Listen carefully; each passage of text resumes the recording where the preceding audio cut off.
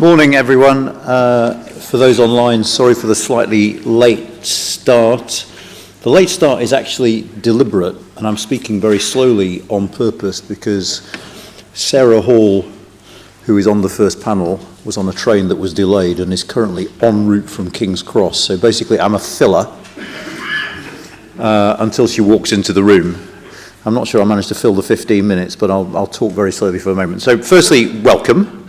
Secondly, a particular welcome to anyone who's not been to one of our events before. I'm really, really chuffed about today's event and today's report because it seems to me that they exemplify what UK Changing Europe is all about. And what we're all about is getting the best academic minds to write in a way that anyone can read and understand. That's very easy to say. It is sometimes quite difficult to do, particularly, I have to say, with lawyers, but leave that to one side. But I hope you will enjoy the report, and I hope you will share it with people. The whole point of what we're trying to do is we want our work to reach the sort of people who wouldn't normally spend a day at a conference on economics in central London. Our aspiration is that your normal voter could pick up this report and pretty much just read it without having to resort to a dictionary or a textbook. So if you like it, if you're new to our stuff, what I'd ask you to do is please do sign up to our newsletter, which you can find on our website.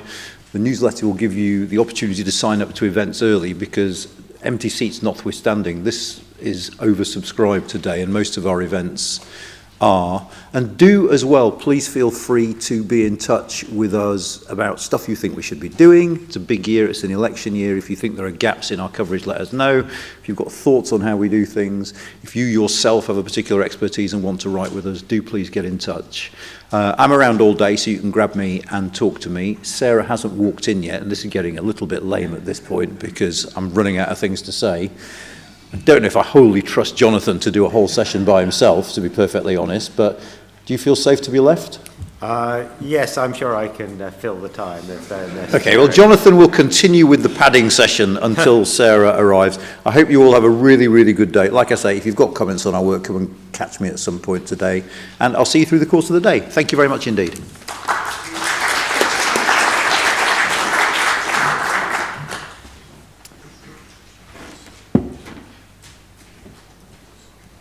Thanks. The intention here was that I'm going to present Sarah and I are going to present the sort of first section of the report. So I hope you all have copies of the report now. The format of the report is that we decided to do something slightly different this time. So the first half of the report is by UK and a Changing Europe, as it were, that is to say the core team, and in particular myself, Sarah, and Stephen Hunsaker from the team. And the second half of the report is a compilation of chapters on individual policy areas and issues from our contributing academics, most of whom you're going to hear from in the course of today. But we thought that rather than simply having a report with compiling academics' views on those policy issues, we should try and frame it by stepping back a bit and taking a look at the current state of the UK economy, both how we got here, what's happened over the last 15 years or so, and where we are now. So the first half consists both of that retrospective look and the assessing the current state in what I've described as a SWOT framework. And while the SWOT thing sounds a bit management consultants from the 1980s, I know, and people have said that to me on Twitter, not unreasonably, I think it's actually quite a good frame in which to think about the current position of the UK economy, particularly because it sort of avoids what I think is one of the traps that current discourse somewhat falls into about the UK economy. That is to say, some of the mood almost across the political spectrum is a bit, well, first of all, the UK economy is in absolutely terrible shape. We've had a bad 15 years. Everything's doom and gloom. And first of all, and then second, and what's more, there's little or nothing we can do about it because we are, from an economic perspective, trapped by variously the fiscal position, by the fact that we have an unsatisfactory Brexit deal, but which politically it's impossible to amend in any serious way, and by other longer-term structural factors like demographics, for example. And I think if you take the view both that A, things are really pretty shit, and B, there's nothing we can do about it, you obviously end up talking yourselves into what in the report I described as a sort of a doom loop. And while, as I'll say in a minute, we do have, indeed have plenty of problems to be getting on with, things aren't quite as bad as all that. And seeing the position of the UK economy through a SWOT framework forces you to be a bit more rigorous and think about not only what's gone wrong, not only about your weaknesses, but about your strengths, not only about threats, but opportunities. And that's what we've tried to do. So, with that preamble, let me start by talking about where we are now.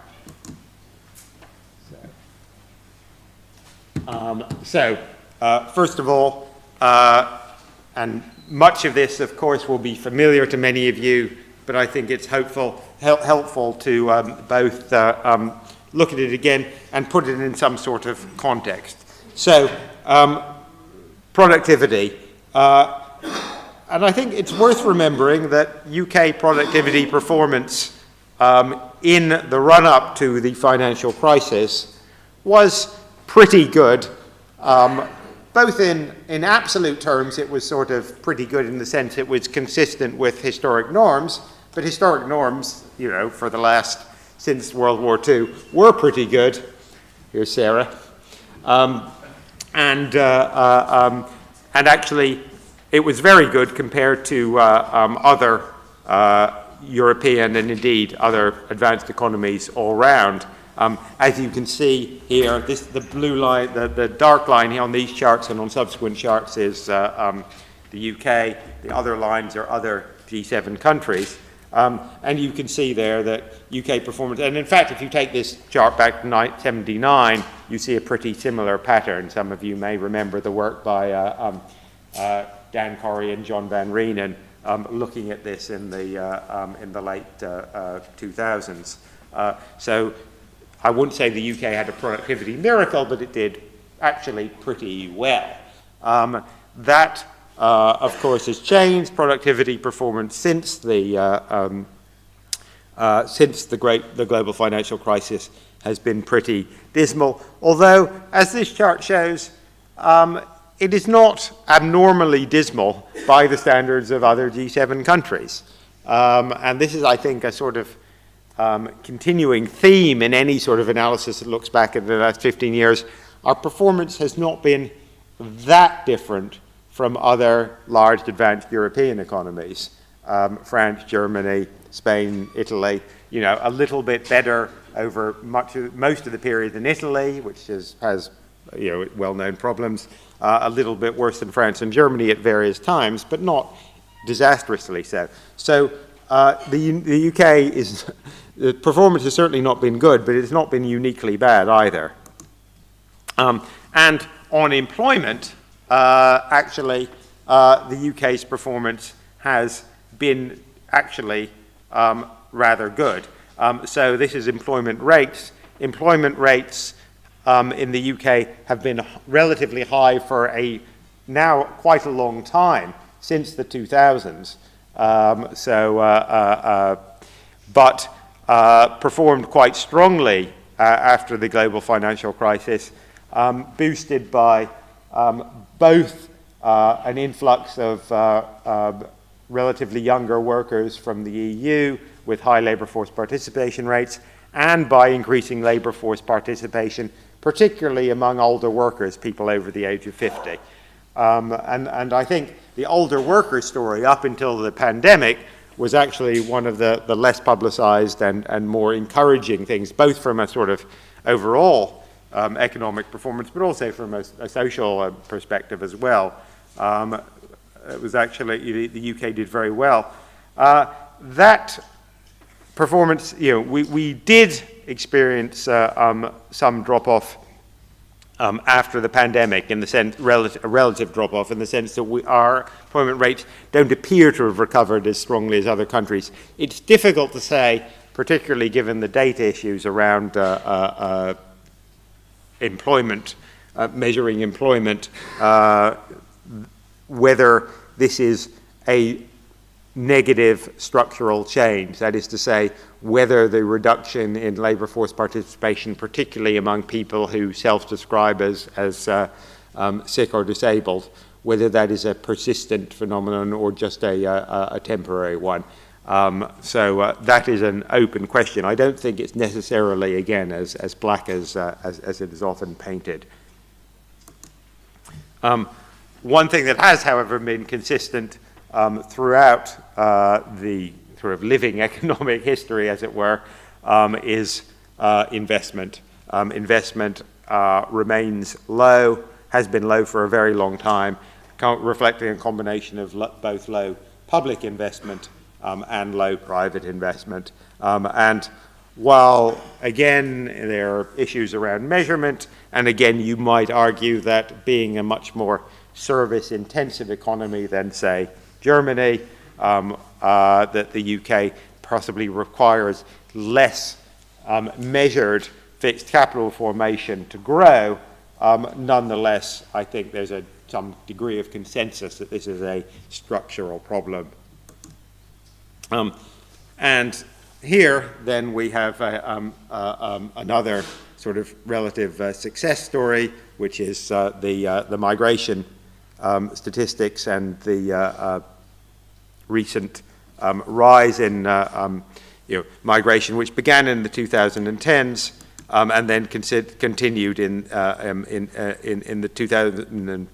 Sorry, began in the 1990s, continued in the 2000s, and intensified even in the last few years. Sorry, I think I put in the wrong slide there. I meant to show the most recent data, which, as you will probably know, shows record levels of migration in the last few years, something we'll be talking about later in the day. But from an economic perspective, on the whole, this has boosted both labour force participation and GDP overall, even if the impacts on productivity per worker are more ambiguous. The deficit and the fiscal position. So this shows both the level of the deficit and public sector net investment. And you can see obviously the sharp rise in the deficit after the global financial crisis and its steady reduction during the period of austerity, of fiscal consolidation in the 2010s, after which it spiked up during the pandemic and remains at what by historical standards is relatively high levels. So at the same time, public sector net investment, which fell after the global financial crisis, has picked up a bit, but still remains at levels which I think most of us consider to be well below the optimum. And going forward, a significant part of further deficit reduction comes from reductions in public sector net investment, as well as from fiscal projections on spending on public services, which I think virtually all analysts regard as wholly unrealistic.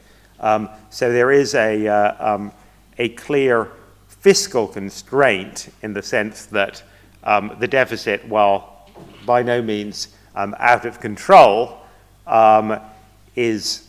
still remains relatively high. Pressure on public services is probably higher than it's ever been, and given that the current projections, which show relatively modest reductions to the deficit, are predicated both on some degree of further tax rises and spending cuts, which are wholly unrealistic, none of this really quite adds up. Of course, that doesn't mean there is no money left, and it doesn't mean that there aren't perfectly feasible things that one could do from an economic perspective to get out of this bind. The problem is the interaction of those fiscal constraints with and the economic constraints which follow from that, with the political constraints of a political system which seems to have got itself into a mode where it the view appears to be that our tax burden, although it's still only middle of the pack by advanced economy standards, is too high, and no one can say that it ought to go up a bit, at the same time as saying that public services, there is no real scope for scaling back the role of the state in any meaningful way. But we will talk more about that later. So that's the sort of state of the economy. And again, I hope the perception there is, we've had a mediocre 15 years, but none of the graphs that I've just shown ought to give rise to, ought to make us panic, as opposed to saying there are some fairly long-term structural problems here, problems which I think have been exacerbated, problems which are long-standing, like the lack of investment, and more recently exacerbated both by the macro and microeconomic damage inflicted by austerity and subsequently by Brexit.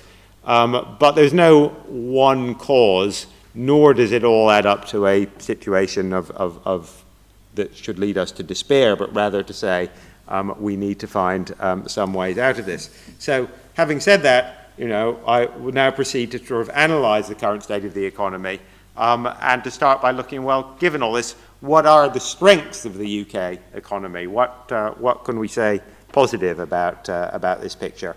And there are some important strengths here. First of all, people. It's just, I think, a truism to say that the strength of an economy rests primarily on the population and labor force of a country. To the extent that you can back that up with economic analysis, the ONS's own analysis of the value of human capital in the UK far exceeds the value of fixed capital investment. That is to say, I think the estimate of the value of human capital is somewhere in the region of 10 or 12 times annual GDP, whereas the estimate of the value of other forms of investment is only 4 times GDP or so. So from an economic perspective, as well as a sort of human perspective, it's people that matters most. And we're not doing too badly. We have the expansion of the university sector has meant that there's been a growing share of graduate level skills in the workforce as a whole. And the UK school system over the last 20 years has improved quite remarkably. That's both true but looking at our own data, but also by looking at PISA scores. So compared to other advanced economies, the UK school system has clearly improved quite significantly. It's also, while there is still a significant inequality, that is to say, socioeconomic gradient in educational attainment, it's less than it was. So we have both a better and a somewhat more equal education system. We also have a flexible labour market. It's by no means perfect, as Tony Wilson's chapter sets out. But on the whole, the UK labour market does reasonably well in getting people into jobs. And the employment rate, as I showed before, remains high. So on the whole, this represents something of a strength. We also have relatively robust institutions, despite some of what's happened in the last few years. We have, from an economic perspective, the Bank of England, the Office of Budget Responsibility are independent, competent, well-regarded and professional. Similarly, on the microeconomic side, the Competitions and Markets Authority is still regarded as a first-tier competition authority. So we have robust economic institutions that generally command credibility domestically and internationally. In looking at different sectors within the UK economy, we have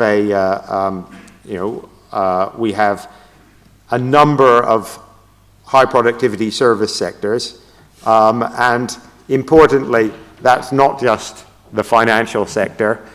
Some of you may have seen the recent analysis by Dan Davies, subsequently covered in the FT, of the so-called other business service sector of the UK economy, which covers a whole multitude of things, including consultancy, legal services, architecture, accountancy, and so on, which are both our largest and in absolute terms our fastest growing export sector. We are not the UK economy is not just a sort of very highly paid, highly productive financial services sector in London with a backward rest of the economy. There are actually other high productivity service sectors that are increasingly important and arguably more important for the medium to long run than the financial sector. That in turn, those sectors are symbiotic with another high productivity service sector, which is the university sector. So the university sector is itself both an export sector and, of course, is an essential part of the ecosystem which produces the high productivity services in the first place, because it provides the skilled labor pool as well as, in some sectors, spin-offs and so on that feed that sector. This is, as I say, once again, not just a finance story. This is a much bigger story and an increasingly large share of the UK economy. And then we have, again, somewhat slightly understated, because it is sort of fortuitous. It's not because of anything we've done, to deserve it, as it were, but it is nonetheless an important strength, which is the use of English, and related to that, the use of common law for contracts in much of international trade, which again gives the UK and London a structural advantage. On the other hand, though, we must also take a hard look at our weaknesses, which I think are probably reasonably familiar. On the people and labour market side, everything I just said about the improvement in the overall skills level of the labour force is true, but that doesn't mean we remains the fact that for the 50% of people who don't go to university, the UK does rather poorly in delivering skills, training, and hence labour market outcomes. We still have, despite decades of beating ourselves up about the problem of what the career path and what the government's role is in facilitating career paths for people who don't go to university, we've still failed to come up with a coherent answer there, and I think that is remains a big challenge. There also remain structural inequalities in the labour market, and I think most strongly and most obvious, related to what I've just said, is our failure to do very well in terms of improving the education for people who don't live in cities from relatively disadvantaged backgrounds. We've done extremely well in improving the quality of education in London and in some other cities and some other areas around the country for people from disadvantaged backgrounds. We've done much less well outside of those areas in reducing those inequalities. And structural inequalities persist in the labour market across a number of dimensions: socioeconomic status, race, gender, and so on. And then finally, fertility and demographics. And this is an interesting one actually, because there are points here on both sides. Some of you may have seen the population projections published yesterday, which show, and the headline in the Times today said, UK population forecast to soar above 70 million by 2026. As I pointed out, and which was then the subject of a short article in the FT, these projections are, in fact, don't take account of the recent quite sharp decline in fertility. They actually assume that fertility suddenly recovers, in fact, suddenly recovered in the middle of last year, despite the fact that there's no evidence whatsoever to support this, and the number of births jumps back by about 50,000 a year. So they're completely wrong. There should be no doubt about this. The fertility projections that underlie population projections are wrong.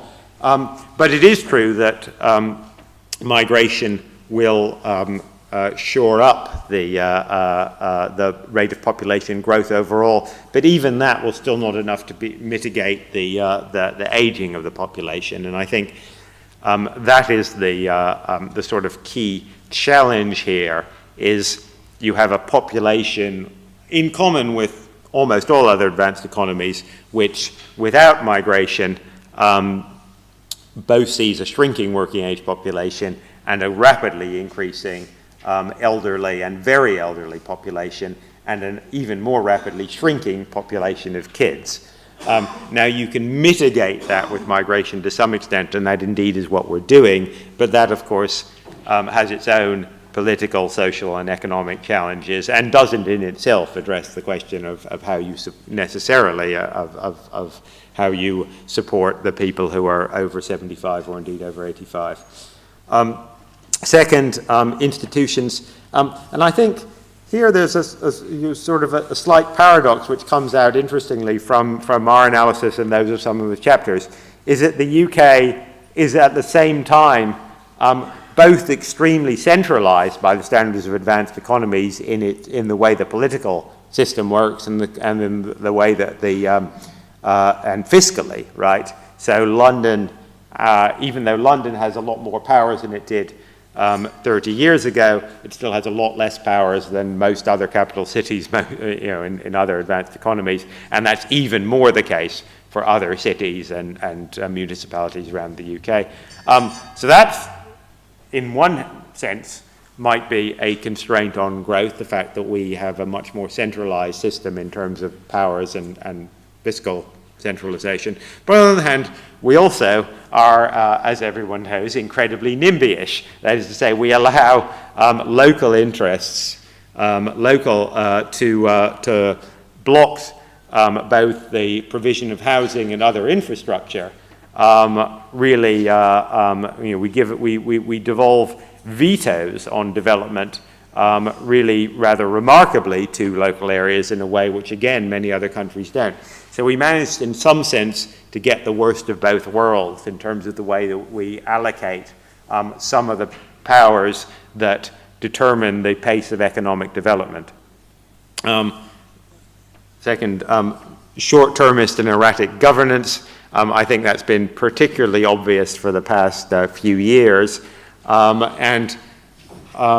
I think we might have hoped that was a sort of a Brexit phenomenon that would that wouldn't persist, I think there are reasons for worrying that it may not it may be more to it than that.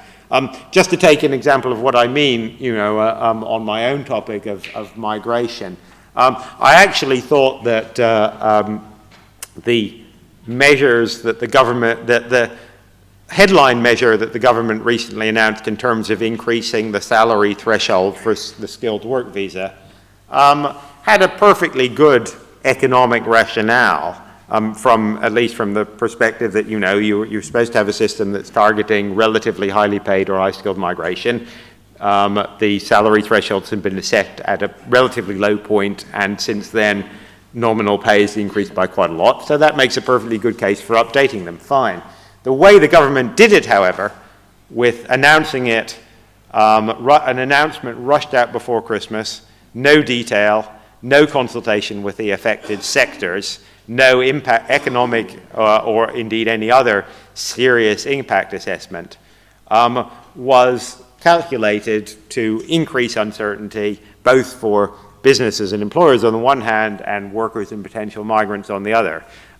Just a sort of textbook example of how not to do policy. So you've got an example there of where actually the underlying policy objective and direction was not crazy, but the way it was done was sort of positively designed in such a way as to undermine business confidence and investment, and that's clearly a bad way to run things. And then public services, I don't need to say any more about that because I think we all know what's happening there. And I think what we have there is a combination both of underfunding, but also, as Patrick Dunleavy sets out, falling public sector stagnant or falling public sector productivity, in a way which I think, a few years ago many of us would say was just driven by standard BAML cost effects, but now clearly reflects something more than that in terms of both underinvestment, poor management, and so on, and that in turn contributes to where we are now. And finally, a sort of long tail of low productivity firms. I think this is well-trodden ground. The UK has plenty of world-leading firms in a number of sectors, but it also has quite a lot of firms in most sectors, but especially in the non-tradable services sector, where productivity remains stubbornly low. So I'm going to hand over now to Sarah to do a bit more of the forward-looking stuff and saying, what does this mean in terms of threats and opportunities?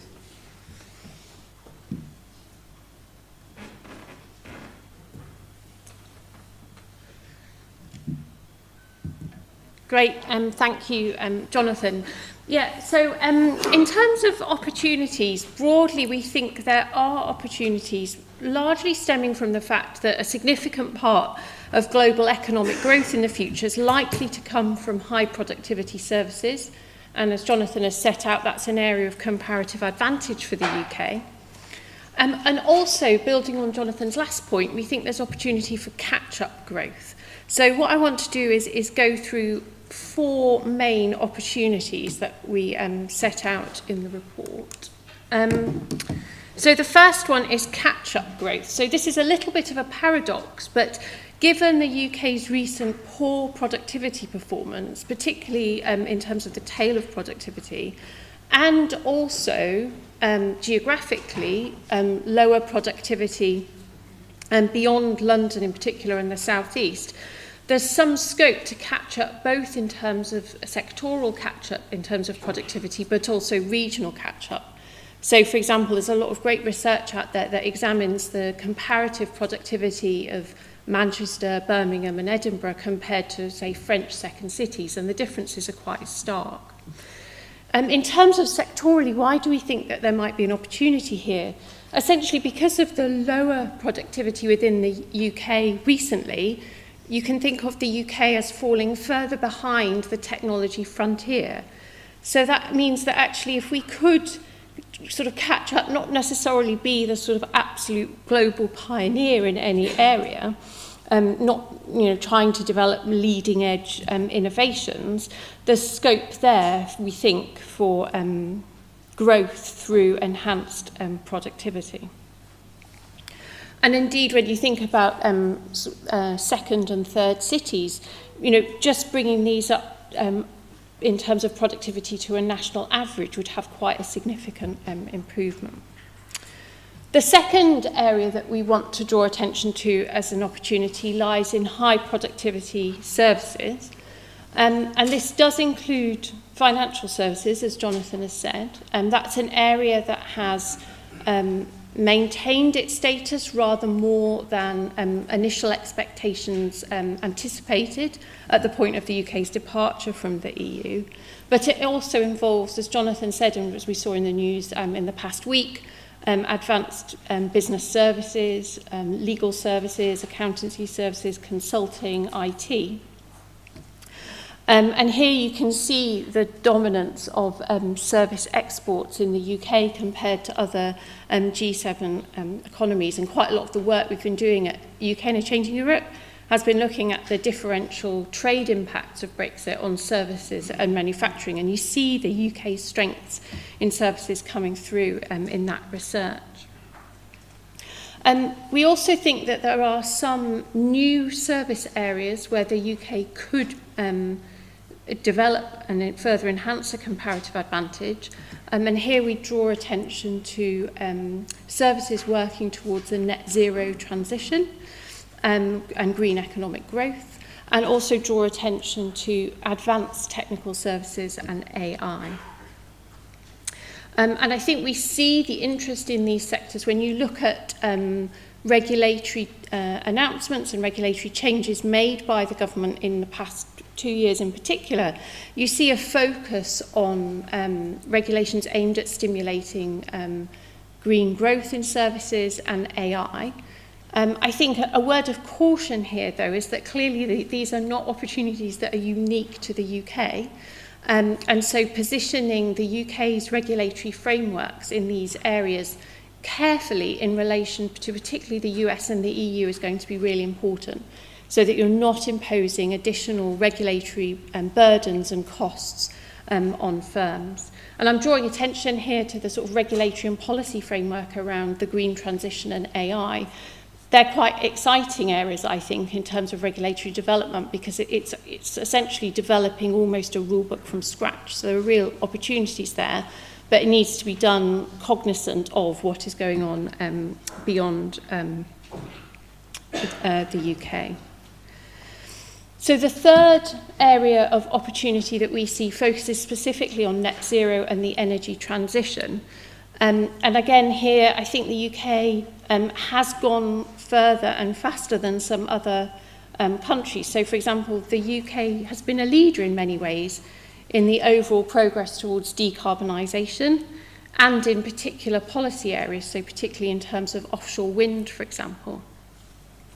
But then you do see it stalling in other areas. So here I think the rollout of electric vehicles, the availability of batteries, the charging infrastructure for that sector, regulations around the components of electric vehicles is an area where you see some of this opportunity stalling slightly. Again, I would draw attention to the importance of placing this debate within the UK in the international context. Clearly, the US and the EU see these as an opportunity too, through the US Inflation Reduction Act and the EU's Net Zero Industry Act.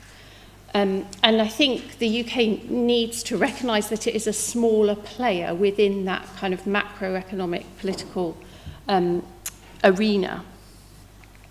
And given that, to really harness the opportunities here, I think the UK needs to make more of a virtue of being smaller and potentially more nimble, particularly in terms of its regulatory frameworks and its policy decision making. I think the UK needs to recognise where it sits within the sort of broader politics of that opportunity.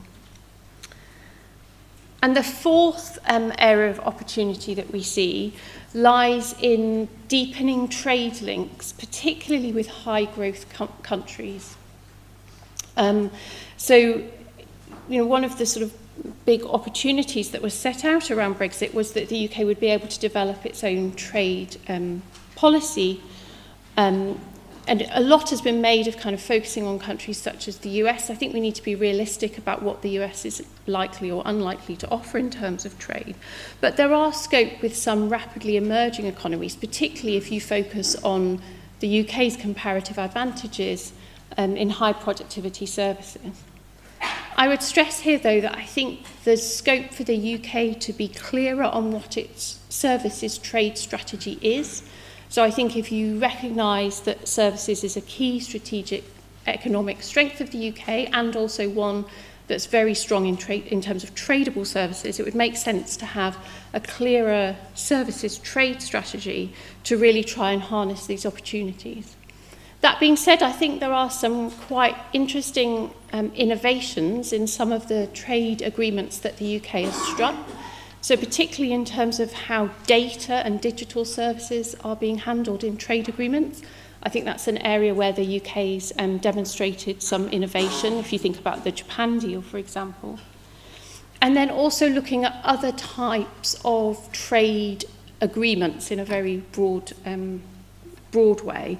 So here I think the mutual recognition agreement between the UK and Switzerland on financial services is interesting because it's using a different method or mode really of granting access to each other's markets, a regulatory deference model, but it is quite innovative. And so I think sort of being innovative around services trade and being realistic about what the UK's strategy for services trade is important here.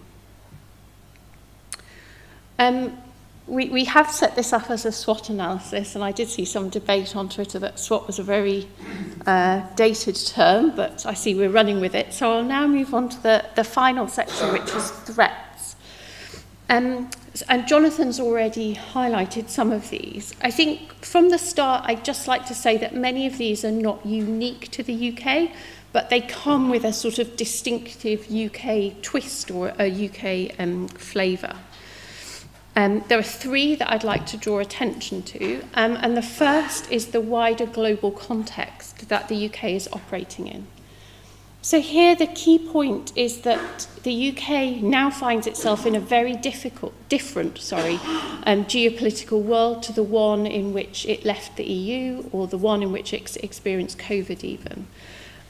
It's a period where we seem to be seeing a rise of protectionism, trends towards deglobalization, more instability in terms of supply chains.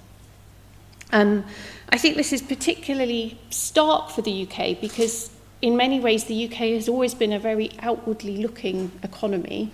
A lot of the domestic economy is comparatively small compared to, say, the US. So I think the UK, this is a key challenge for the UK. It's not at all alone in this. I think I'd draw attention particularly to concerns over the US-China relationship and potential for conflict around Taiwan. And I think you can't discuss this without recognising that this year is a year of a number of very significant elections globally, which are likely, I think, to potentially exacerbate this challenge. I think where the unique British twist on this issue comes is that outside of the EU or outside of a large trading bloc, the UK could find itself quite isolated and a little bit out in the cold. So I think thinking through where the UK sits in this changing geopolitical landscape is a key issue. The second set of threats relate to the UK's infrastructure for institutions and making policy. And I think there's two challenges here. One is a challenge around short-termism. So, as Jonathan said, many of the issues that the UK economy faces are quite long-standing in nature. So, regional inequality, a persistent productivity issue are not new issues. But our political system favours, in many ways, more short-term thinking in terms of policy making.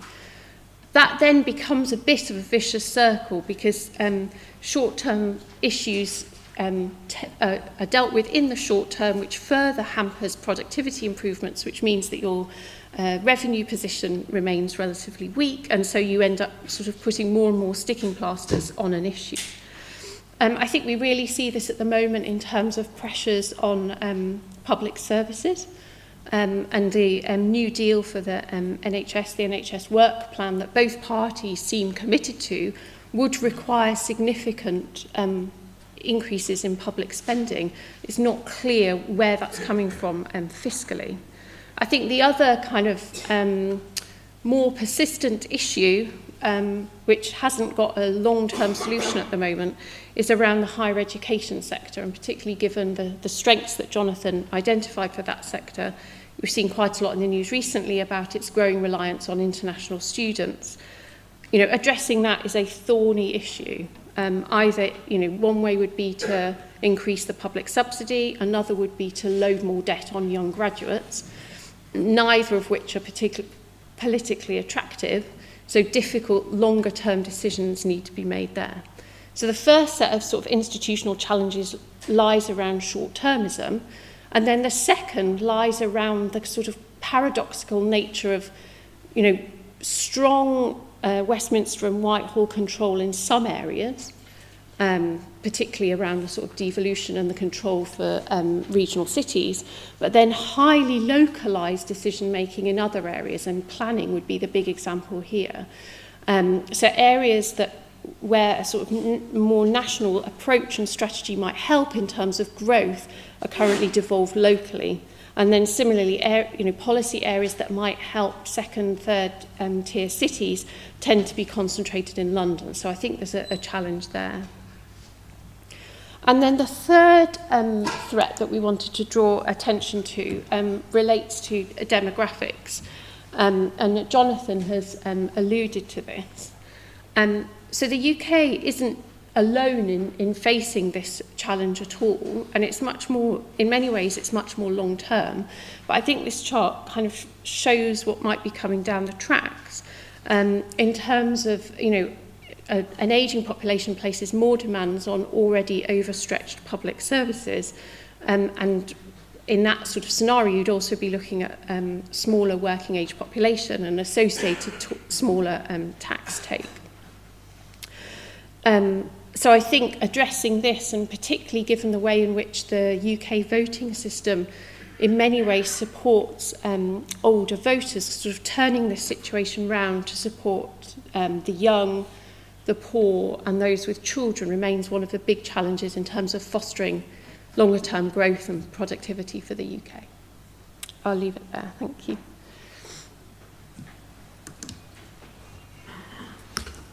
Thanks very much, Sarah.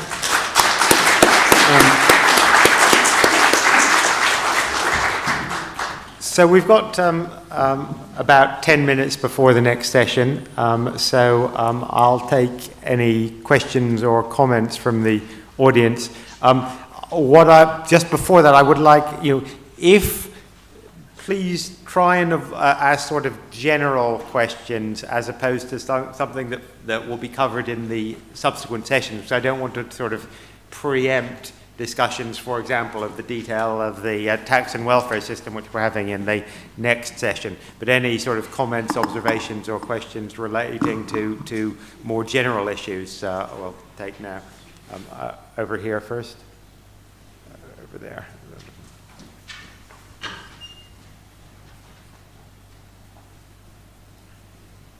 Good morning. Thank you very much for your presentations.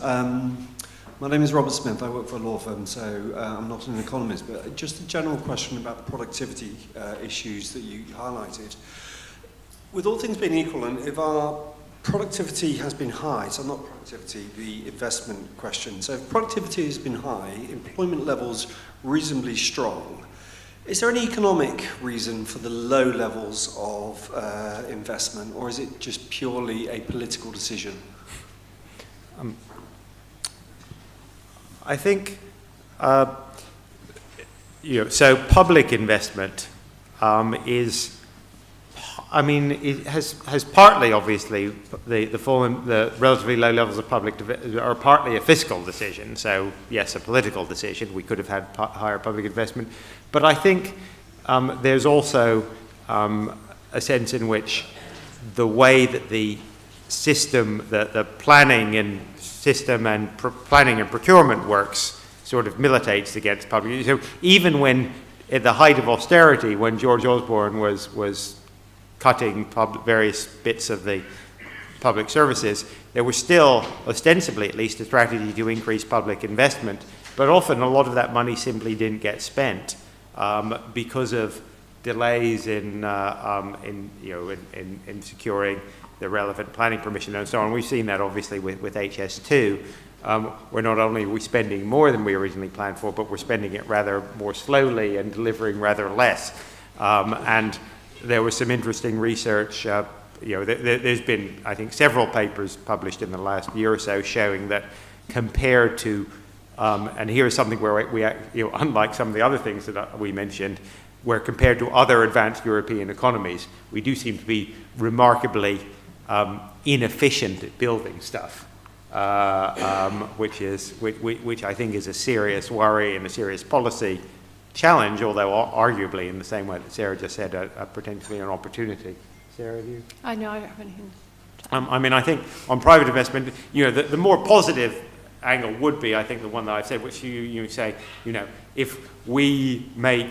if our exports are law firms, legal services, and Germany's exports are cars, right, which of course is a huge oversimplification, but to the extent that there is an element of truth in that, you might expect private investment to be less here, because legal services just requires less capital investment than car manufacturing.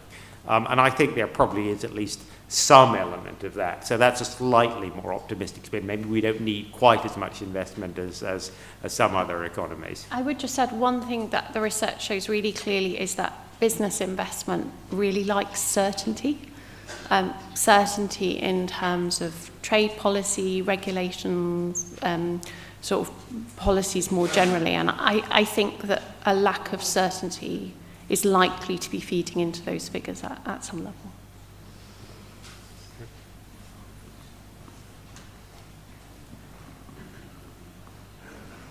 Hi, I'm Jonathan Swan. I've got the article from the FT in front of me, and it does seem odd that they missed out or didn't include fertility rates, because in Hackney, where I live, we're closing schools. We're closing 4 schools, primary schools, and not just in Hackney, also in Camden, in Lambeth, and that's obviously having a devastating effect on teachers and children and parents.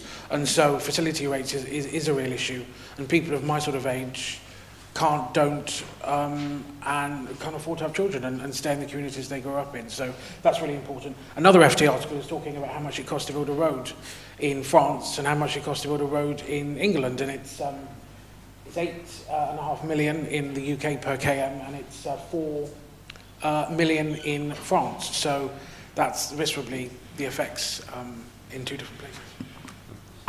So on the second point, yes, that's exactly the research I was referring to. It's just more expensive to build stuff here, and that's obviously bad for investment. On the first point, I think there's you're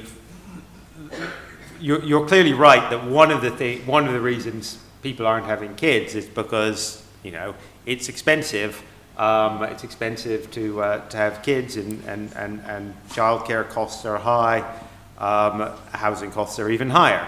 On the other hand, it's also fair to say, somebody asked me on Twitter this morning in response to this particular point, can you name any advanced economy which has succeeded in sustainably reversing the trend in declining fertility rates?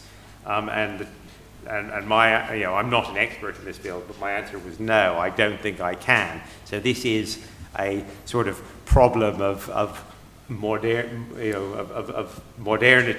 and the way that capitalist development has taken place in advanced economies. It's not just, there clearly are UK and indeed London specific issues here, but it's a wider question than that. It's not at all clear to me what the answers are, though I'd welcome if anyone else has any idea. Yeah, I would just point you in the direction of there's some really interesting in-depth qualitative research that talks to couples and families about their sort of fertility decisions. And I think the cost of living, not just the sort of past 2 years, but the sort of more protracted retrenchment of public services does seem to be playing into that quite significantly, particularly in terms of childcare coupled with housing costs.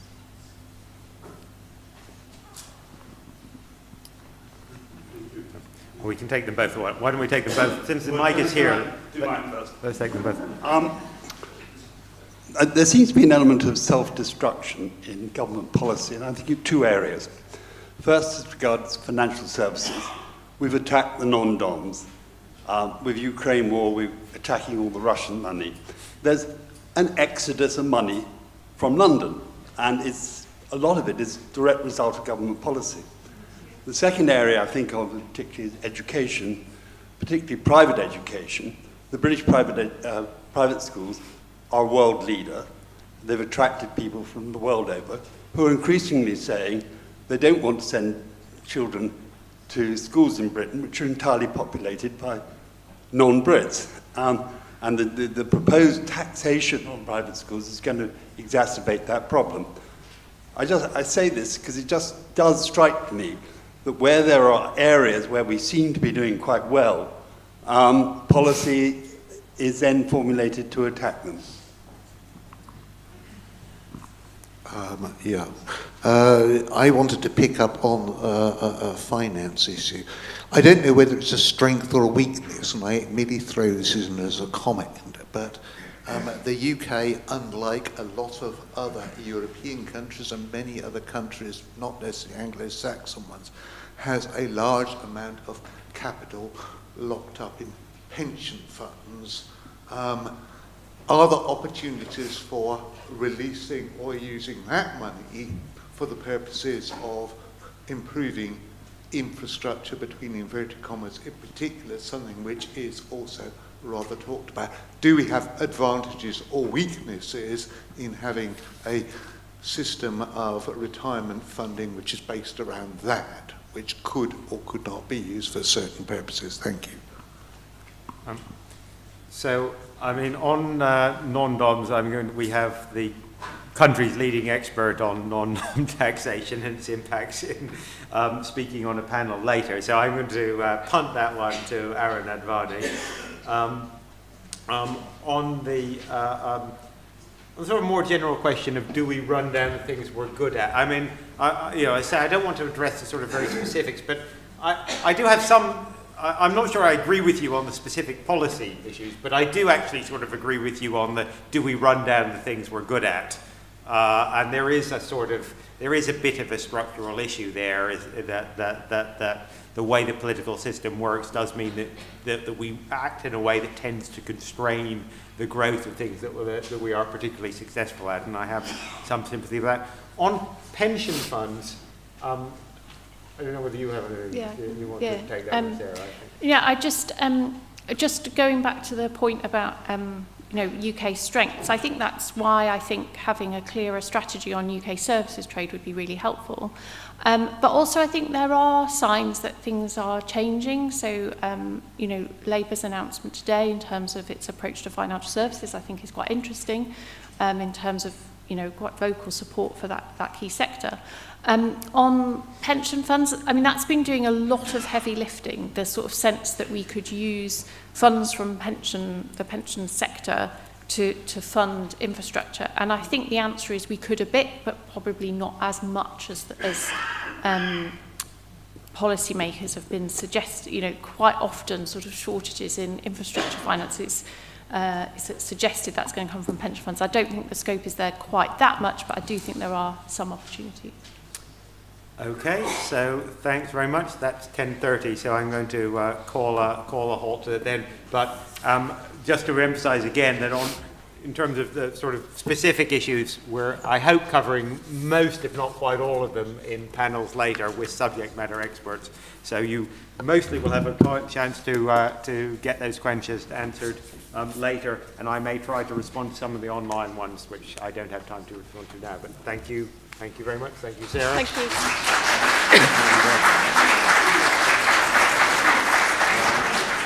I can now Samaya and the other panelists to come up.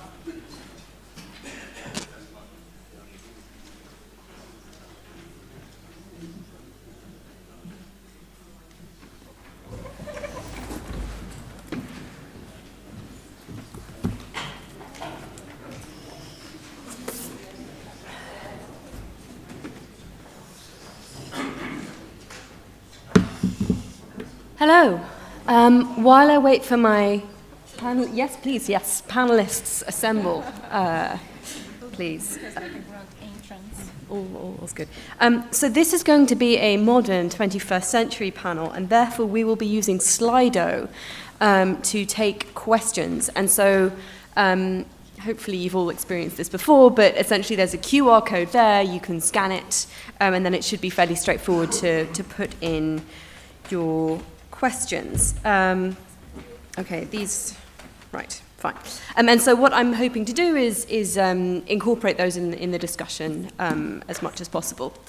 Could we ask what we can do if we can't operate Slido? If you don't have a mobile phone, very generously, I will allow one or two questions. One or two. Okay, I think we're missing... Yeah, we're missing. He's on his way. Okay. Wonderful. Well, okay. So hello, my name is Samaya Keynes. I'm an economics columnist at the Financial Times. And this session is called Past its Sell-by Date. Does the UK need a new macroeconomic and fiscal framework? So obviously we've got the OBR, Treasury, the Bank of England, I think those are the big three. And we're having this conversation at a time when, as far as I can tell, there's not that much of a difference in the approach of the Conservative Party and the Labour Party on what the right framework should be. I think you've got Rachel Reeves, who's promising something of an evolution. She says that there should be one fiscal event a year. I'll believe it when I see it. Yep. And also, she really, really wants to make sure that we don't have a repeat of the trusts debacle, so that the OBR can do its job. So that would be an evolution. And I think the question we're asking today is, should there be a revolution? And I'm hoping we'll get some fairly provocative statements and some good discussion. So in order, we're going to hear from Ethan Eletsky of the LSE, then we're going to hear from Carolina Alves of UCL, and then finally Michael Jacobs of the University of Sheffield. As I said, Slido is your friend. That's how most easily you can participate in the discussion. And so Ethan, could you start with your opening remarks? Sure. Thanks for inviting me, and thanks for the introduction. I actually was here. I was just down. I didn't know which room to come to, so I was wandering the building. So we may hear some more revolutionary statements later, but I'm maybe going to be the more, let's say, subdued view maybe of the panel. I divide the, I think in general, given that I'm the first to remark, when we talk about the macroeconomic framework, we typically are talking about two main institutional features. One is monetary policy, the other is fiscal policy. And so the main theme of my introductory remarks are going to be that we can debate certain policy decisions of the monetary policymakers, but I think the overall framework that has been used in the UK for monetary policy has proven a good framework. On the other hand, the fiscal framework is a little bit in disarray and could use some rethinking. I'm not sure I'll have solutions today, but we will hopefully have an interesting discussion on that topic. So to begin with monetary policy, the UK, the Bank of England, was one of, I think, the global founders of the intellectual foundations of the notion of central bank independence and inflation targeting. And I will argue that it's been a relative success. So the intellectual foundations are that there is a time and consistency problem in monetary policy whereby policymakers are tempted to inflate inflate away the value of the currency at certain times, and particularly so when the currency is under the control of politicians. And so the framework that has arisen in the UK, and many other countries have emulated this, is to allow an independent central bank who is given a inflation target and is asked to meet that target and consider other things only as secondary objectives. The overall, I think, so here's a chart from work by my colleague Ricardo Rice. It shows a very long history of episodes in England. And you can see the dots in the middle on the bottom are the recent period. I added the red dot just to include also the recent inflationary period, which doesn't change the picture much. And you can see that this is the best period in UK history, in English history, in terms of having, so on the y-axis we see how volatile inflation has been, and on the x-axis what the level of inflation has been. And we can see that inflation has been, on average, pretty much smack on target during this period, and it has had the lowest volatility of any period in several centuries of English history. And so this is, if we think the objective is to keep a stable currency, this has been an unmitigated success. Now, there are some risks, and we saw some of them last year during the mini-budget crisis. Just to list them very briefly, one is the risk of political dominance, where the Bank of England loses its independence and politicians encroach on this. I think the risk of that is relatively low. We have heard both parties being very clear on their desire to maintain the independence of the central bank and to allow it to meet its inflation target. A second risk is financial dominance, and I think that is a substantial risk. Financial dominance is a situation in which the central bank inflates up assets, deflates away debt, seemingly because this is in the general interest, but partially because of the pressure of the financial system and actors in the financial system. I think that's a substantial risk in the UK and around the world. However, I think actually the mini-budget crisis was a good sign in that the Bank of England intervened to help out the financial system in a very short-term, very rapid, but very temporary way, which did not seem at any point to risk being dominated by financial concerns. The third risk is fiscal dominance, where the central bank is tempted to inflate away the public debt, possibly due to political pressures. And I think the risk of that exists. But I have argued in a few of my writings, which I invite you to read, that this never was a big risk. Even during the mini-budget crisis, there were some noises about this being a case of fiscal dominance. I think the data suggests that there was nothing of the sort happening, and so far so good, I would say, on the monetary framework. I would contrast that with the fiscal framework, where I view there being two problems. One is that the intellectual foundations, so the UK fiscal framework has been, I would say, has two pillars. One set up by the Blair-Brown first parliament, which is a fiscal rule, is following self-imposed rules on deficits and debt. And the second was established by George Osborne, where a Office of Budget Responsibility is the scorekeeper of deficits and debts in England. I would say the intellectual foundations for fiscal rules are far less well established.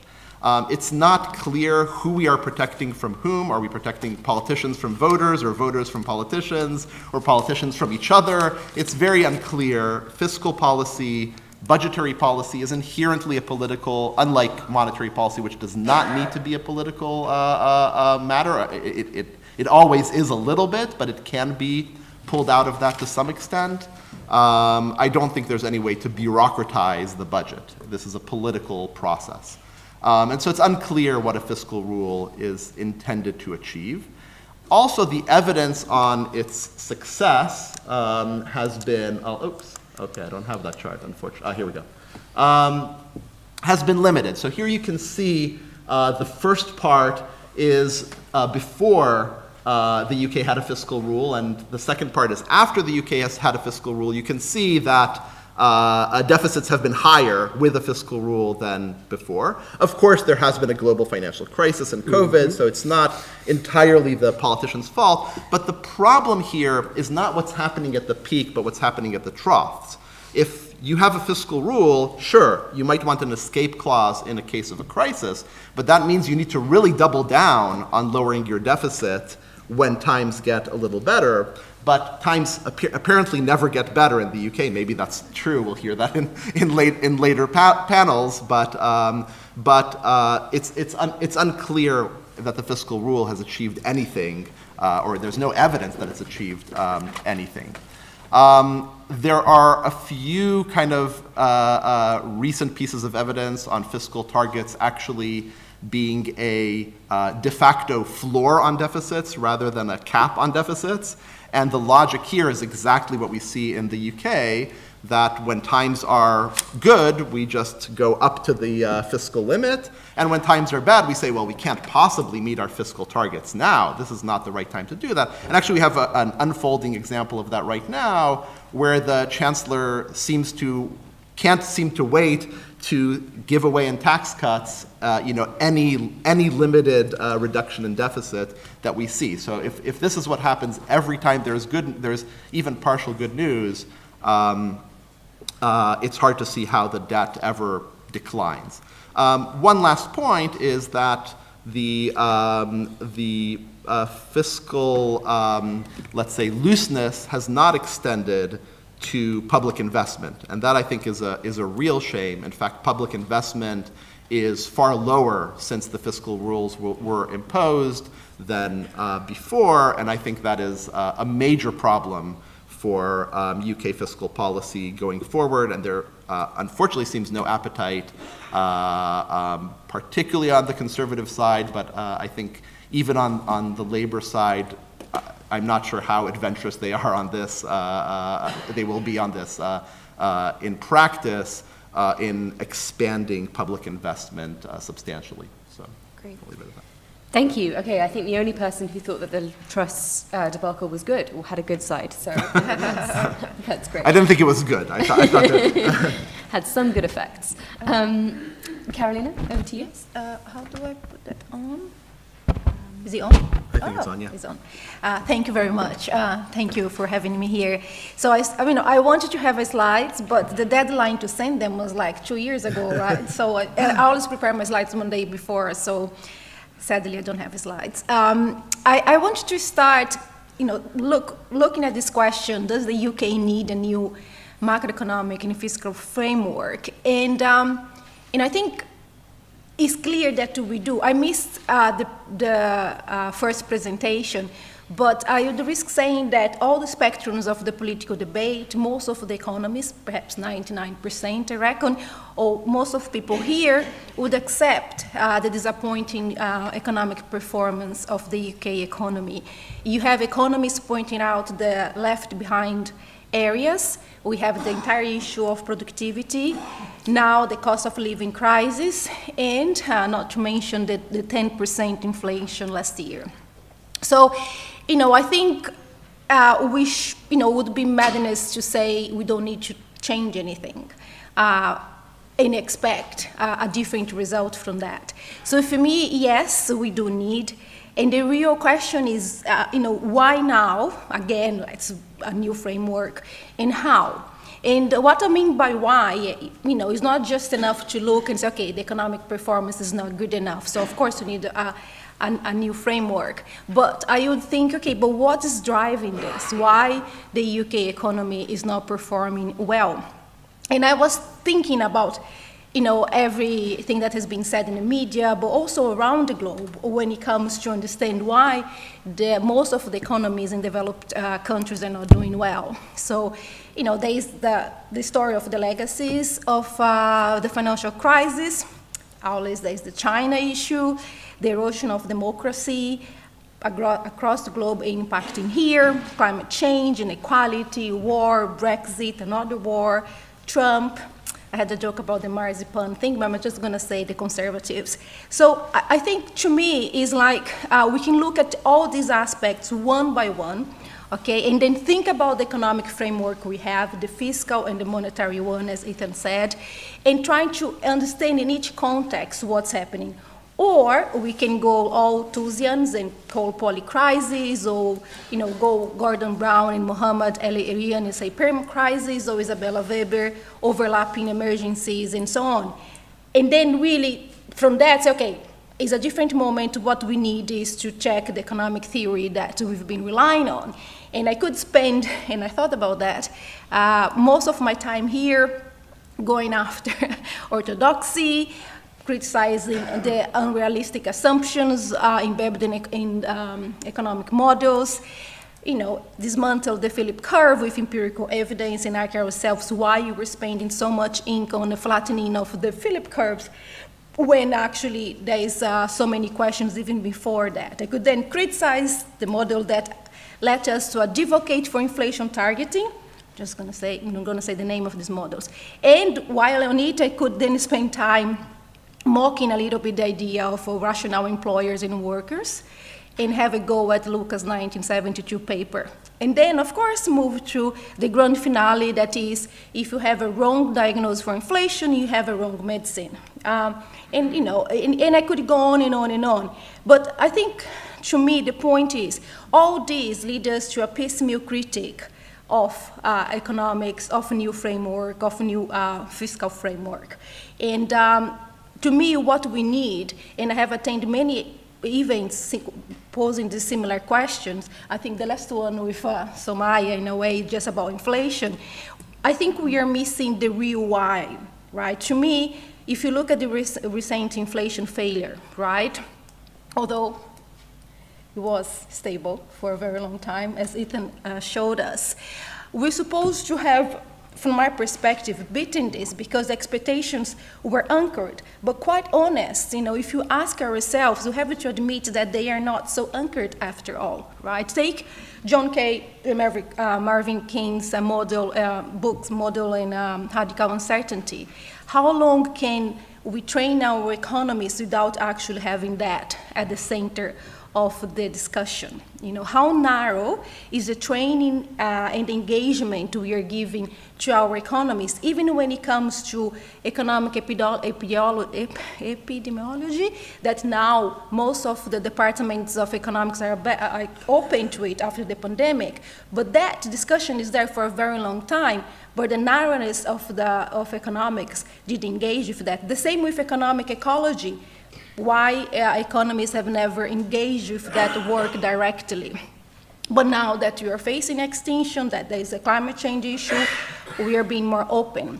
So to me, right, we've been focused on a mechanistic, like a mechanic economic models, and maybe Newton will be proud of us.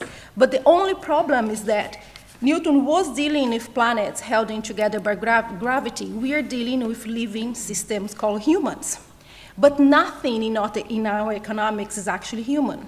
Moreover, we even disregard the fact that we are in an open system, and so we have to obey the laws of ecology. Production requires more and more extraction and leads to more and more waste. These are simply like a simple lessons that we've been ignoring in economics. So, if you look, if anything, there is nothing written in stone that says that all periods of time have the same volatility, and so we can use the same model. Looking back in history, that would be clear, absurd. So we're going through a period of more frequent crises, overlapping crises, and what happens when the economy is hit by a shock before? Does really return to equilibrium after another shock on an ongoing basis? Of course, to me, we can no longer form a rational expectation in that context because we don't know the compound effect of this. We can't coordinate. So going back to the Bank of England, which is what I'm kind of focusing more here, we can, of course, during the discussion, get into the academic and policy pipeline, and we know how the Bank of England is the exception because it has a brilliant in-house research. But I want to take attention to, what kind of macroeconomists the bank is hiring, and more importantly, their training. In the US, it's well acknowledged that in the recent decades, PhD graduates have taken over of the Fed, most of them from MIT. And this is a similar shift is visible in other major policy institutions around the world. That is, the models used in the policy institutions have been academic-sized. That word is not mine. In the last decades, there are studies on that. In the UK, this matter is worse because there's a persistent monoculture in macroeconomics that's reinforced by the REF, that is the REF, excellence, no. Research Excellence Framework. Yes, and also have to discuss this during the questions. So I'm happy to be challenged here, but I look at the Bank of England now, and I see a single type of model shaping banking policy, central bank policy making. I still see a heavy influence of DSGs and new Keynesian models. Yes, these models, they have evolved, improved, there have been developments within DSG models themselves, but I would risk saying that the bank is still very much relying on one type of model to think its monetary policy. Let's be clear, one tool, one set of principles have been responsible for the formulation and analysis of monetary policy in recent decades. This sounds to me a very narrow way to deal with a complex market economy, and why our economists can't be more creative, right? If you look at the academic rationale, the macro behind these models, we have the general equilibrium theory, microeconomic principles. We are talking about the interrelation between demand, supply, and monetary policy equations defined by microfoundation. We are talking about a business cycle which qualifies the general equilibrium. We are talking about human preferences and objectives being reduced to maximization of utility and profit. My point here is not to highlight, not to get into the criticism of the model itself, or the assumptions, or the question of human interaction. But I just want you to stop and think. We rely on one of the most important institutions in economy, and in the UK, with a tradition, as Jonathan Portes was highlighting, the institutional setting, this institution relies on one way to understand the economy, one foundation for the formulation and analysis of the monetary policy. Again, this to me is a very narrow way to deal with the complex market economy. So what I'm saying here, that's good. What I'm saying here is that, in my view, there's no possible discussion for a new framework, especially in terms of sustainability, in that case, in an environmental way, in an inclusive manner, without considering the capacity of the discipline of economics to give us that. With its focus on market, efficiency, and human interaction only through prices, I find that very difficult. We have to move away from this. Otherwise, what we're going to have is more DSCG's development, more tweaks in economic theory, but economic theory that has alienated itself from human beings. And here I have a question for Ethan. You mentioned the inflation from 1997 to 2023, that was the best period. And then you said, but the risks, and you went on to discuss the risk. But my question is, what that means for the economy as a whole. I look at that stability and I think, okay, let's think about the growth, the level of debts, inequality, how we're dealing with a green transition. And quite honestly, if these others are not right, that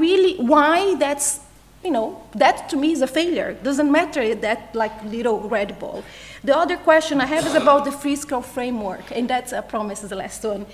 Yes, the fiscal rule is not clear, right? But again, what is the academic background is, right? Is idea that monetary policy is scientific, right? And fiscal policy is alchemy. And I'm sure Ethan knows the paper mentioned in here from 2002. And the thing is, because of that, by default, fiscal policy doesn't, our students, undergraduate and graduate, there is no much spending time on fiscal policy. And even think of the name of the OBR, Office of Budget Responsibility. By default, we are already relying on balanced budget. There is no thinking, there is no creativity. It's just like no spending, which is one way, again, is one way to understand fiscal policy, and that's it. So, yeah. Okay, great. Well, I was hoping, okay. There is nothing worse than a panel where everyone agrees with each other, so I'm very excited about the discussion we're going to have. But before we get to the punch-up, Michael, can we hear from you? Thank you very much, Smaya. So I agree with Carolina's diagnosis of the problems. I think it would be remarkable if anybody thought our economy was performing well, and that does suggest that we need to look at the framework in a fundamental way. Our growth has been lower than in the past, over the past 15 years, considerably lower than in the previous period. Productivity has stalled, living standards barely risen. We have huge now growth of wealth inequality, partly exacerbated by policy. Quantitative easing, we have huge regional disparities, the most regionally unequal country in Europe, and we're not meeting our global greenhouse gas targets. So we have got considerable failure on our hands, and I think that does require us to rethink the framework. The big issue, the biggest issue of all, there are a number of things which have caused those problems, is low investment. The UK invests around 18% of our economy, of our GDP. The G7 average is 23%. The IPPR did a very nice little calculation about this. We've been below the median G7 level since 2005, and the IPPR this is public and private, did a nice little calculation of saying, well, what if the UK had been at the median, the G7, for investment as a proportion of GDP? And they worked out that that would have been an extra £563 billion worth of investment over the last 16 years that has not gone into the British economy because we've had a lower investment rate than the rest of the economy. That's £500 billion. That is a lot of investment, both public and private investment that would be. It's 14 times the cost of HS2. It's actually probably 13 times the cost of HS2's new figure, whichever that will be, and no doubt that is a lot of money. And that is the principal problem that we face. There are many others, but had our investment rates been up, we would have certainly managed to improve productivity more than we have done. That is the principal reason. We have far too few robots, not too many in our economy. We are not nearly as well capitalized as other economies. That's not just because we're a more service economy. We don't train workers nearly enough. We rely on a very flexible labour market which keeps wages very low. We have these huge regional inequalities. We also need investment to meet our greenhouse gas targets. So investment is a core problem. And that is not currently addressed by either the fiscal framework or indeed the monetary framework, although it is primarily a fiscal matter. So that would be my first complaint. And my first reform would be to, if we're going to have a fiscal framework of any kind, to say that our public investment should be at the G7 average, which is around 3%. It's scheduled to go down. It was up that for a very short time. It's scheduled to go down to just over 2% in 2027-28. Why? Because the government needs to cut spending overall in order to meet its absurd fiscal rule of reducing debt by the fifth year of the target. And the easiest thing is to cut capital expenditure. They're also planning, by the way, to cut current expenditure, to cut public services hugely in there, and I'll just come on to that in a second in their forecast. So let's have a fiscal strategy which is focused on public investment, and my view is that that is likely to increase the rate of private investment. So it seems to me that far from the crowding out thesis that used to dominate in kind of economics, we've now got much more evidence of a crowding in. I mean, not all public investment crowds in private, but certainly can do that. So that's the first part of it. The second point is around what Simon Red-Lewis calls the consensus assignment of the responsibilities, the division of labour between the Bank of England and government. Bank of England doing monetary policy, government doing fiscal policy. This, as Ethan says, worked pretty well during the period when the economy was relatively untroubled. And it may have had something to do with the economy being relatively untroubled, or it may have been a coincidence that the things occurred at the same time. But during the Great Moderation, so-called, when, of course, the economy was doing well on the surface, although it was building up major problems underneath, we managed to get inflation under control, macroeconomic stability, and that was a good basis for the economy. The problem is when things go wrong. And we've had two interesting periods of when things have gone wrong since the great financial crash in 2008. So the first one was the slump, the recession that followed the crash. And here you had the extraordinary phenomenon of fiscal and monetary policy literally counteracting one another. So monetary policy as loose as possible, fiscal policy ridiculously tight, austerity. And these two things just working against one another, which most economists would say that they cancel one another. And they cancel one another out in the worst possible way, which is monetary policy became through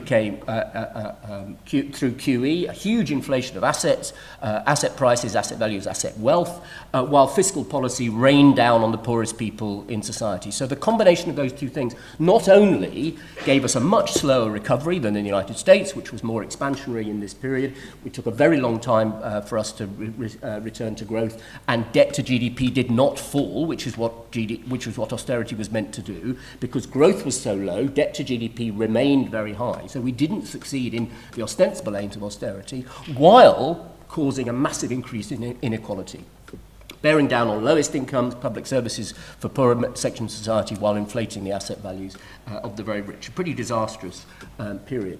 What should have happened in that period, and what I would reform the assignment of roles, is that the Bank of England should have been able to say publicly, I would have said in one of the letters that the governor has to write when things are not going well, to the government, we've got no room now to expand the economy more through monetary policy. We've hit zero interest rates, the lower bound.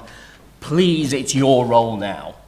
And it's fiscal policy's role to stimulate the economy. But we didn't have that. That wasn't part of the mandate of the Bank of England, which is set by the Treasury, and we had an overly contractionary policy at that time. Very simple change that would be. And if you've got a fiscal rule, a golden rule, which is no borrowing only for investment, you should allow it to be overridden during times of recession. You may think that the golden rule is a golden rule. Everybody should have it. The government doesn't have it now. Government does not have a golden rule. Labour does have a golden rule. Labour is saying in its fiscal rules it would borrow only to invest, and has also got the little rider, which is that when interest rates are near zero, then those rules should be overridden. And indeed, the Bank of England governor should write to the Chancellor to say so. So rather adopted exactly what I would say.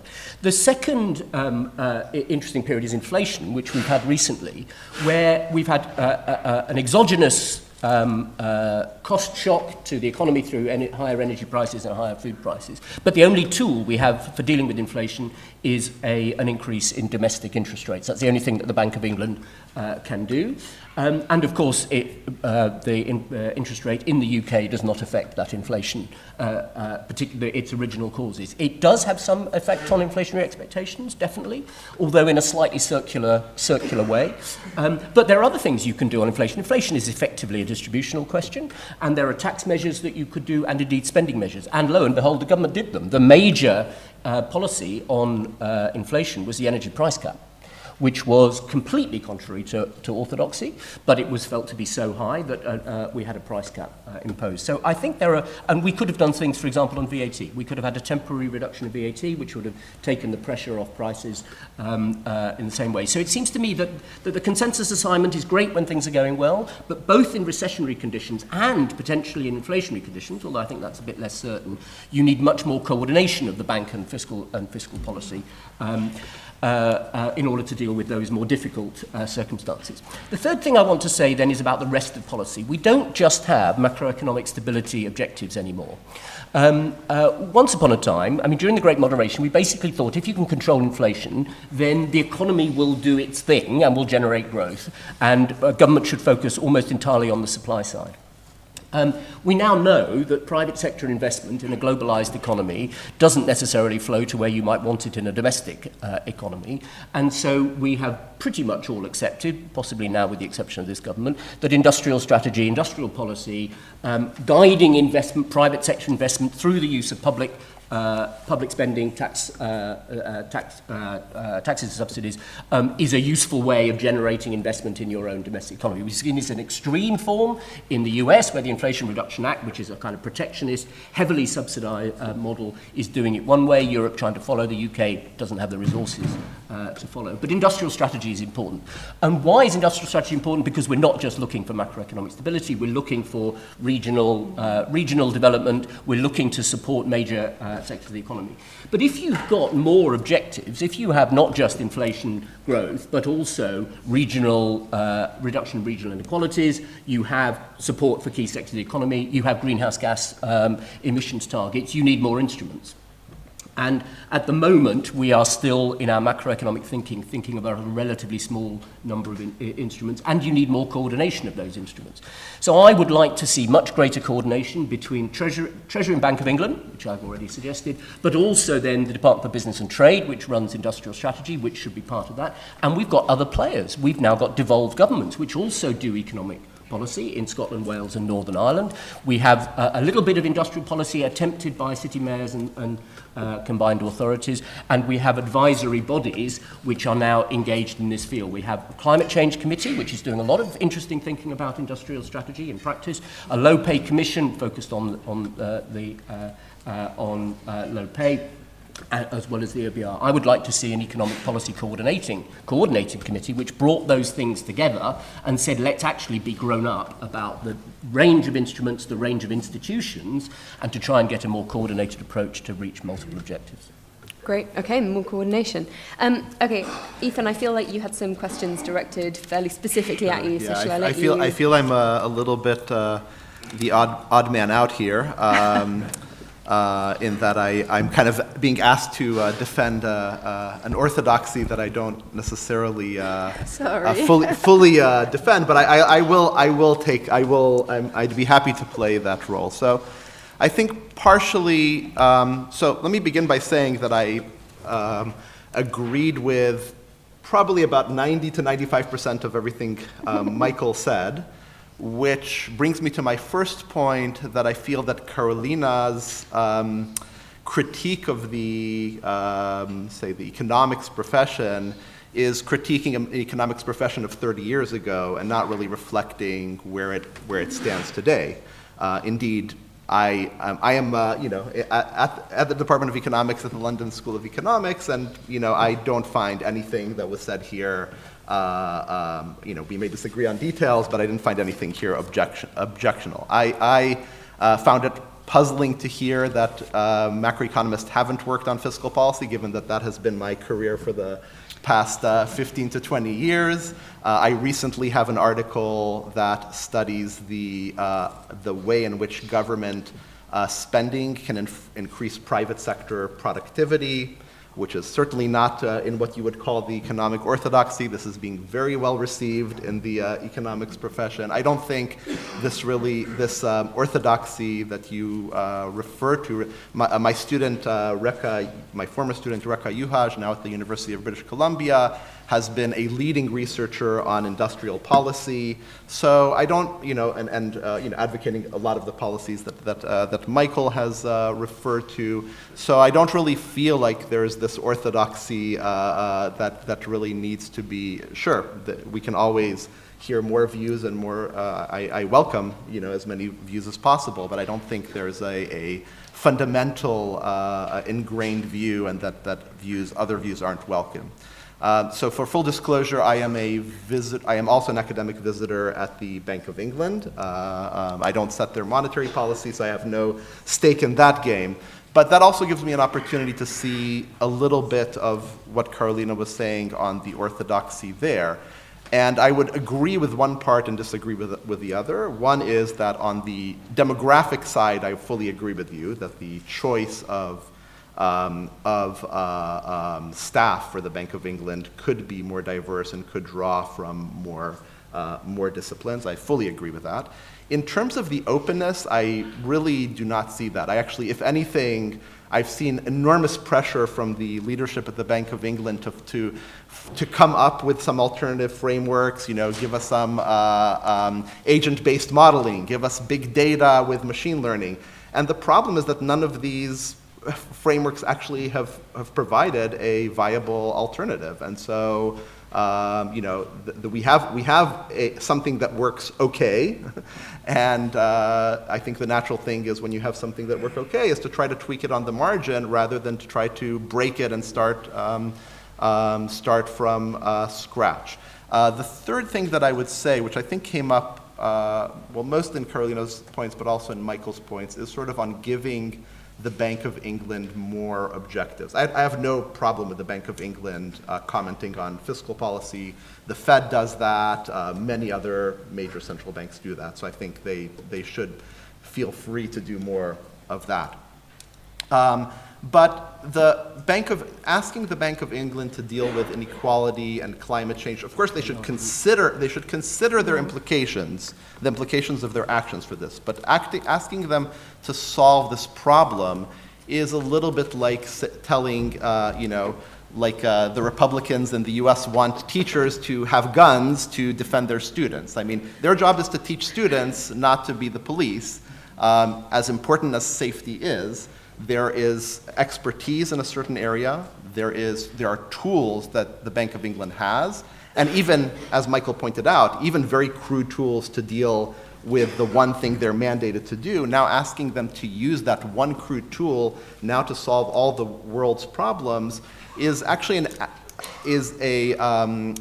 abdication by the politicians on their responsibilities. They have a responsibility to deal with these problems, and they want to throw as much as possible on bureaucrats so that they don't have to confront their voters in making their difficult decisions. Can I just make clear before we go into I don't think the Bank of England should be asked to deal with climate change as a major objective. There are very specific things it needs to do on financial regulation, which it is beginning to do, not fully yet, but it's beginning to on its financial regulation side, because climate risk is a real financial risk. But no, what I want is a coordination of all the bodies which deal with the multiple objectives, and that's why you need coordination, because each has its own objective, but it must acknowledge that there are other objectives.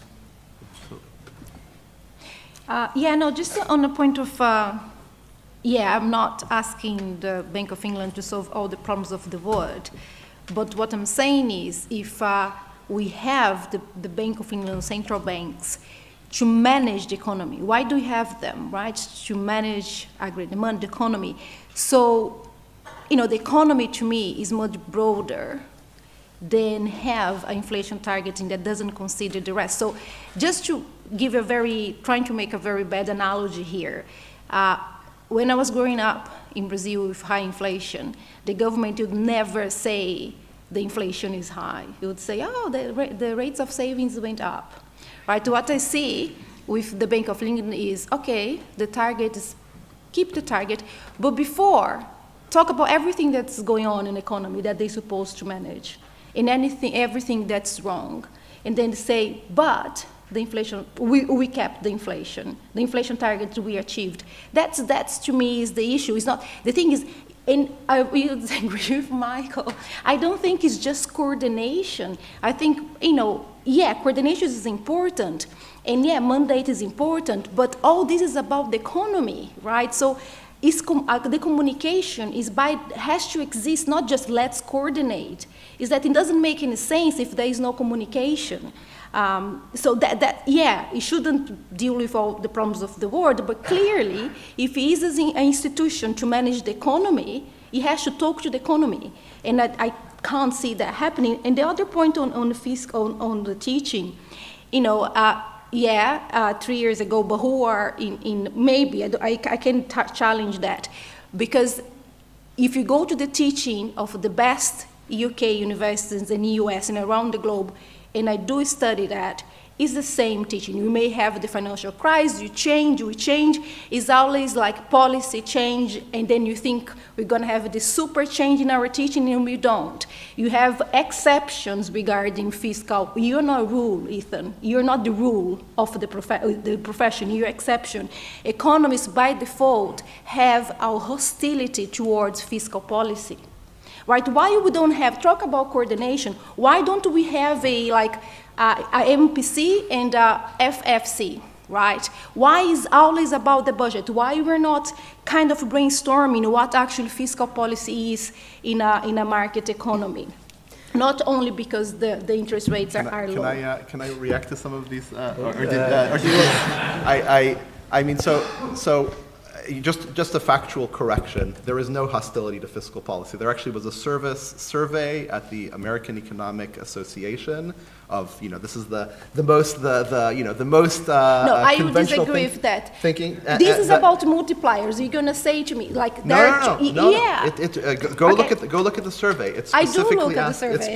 It specifically asks on whether fiscal policy should be used as a stabilization tool. So what exactly is the hostility that you were Because sensing? it doesn't become part of the game. It is something that is like when we need it, you bring in. We have the automatic fiscal stabilizing, that's it. It doesn't have a central role like monetary policy has. And we don't teach our economists to actually give fiscal policy the central role. You don't, if you're teaching your students new Keynesian economics, it's impossible to tell them that fiscal policy has the same role than monetary policy. It's just impossible. And that's what we teach them. How are they going to be creative? That's not Can exactly what we teach Okay. them. So I'm gonna bring in some questions now, and I want to kind of build on this discussion, and just want to note that the most popular question that anyone has asked is, can we have the heating up in the room, please? So, well done. Good question. But the other top question is by Frances Coppola, and she's asking whether the UK has relied too much on monetary policy to do the heavy lifting in times of economic crisis. And we've already heard, you want a letter. If we hit the zero lower bound, we want a request for the government to do more fiscal policy. I suppose there's a question of how much, there is. I think one of the things that maybe Carolina was pointing to is that there is a bit of a resource imbalance between the economists that go to the Bank of England and the economists that go to, the OBR is a tiny organisation. The Treasury, there are actually, when I was at the Treasury many moons ago, I didn't have the word economist in my job title. It's, there are lots more generalists. There are economic teams, of course, but it's not like the Bank of England, where, economics is kind of, there's just a much higher volume and much more emphasis on economics. And I suppose the question is, does that matter? Should the OBR be changed? Should it be given a wider remit in what it does? How can we get to a point where we can change that balance of what monetary policy is expected to do and what fiscal policy is expected to do? Can I, as a non-participant in this, I would love to be, but there are enough of them in this particular debate. Yes, fiscal policy should do much more work, but not just aggregate fiscal policy. The old model, the bastardized Keynesian model, was it's just about the aggregate numbers, and therefore it's the total amount of government spend, current and capital, and it isn't. It's also about where that goes. And which is really what industrial policy is about. Industrial policy is, largely speaking, founded on the idea that private sector investment doesn't just do the best for the economy. And it would be helped if it were guided into the things that governments think are better, either because governments have different objectives than private sector. Governments want money to go into different parts of the country, into key sectors that are regarded as strategic, or don't believe that private sector investment is sufficiently focused on productivity, improvement, and so on. So it's not just the aggregates, fiscal policy, which is why I think you need coordination of what the Treasury thinks about, which is largely the aggregates, and what the Department for Business and Trade should be thinking about, which is the specifics. And yes, I think fiscal policy should do much more. I would like to see public investment at levels, as I said, much higher. I would also like to see sensible discussion of fiscal rules. We are now in a utterly nonsensical debate about the apparent fiscal headroom that the Chancellor has for tax cuts. Nonsensical because every number that you hear bandied around, the 13 billion, is a difference between a figure in 5 years' time that comes out of the OBR's forecasts and another figure in 5 years' time that comes out of the OBR's forecasts. That is what this whole debate is around. And don't know whether you heard Henry Zeffman, the BBC political correspondent, talking to Martha Carney this morning on the Today programme, all about how much headroom the Chancellor has. Is he managing expectations down about the size of the tax cut? And I wrote to Mr. Zeffman afterwards, and I've just had a reply from him acknowledging, saying this is all nonsense. You have to explain to your listeners that this is nonsense. Absolute nonsense. And no macroeconomist thinks that there is such a thing called headroom which should apply in this way. And Henry Zeffman has, to his credit, acknowledged that he should have done that. So the first thing we should do is just have a proper debate about how much what the government does in fiscal policy, both on the tax side and on the spending side, and yes, in response to Francis, much more on the fiscal side. But I think earlier you said that you would be in favour of, I think, what Rachel Reeves is proposing, which is to not to have a rule which is that you don't borrow for non-investment spending, right? Yeah, but that's the good rule. The silly rule is that debt has to be falling in the fifth year of the forecast. But that is what the fiscal headroom... But the fiscal headroom still applies in if you have 5 years is conveniently always one parliament away. And it's a forecast. It's a forecast. Look at 5-year forecasts and the outturns of 5-year forecasts. They are not things. But you're still relying on a 5-year forecast if you only have a borrowing rule. If you have a borrowing rule that is over a 5-year period, yes, but it is at least a rule that has some basis in economic theory and in the allocation of resources. But how would you get rid of the... it is a problem when you're kind of seesawing and wildly changing fiscal policy twice a year in response to relatively small forecasting changes. But you still get that with a borrowing rule that's in any way forward-looking. So how do you... Can I comment on that? I think the problem is not one, you saw I was pretty critical of fiscal rules in general, not because there's something wrong with having a rule, but just I think they kind of turn out to be irrelevant in practice. I think what's required is more long-term planning, maybe in the type of coordinated way that Michael pointed to. So the point is not whether we have this many billion or that many billion for a tax cut. The question is, we are going to borrow. A tax cut means we're borrowing more, and for what? What is we are intending to achieve? And the evidence on the stimulative or the productivity enhancing nature of tax cuts is very, very limited. And so why is that a high priority? There's probably some limit to how much we can borrow. I don't think we're anywhere close to that, but there's some limit to that. And we should ask, is it worth doing this? I mean, certain public investments, yes, we should be borrowing more for that. Tax cuts, it's just not worth indebting our grandchildren in order to give away a short-term political benefit to a constituency. And so I think that I would much rather that be the discussion than are we meeting, exactly how we're meeting a fiscal rule, which we imposed on ourselves anyway and can change at a whim if we wanted to. So. Can I just have one comment on that? I agree with what both of you have said, and I just want to emphasize your point, like how we can give OBR more space, and I think is a fact in need is, but also I think would be very, I mean, I don't know if there's someone here from the IFS, but IFS is also someone obsessed about, this budget, and then I think, maybe people, OBR should not listen to them that much, or maybe IFS actually should finally put the macro section there to start thinking more about what fiscal policy can do and so on. So it's just like a final comment.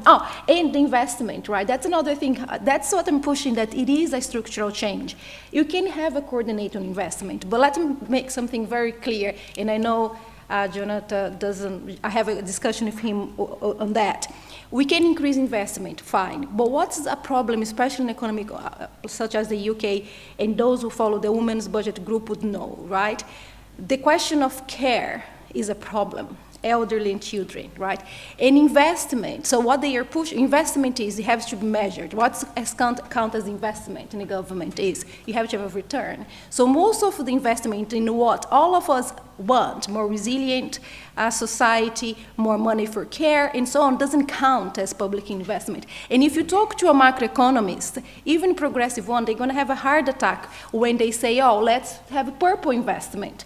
I mean, maybe you are into... I'm not having a heart attack right now. Maybe so you yeah, are into purple investment, but the thing is, no one wants purple investment, which will be in this kind of investment, a resilient society, where actually you consider the care economy. So it's not just investment, it's to rethink even what is investment, given the challenges we're facing now. Can I quickly make a point? So first, I've long made the point that, you know, if you build a school and don't put any teachers in it, that'll be public investment.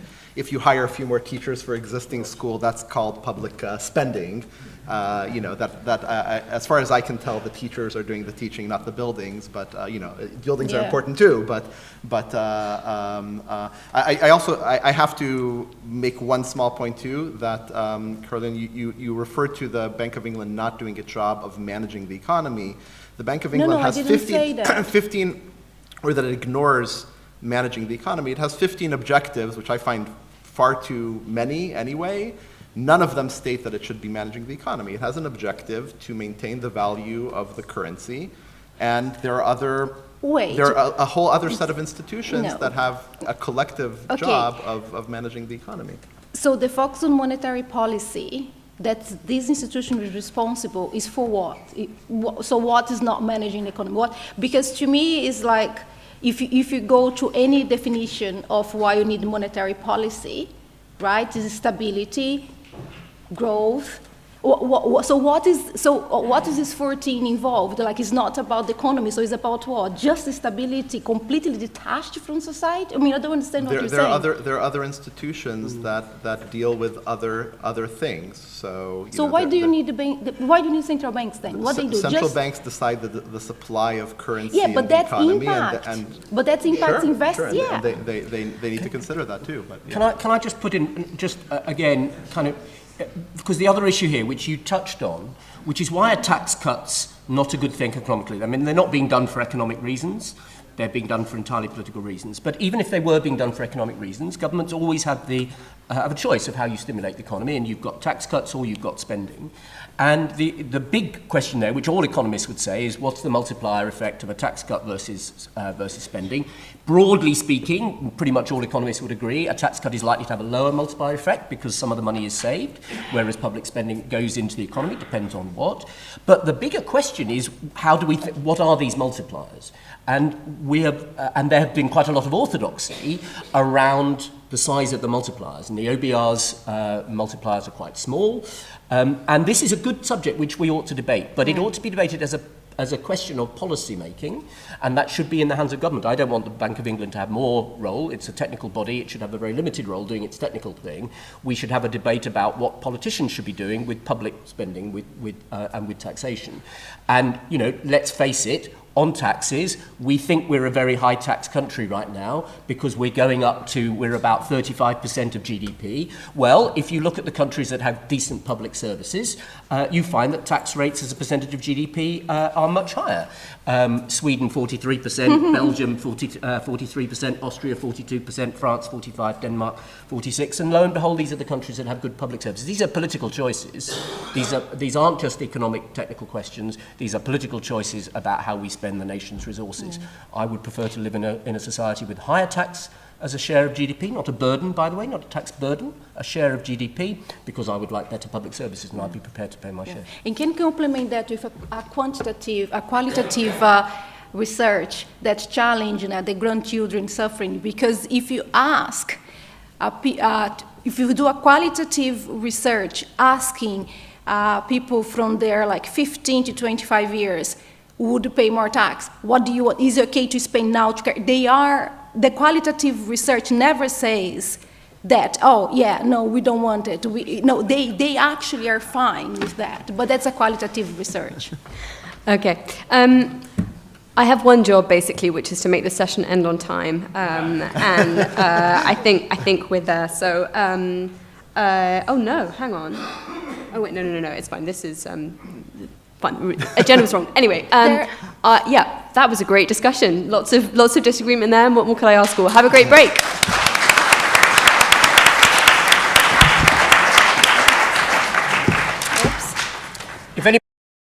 What I said, there is a Fabian pamphlet called In Tandem, which has some of that in it. Would you like one? Sure, thank you. Então, we had that one in front of you.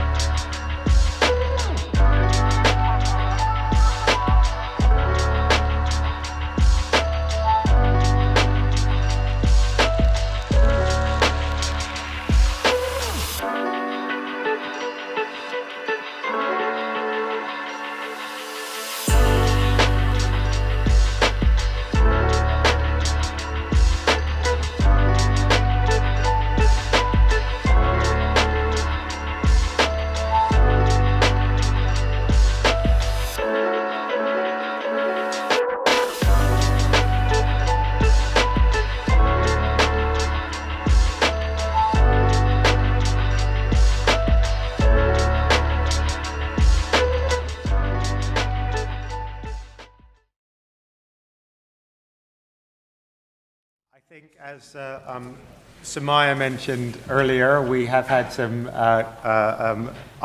reasonable and understandable representations about the temperature in the room. I think it's getting slightly better already, actually. So Ollie has dealt with it. I'm not quite sure how, but he's dealt with it, and the climate should improve. So there's one piece of good news there. Well, there is that, and certainly as academics, we regard that as part of our remit, producing both heat and light in a constructive way, and certainly I think the last panel did that. This panel is going to discuss the tax and welfare system and what contribution that can make to improving the state we're in. And here again, I'm going to sort of start with a note of qualified optimism and saying that, you know, we economists are often caricatured as saying that, you know, there's a trade-off between equity and efficiency, or between equality and growth. That is to say, you know, yes, you can grow faster, but we'll be a more unequal society, or yes, you can help the people, the more disadvantaged, but that will drag down everybody else. And I think perhaps there was some truth in that. There may still be some truth of that in some of our Econ 101 courses, though I hope much less so. But there may have been some truth in that in the policy advice of the profession as a whole. 20 years ago, but I think we've moved past that point, and I think all of our panelists today will have constructive thoughts on how we can do things which both are good for growth and for the economy as a whole, and for reducing inequality and addressing disadvantage, and so I think we can be. There are, I think, win-wins here. And we've got an excellent panel of people from a sort of range of perspectives and disciplines. And I'll introduce them each as they come along. But starting off with Donald Houston, who's both a senior fellow at UK and a Changing Europe and a professor at the University of Birmingham. And Donald is I guess an economic geographer is probably the best way to professionally to describe you. Donald's research has focused on the geography of inequality and indeed of migration, one of our topic of which we intersect in the UK, who's going to sort of set the stage for us by describing the current picture and some of the sort of key trends and issues in inequality in the UK. So over to you, Don. Okay, thank you, Jonathan. You've almost stolen some of the thunder from my first point, but great minds think alike, I think. Yeah, I'm a labour market researcher focusing on inequality in the labour market, so I'm going to start off with a few remarks to set the scene in relation to the UK's labour market and earnings inequality and earnings distribution, and I'll try and connect that to some issues around the tax and benefits system before I hand over to the other two. The first point I want to make, which to many people will be perhaps obvious, but perhaps not to everyone in the room, is that the UK has extremely high income inequality compared to other developed nations. It's really only the US of other major developed economies has higher inequality. In an undergraduate course that I taught for many years on regional economic development, when I put up a graph showing the ranking of countries by income inequality, the students' jaws quite literally hit the ground. I think they equate the word inequality with poverty, so they think that inequality is something that affects poor or in some ways less developed countries. But we do have extremely high inequality compared to other advanced or mature economies. The second thing, which Jonathan really touched on, or more than touched on, there isn't a simple relationship or trade-off between inequality and growth, although, as Jonathan said, it's sometimes, perhaps in orthodox economics, assumed that there is. Two of the richest countries in the world, the USA and Sweden, have radically different levels of inequality. So it's possible to be rich and equal, it's possible to be rich and unequal, and any other combinations of these. But increasingly, it's being recognised by the work of OECD and others around the notion of inclusive growth, that actually sustained, ingrained poverty and inequality can actually harm economic growth. And I think we're seeing increasing evidence of that, particularly in relation to the UK.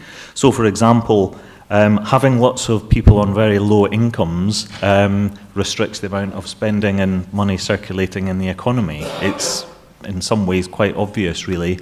If we boost incomes at the bottom, that money tends to get spent in the economy.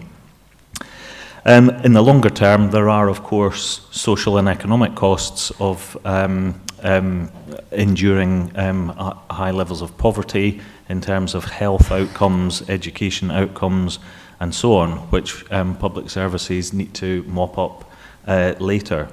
So there's a lot of economic as well as moral reasons that poverty is not a good thing.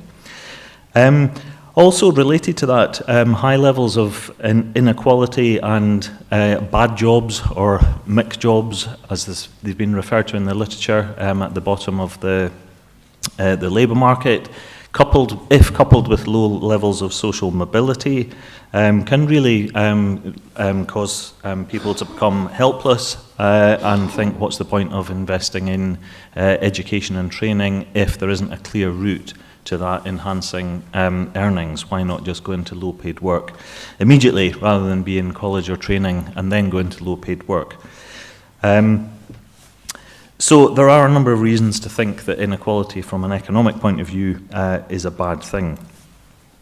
The other points I wanted to make are points of, I hope this isn't too academic and boring or geeky, but I think it's definitions and clarifications around some terminology and issues in this are actually very important, particularly as we're probably heading quite soon towards an election campaign, and we will hear politicians banding around some claims and terms. Firstly, inequality is not the same as poverty. They are different things. Inequality is about there's different ways of measuring it, but is about the gap between the top and the bottom, essentially, whereas poverty is about income levels at the bottom. So they are different, although they're often used almost synonymously or in the same breath. And in understanding the drivers of the rise in inequality in the UK since the 1970s, it's been driven by different things at different times. So initially with deindustrialization, it was driven by a hollowing out of middle income, mainly manual jobs, to do with automation in manufacturing and so on.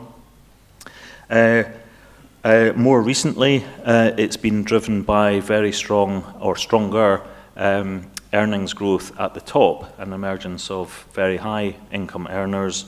And since the global financial crisis in particular and austerity, it's been driven by cuts to benefits at the bottom end. It's been also driven by cuts to benefit levels and eligibility.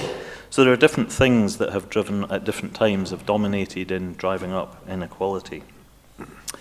Another term that we often see used a lot by politicians in particular is social mobility. And again, social mobility does not equate with equality necessarily. I'm not saying social mobility isn't a desirable thing. We all want to live in a meritocracy. But the wage distribution is perhaps largely a structural issue to do with labour market regulation, behaviour of firms and of the tax and benefit systems. So you can have all the social mobility that you like, people moving up and down in relation to their parents' incomes, and that may not necessarily, if you've got people moving down and up, that's not necessarily going to change the income distribution in any way, unless we can have more people moving up than moving down. So I think the term social mobility is sometimes sort of underpinned by assumptions that we can all be middle class, that everyone's going to move up, which sort of raises the question of who's going to sweep the streets and empty the bins and so on. So social mobility, of course, is a desirable thing, but on its own, it's not going to necessarily solve issues of inequality. Another thing that politicians often band around is raising particularly the lowest tax threshold where you start paying income tax, saying we've taken X hundred of thousands or even into the millions of people out of paying tax. It's not a particularly progressive way of reducing tax because everyone benefits that earns from the tax threshold and up, including the very highest earners. So it's a very blunt and expensive way of trying to tackle inequality. The last point and definitional point I wanted to make in sort of making sense of inequality in the economy is that pay rates are not the same thing as earnings. So we've got national minimum wage or national living wage, which is an hourly rate, and that's a good thing. But we've seen, since the global financial crisis, we've seen a big rise in underemployment as opposed to unemployment. That is people working fewer hours than they want, 0 hours contracts and so on. So take-home pay, take-home earnings are of course a function of your hourly rate and how many hours you can work. So underemployment has become, it has fallen because of labour shortages in very recent years, but it had become a rather ingrained feature of the UK labour market. So those are some definitions and clarifications that I think are worth thinking about. What could be done to help tackle some of these issues? One, cutting tax thresholds would help generate more revenue at a time of public spending deficit. it would be a relatively ubiquitous way to increase tax, but people at the bottom would, of course, need to be compensated. So I would be in favour of reintroduction of something like the tax credits system that topped up incomes for low earners. And those are the main thoughts that I have. I'll keep some powder dry for the questions later. Thank you very much, Donald. And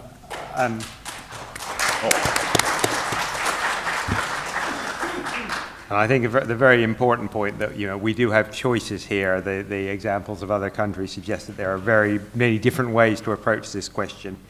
And next up, I'm going to come to Alex Beer. Alex, if my former colleague at the Department of Work and Pensions, I won't embarrass Alex by saying just how long ago we worked together. And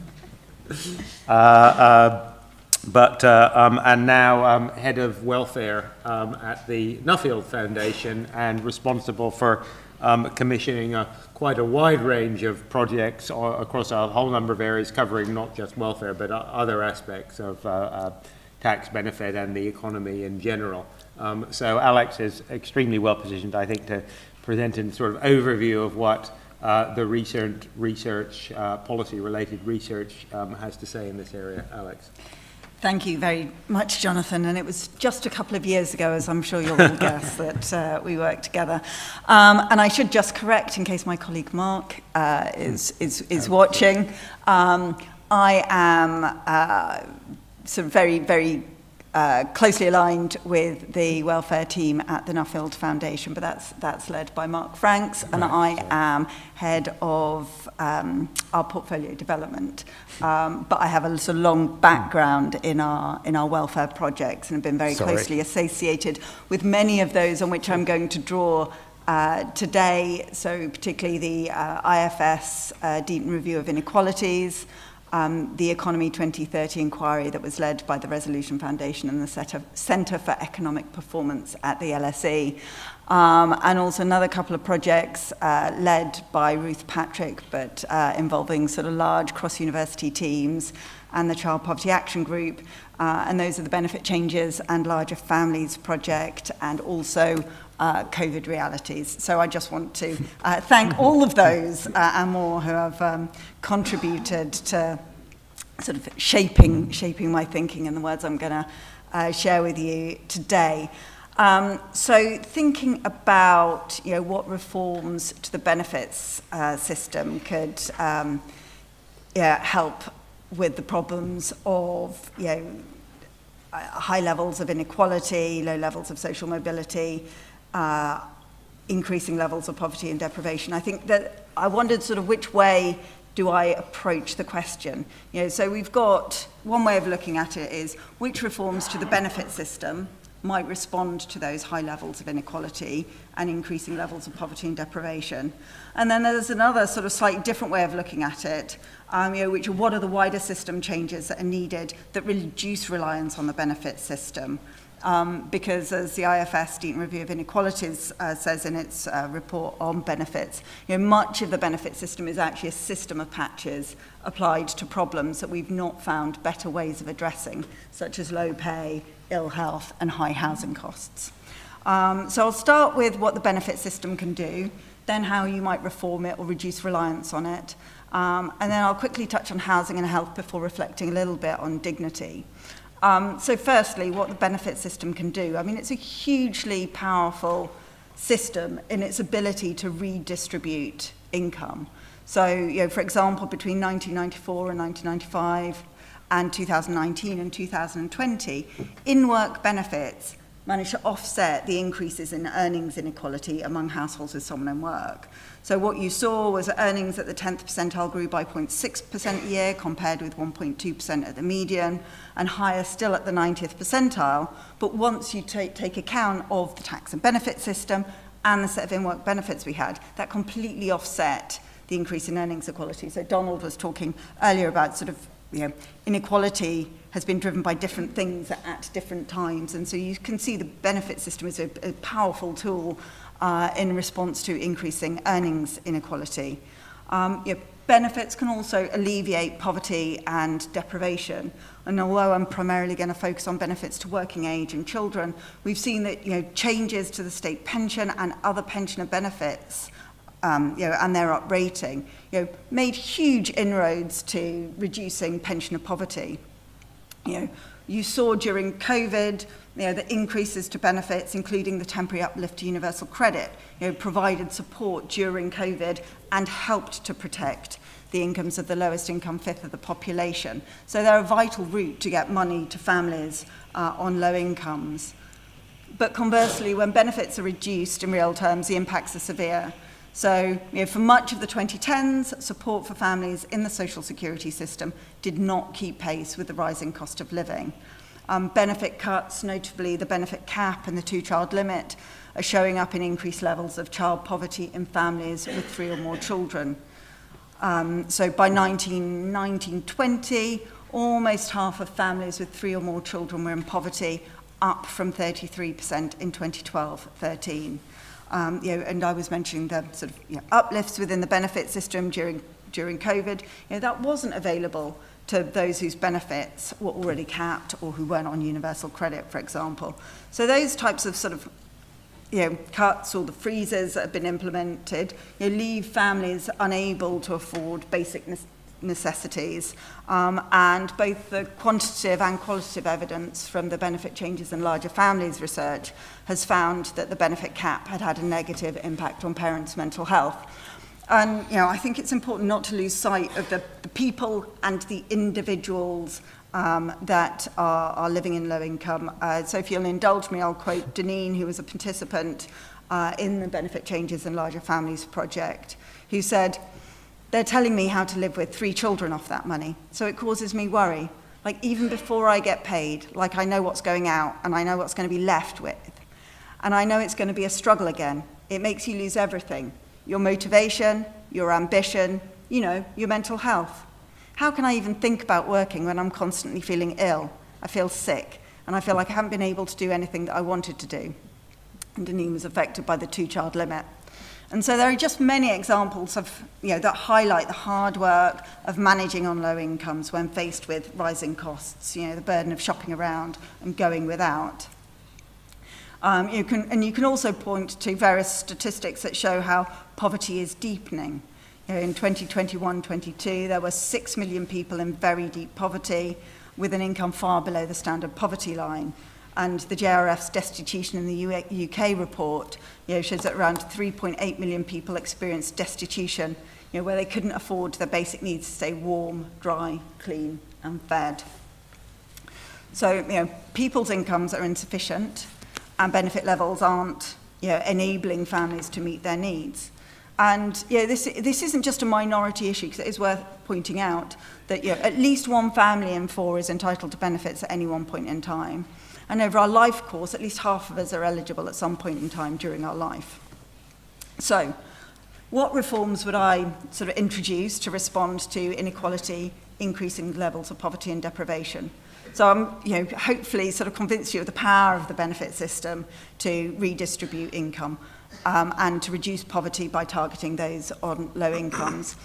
Now, I think universal credit has a sort of really bad name, in part because of problems in its delivery and some of its features, but ultimately it provides a sort of very good mechanism for getting money to people quickly, and you can use that as a basis on which to uprate benefit levels, which have failed to keep pace with prices in 10 of the last 15 years.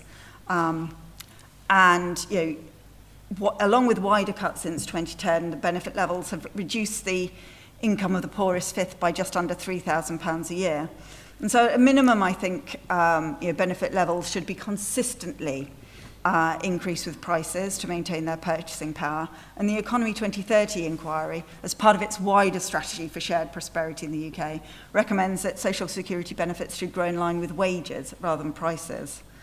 I think we should think about the flexibility of the benefit system, and particularly now that we do have universal credit, the ability to respond quickly in times of crisis. So, for example, during the COVID pandemic, or its ability to increase incomes during cost of living crisis. I mentioned earlier the issues created by the two-child limit and the benefit cap. So the removal of those would reduce poverty in large families. And it's also worth giving a mention to take-up as well. So well over 10 billion a year of benefits goes unclaimed a year. So you could consider what interventions might ameliorate that. And inevitably there will be concerns about cost and political palatability, and also about work incentives. But I think the concerns about work incentives are overdone in the context of a fast rising minimum wage, and cutting benefits is not the only way to improve work incentives. I mentioned also that there are some specific features of universal credit that do cause hardship.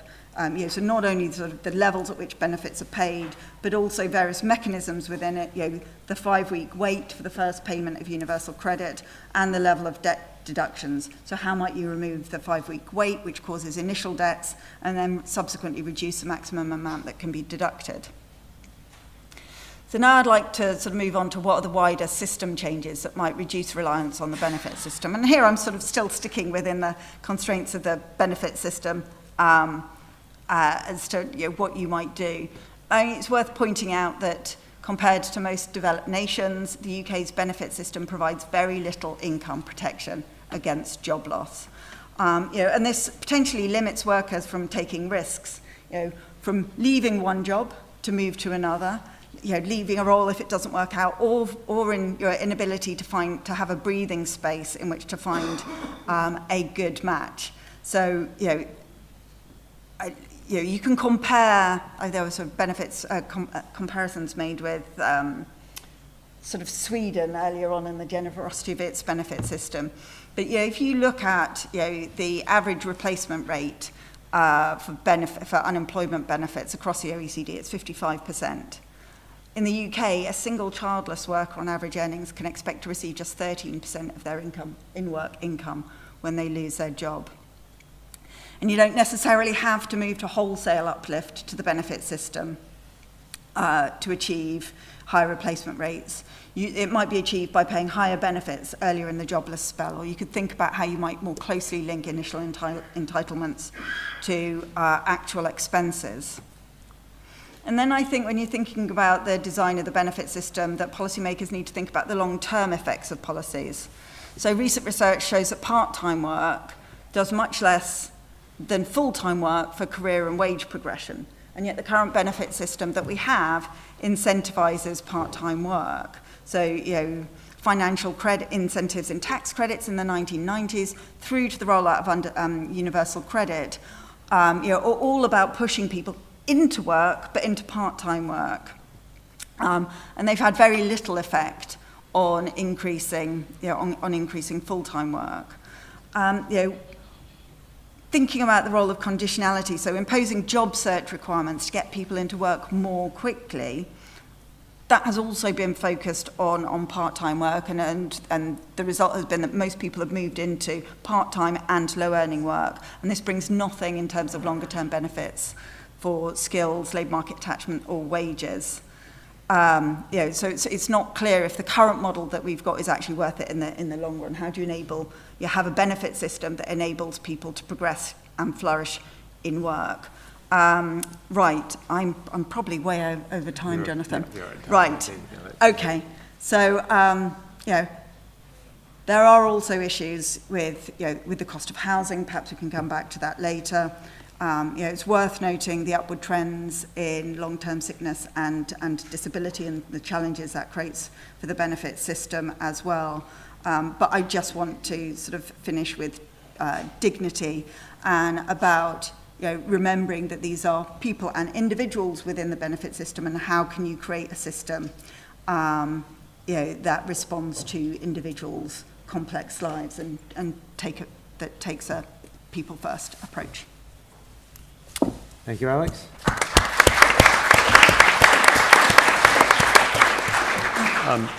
And finally, moving to the sort of other end of it, the tax, in particular tax for those with high levels of wealth and income.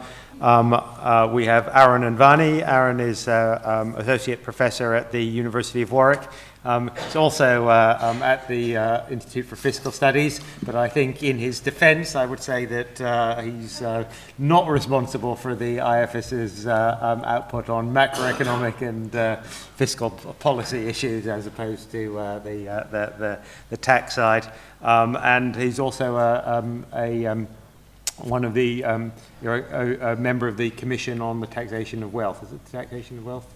And various other bodies relating, studies relating to the, to in particular, wealth tax. And Aaron is probably, with his colleague, Andy Summers, who's the co-author of the piece in our report today, as I said before, the country's leading experts on the taxation of wealth and high net worth individuals. So, Aaron, over to you.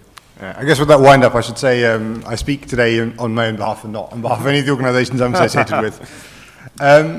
I thought, given the framing of this session on a fairer, better system, it's useful to point out, just to setting the table here, that you might want to fix the tax system and raise taxes and change things in the tax structure because you want to raise more money. We've heard earlier that there is a case for raising more money to pay for public services and investment and so on. You might also just think we want a better tax system, even if you think that the share of GDP that's taken in tax is the right number. So if you think 37% is the place to be, if you think we should be going down, if you think we should go up, we could still have a better tax system.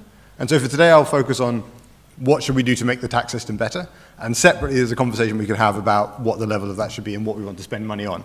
But that's not where I'm intending to go.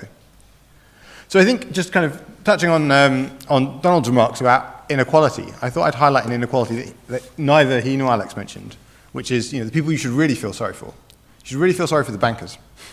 And it's important. I mean, there's a serious point here, which is there are absolutely serious vertical inequalities that people with high levels of income, have a disproportionate share of income because they have these high levels of income compared to people further down. That's also true for wealth.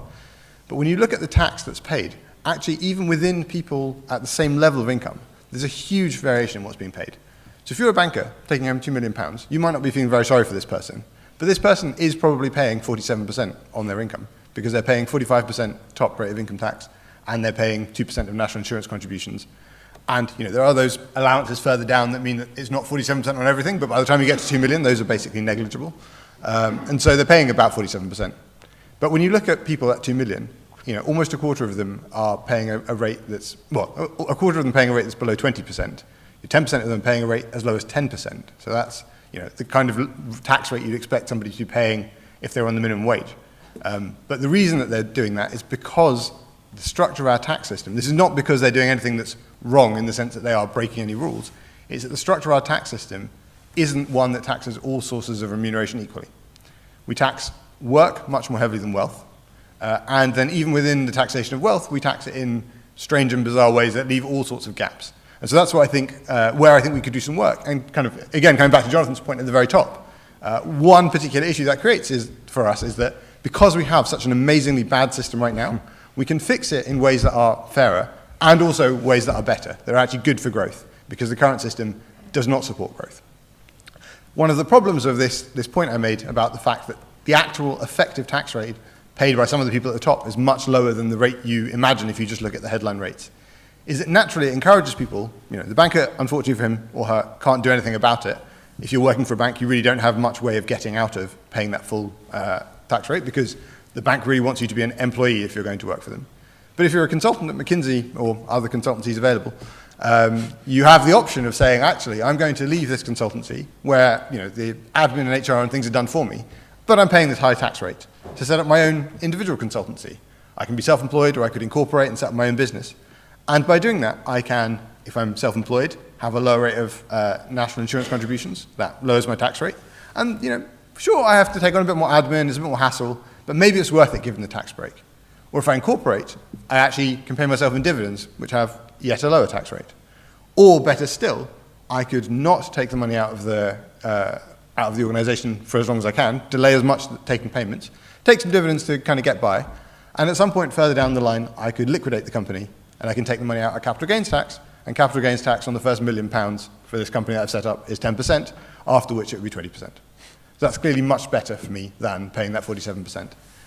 And that's, bad from the fairness perspective, but it's also bad from the growth perspective. This person could have been an absolutely fantastic consultant working for whoever it was, but instead, because they are getting this massive tax break for restructuring their organization, they're doing something that they know is kind of ineffective. They know this is not the best way to run things because they're not the best person at managing their diary or making sure that the bills are paid and sending off the administrative emails. That's not the bit they're good at. And they might have to find someone who they can contract with to do those things. But that's just not a good use of their time. They could just be specialized in the thing they're really good at. We talked earlier about the long tail of low productive firms. I mean, anyone who's had any work done on their house will know that if you get a builder or a plumber to come in, one, they want to be paid in cash, but two, there's certain times of year that are harder to get them, and it's because in the run-up to the tax year, they will look at, okay, well, if I go over £85,000, I'll hit this VAT registration threshold. Maybe I don't really want to take on a lot of new work in March. I could take the month off, because if I've got close to that cap, actually at this point in the year, it's not great for me. Or, the best way for me to go and do an install for somebody is make sure that they buy the boiler, and I'm just paid for the install, because that, again, reduces the amount of money coming through my books. These are all inefficiencies that we're all having to live with in the way that we do things. We can't also find, unlike you'd find in other countries, a kind of organization you can go to who's just going to do the plumbing. You go to the individual person because the structure of the tax system is one that encourages people to do these things individually. So this is just to convince you that the tax system is not just bad in the sense that it's unfair. It's bad in the sense that it's inefficient, and it has these impacts on your day-to-day life and onto the day-to-day lives of the people who are doing these things, and that's bad for the overall growth that we have. So with all of that, what has been promised so far? It's not clear what the current government think the strategy for tax is. One example of that is national insurance contributions, which they raised in the form of the health and social care levy, then reduced, except they kept it, then reversed it for dividends so that they kept that bit, and then earlier this month have reduced further, so it's not exactly looking like a strategy. But then when you look at the potential incoming government that may be, if the Labour Party win, the things they've promised so far, which were remarked on earlier, are actually pretty sensible removal of loopholes. They're removing the loophole that means that currently private schools aren't required to pay VAT. On other services that you purchase, you're typically paying VAT, but private schools are currently a service that you can purchase without VAT. They're removing a loophole that means that people who've come to the UK but have some return on income abroad, if it's sufficiently large and therefore they bother to tick a certain box, can not be taxed on that. That's the non-dom benefit that people get. They're potentially removing the benefit that private equity people get relative to people who are working in banks and everybody else, which is that if you work in private equity, you can be taxed as though your return, your actual, what is for everyone else an employment income, is taxed as a capital gain, again giving you a 20% rate rather than 47%. These are all sensible moves. These are all getting rid of basically unfairnesses in the system that aren't good design issues. They're not going to raise a huge amount of money, so if your goal is to be paying for the various welfare and services and things that people are going to be talking about today or have talked about, you're not going to get a long way down there. But these are all sensible things. But they don't fix the big structural problems in the system. The really big structural problems in the system, I mean, there are many, but just a couple on the personal tax side I think we could go for quite straightforwardly. One is national insurance contributions. The current structure of national insurance contributions is one in which they are a tax, but only on work. So if you earn income from being employed, also if it's being self-employed, although it's a low rate, you're paying national insurance contributions as well as income tax. But if you're working full-time on the minimum wage, you're paying that national insurance contribution as well as income tax, and then going home and paying rent to a landlord who's paying income tax on that rent but isn't paying national insurance contributions. It's hard to rationalize why you would think that's a good design for a system. You could say, well, it's an accident that we got here. We once had an investment income surcharge that meant the income from wealth was taxed more heavily. In 1985, we abolished that, and we took taxation on wealth from a higher level to actually a lower level than on work. And you might think we want to equalize that. One of the effects of doing an equalization like that would also be that it changes these incentives to try to restructure yourself across these boundaries because you're not getting that tax privilege. So there's a good reason to do it from an efficiency standpoint as well as an equity standpoint. Second one that I'll pick up on, and areas I should stop, is on capital gains tax. So in 1988, the absolute radical socialist Nigel Lawson decided that maybe capital gains should be taxed at the same rate as income, with an allowance for inflation. We had that system for 10 years. It worked pretty effectively. We moved away from that, partly because there was the potential idea that taxing capital gains at a lower rate might be good for encouraging investment. We tried that experiment for a good while since then, about 25 years, and we haven't seen that these lower rates are particularly, and also there's now a good body of academic evidence on this, these lower rates haven't been a great way to encourage additional investment. Not least because, one, people aren't actually mostly aware of them when they set up companies. There's some nice qualitative work from HMRC showing that. But also because the constraint that people face when they're setting up companies is not, well, it would be great if I got a lower tax rate in 20 years' time when I sell my company if I turn out to be successful. The constraint they face is, I'm trying to invest now and I don't have any money right now. So if you are interested in trying to do something to support entrepreneurship, this is not the way to do it. A pat on the back for the successful people at the end is much less effective than putting in some support at the start when people are investing.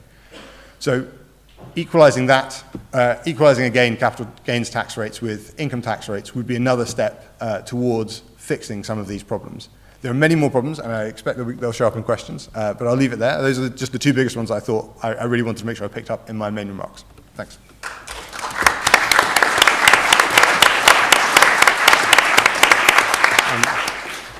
Thanks. We've got about 20 minutes for questions, and I've got some on Slido, which I'll begin with before coming to the audience. But since there's one, and it just addresses directly, that came in before, but just directly addresses your last point, Aaron, are there any economic, is there any reason for not, either theoretical or practical, for not equalizing CGT, for not going back to the Lawson system of treating income and wealth as the same, with an indexation allowance, obviously so that you don't tax the inflationary gains or the sort of inflation element. And a sort of my own supplementary to that is, given that, is there also an argument for, as I think IPPR proposed, for adding inheritance tax to that? In other words, abolishing inheritance tax and charging it in the hands of the recipient as a capital gain. So two different points there. So on the evidence for equalizing capital gains tax, there's a very interesting theoretical discussion around whether you want an allowance for inflation or for what's called the normal rate of return, which is like the outside option you could have had if you hadn't invested in something risky, but you just bought government bonds or something like that. It is very detailed and quite dry, and for most of the last 25 years, it wouldn't have made a difference. But yeah. Last year it would have, because inflation was pretty high and the rate on government bonds was not. I think that inflation is a much easier thing to explain to people why they're getting the tax break for it. That feels more natural to me, but I think you could argue the toss either way, and there are good cases to be made either way around. The evidence on whether lower rates of capital gains tax, I think part of the question here has to be not does a lower rate of capital gains tax encourage additional investment, but does a lower rate of capital gains tax have more of an effect in terms of what additional growth you're going to get than a lower rate of tax on work? Because taxing work is also a bad thing to do from the perspective of encouraging people to work. So given that we need to fund a state, we need to tax work, and we also need to tax wealth. And then the question is there a particular reason to tax wealth more lightly than work? And I think in the context of capital gains, as long as you're having an allowance for either inflation or normal rate of return, the arguments for having a lower rate are pretty weak. On the point about should you abolish inheritance tax and replace it with just taxing capital gains tax, I wouldn't particularly be in favour of that. I think they're doing two very different things. I think there's a case to be made that what you don't want at the moment is what we have, where capital gains tax is just wiped out at death. Because what that means is that if you invested as a, prototypical granny who's got some demutualisation shares and has held on to them for 25 years, and then you actually need to spend that money, you sell those shares, pay capital gains tax on the gain that you got, and then you spend out of the money, and anything you end up having left over at the end, you end up potentially, if you have enough money to also be in the 4% of people, or 5% of people now, paying inheritance tax. You might be paying inheritance tax on that as well. But if you're well off enough that you've got a huge share portfolio that you know you're never going to need to sell, you can carry them over through to the point that you die. The capital gains tax are wiped out, and if you're organised and made sure your share portfolio is in AIM shares, then you also aren't having to pay inheritance tax on them either. So the current interaction between inheritance tax and capital gains tax is not a good one. But I think they're serving different functions. The point of capital gains tax is to tax effectively like income the money that you're getting over time. Now, we don't tax it every year as it comes in because you can't touch it every year. We say for practical administrative reasons, we'll just tax it when you sell the asset because that's easier than us trying to work out how much gain you sort of had and taxing you now when you don't have the money yet. But inheritance tax, if you think you want it, is there for a different reason. And it's there, back to this point about social mobility, it's there because we care about how much money is passed on to the next generation. The current design of inheritance tax is not well targeted for dealing exactly with that because it taxes based on the value of the estate, not the amount of money you receive. There's a good case to move towards something that's taxed more on what you're receiving. But I think the goal of an inheritance tax is certainly very different to the goal of the capital gains tax. I wouldn't want to replace it one for the other. Okay. I'll take the most sort of popular question from Slido and but slightly rephrase it, which is about the government's sort of assumed plans to cut taxes in the budget. Assuming that the government does indeed cut taxes, what are the sort of general question? What's your view on this? What's compared to the alternatives of spending the money elsewhere, presumably, or indeed reducing borrowing? And if you did spend the money either on taxes or benefits, what would you do? And what should the narrative be around any reductions in tax at this point, either for the government, the opposition, or indeed commentators like us? So we'll give you all a chance to say whatever you want about the sort of current set of choices. Donald, you want to kick off? Okay, I'll kick off. I mean, this was talked about in the previous session. When we're still running a large public deficit, and adding to the debt, it does seem strange to me to think it's a good time to cut tax. There are many pressing public services and other things that the money could be spent on.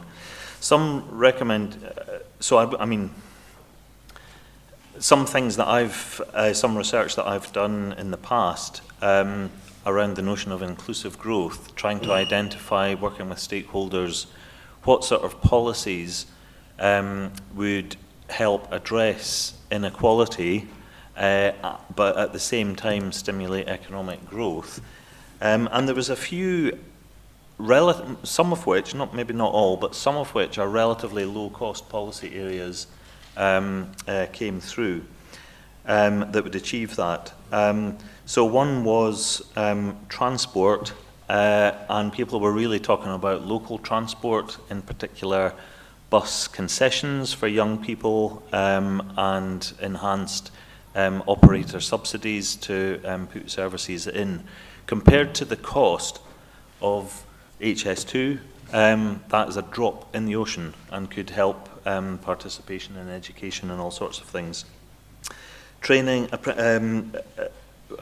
more money to help incentivize employers to participate in the apprenticeship schemes was another thing that came through, as was addressing affordability of childcare. And this research that I'm talking about that I was involved with was done before the last spring budget that did announce the significant increase in provision of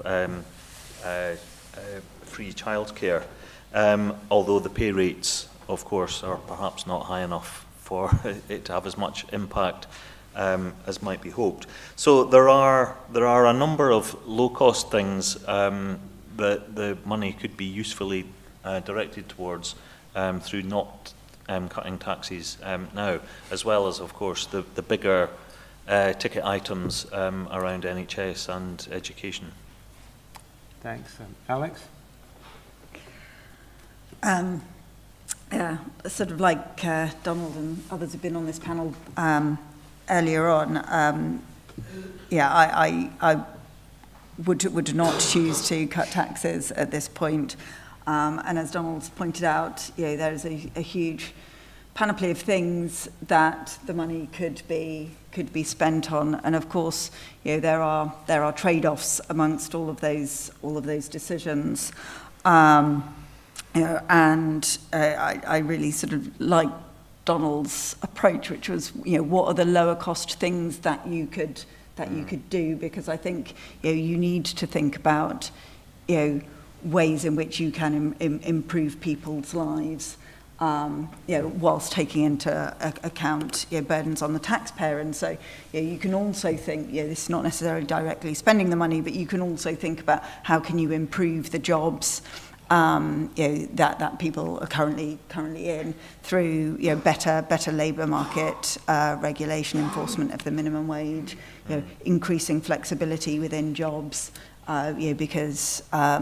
particularly for low-paid workers for whom benefits provide higher replacement rates and sort of middle-income workers. Actually one thing that the lower-income workers are scared of when they move jobs is losing the flexibility that they had accrued in their previous roles. So, how might making good work would be an appropriate place to focus. I mean, if you look, and then if you're thinking about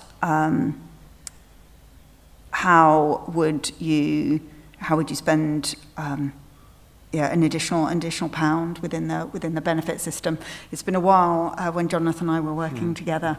We would run sort of big within the Department for Work and Pensions focused on child poverty. You would be looking for where can you get your biggest bang for your buck. I don't currently have that such a spreadsheet to hand, but I certainly think there is a strong case for getting rid of the two-child limit and the benefit cap because of the impacts it would have on child poverty.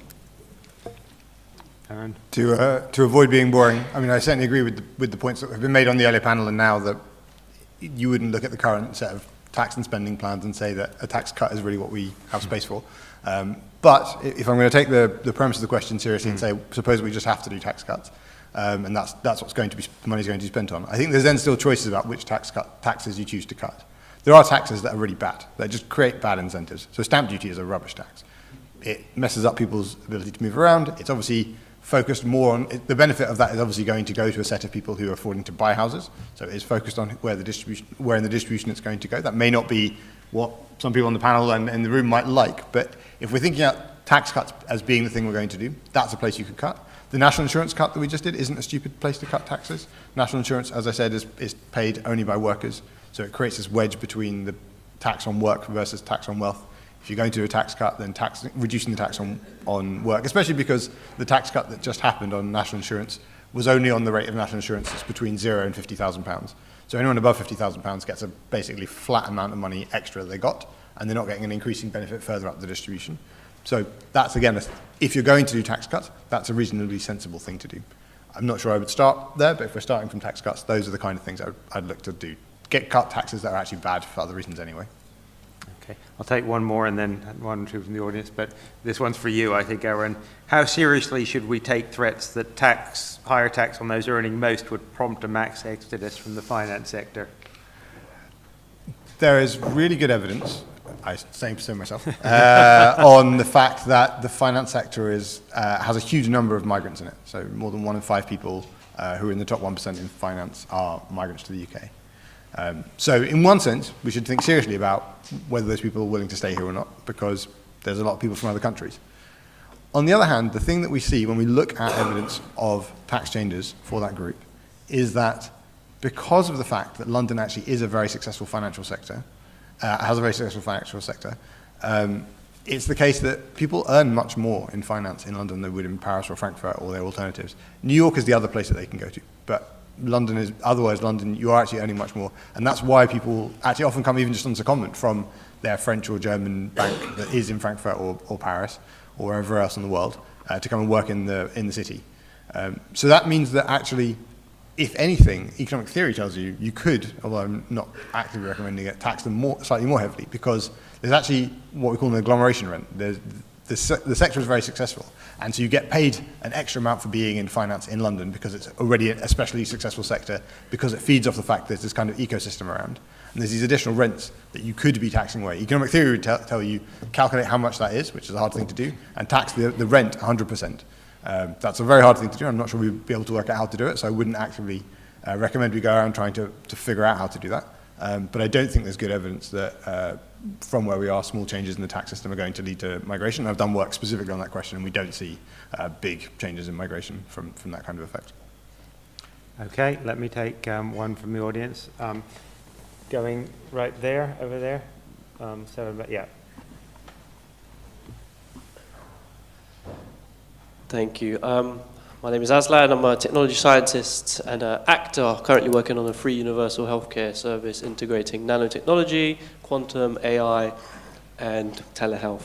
So recently, in my interactions with diverse stakeholders, with health ministers, cybersecurity experts, I've highlighted the groundbreaking application of quantum computing.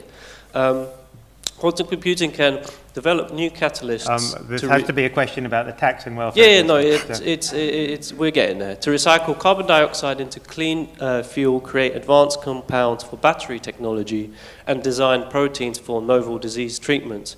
And quantum computing can offer solutions. Okay, question please. Such as AI what's the question? related Sorry, threat. So the question is, I'm going to cut you off here. I'm sorry. Considering the UK challenges with income inequality, social mobility and poverty, how can advancements in these technologies be integrated into reforms of the tax and benefit system and labour markets to address these issues? Could these technologies aid in creating a fairer and more equitable system by providing new economic opportunities and enhancing efficiency and effectiveness of welfare programs? I'll go to Alex for a very quick response if you want to make one, but I'm not sure there's much.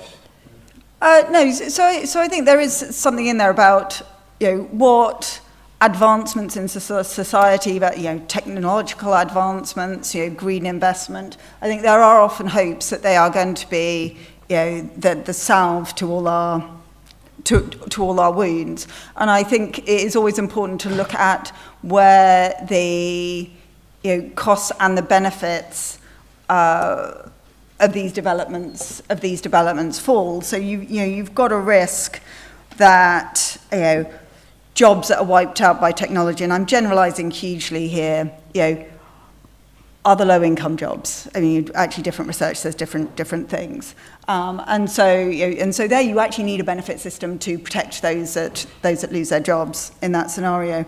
And then I think there's another question you had there about to what extent can we use technologies to improve public services that are delivered, and there, I mean, firstly, I would point to the antiquated systems that certainly legacy benefits still run on. There's a very long. We've got an excellent chapter by Patrick Dunleavy in the report. I haven't read that. Very long way to go there to deliver benefits. And with all of these things, do you have the right data? Who does it advantage and who does it disadvantage? And you just need to be very alert to that. Okay, last one. Can we take these two right in the front? Ollie, very quickly, one sentence from each of you two.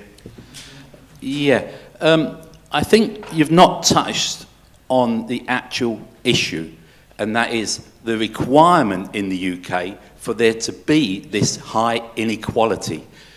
Now, the UK is highly dependent on wealthy overseas nationals coming to the UK to live and hopefully then invest in the UK. So how can we remove that dependence on the overseas by changing our tax, not really the welfare, but the tax system, to actually remove that requirement to be dependent on them so highly? I should be very brief. I come from Germany, where I pay quite a lot of hypothecated taxes. We did mention social care in an earlier session, so I actually also pay a hypothecated tax for social care. I pay a hypothecated tax for health. I pay a hypothecated tax for A, B, and C. Do you have views about roles of hypothecated taxes under a fairer or better system? Thank you. Okay, so we have 3 minutes left, so I'll give each of you a minute or so to answer either or both of those questions as you wish. I'll say, since time's against us, I'll say something just about the second question. Is something I've thought about in the past, and I'm aware of from local taxes in the US are similar. You get a sort of receipt. I'm in favour of a certain degree of hypothecation. I think most people would be in favour of paying more tax for health and social care, but they're not as keen on paying tax in general. But I understand that Treasury wants and needs to maintain a degree of flexibility, particularly in times of crisis. But in general, I'm in favour if it doesn't go too far.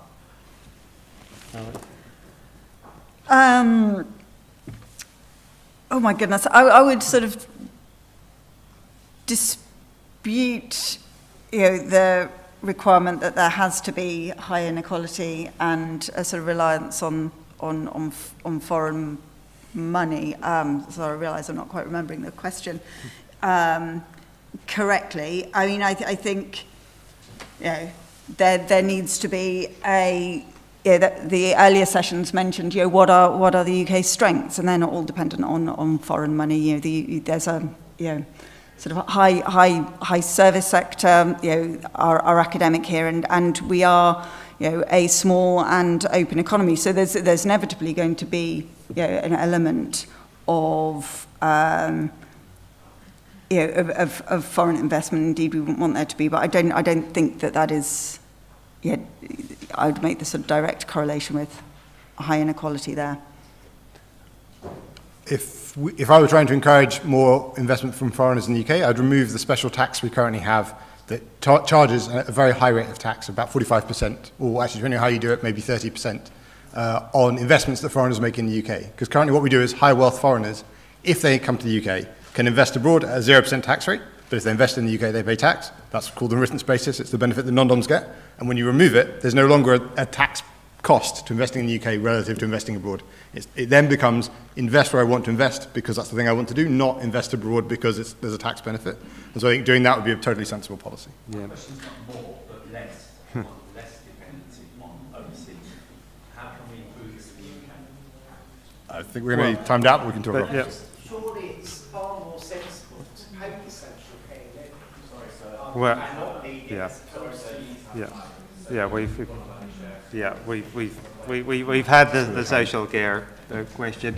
I mean, I think, you know, are we over-reliant on foreign? And I think, as Aaron has said, a lot of relatively highly paid people in some sectors in London are from abroad. But that doesn't mean we're dependent on their investment as such. It means we're dependent on them as providers of labour, of relatively highly skilled labour. And as I think, as Alex said, that's is sort of a structural feature of a small open economy with a large, highly productive tradable services sector.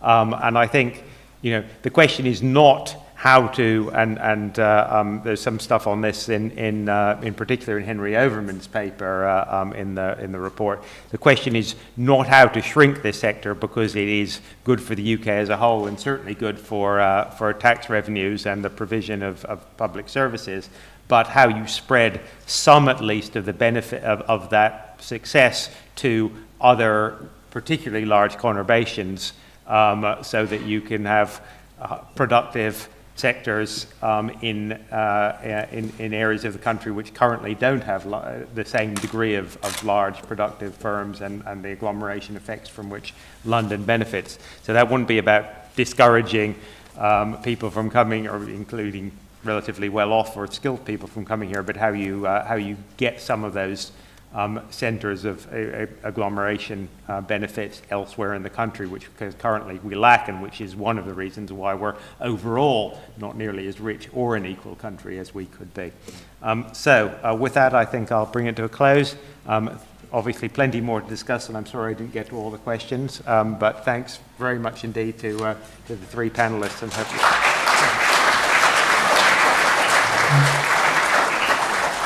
Thank you. That was great.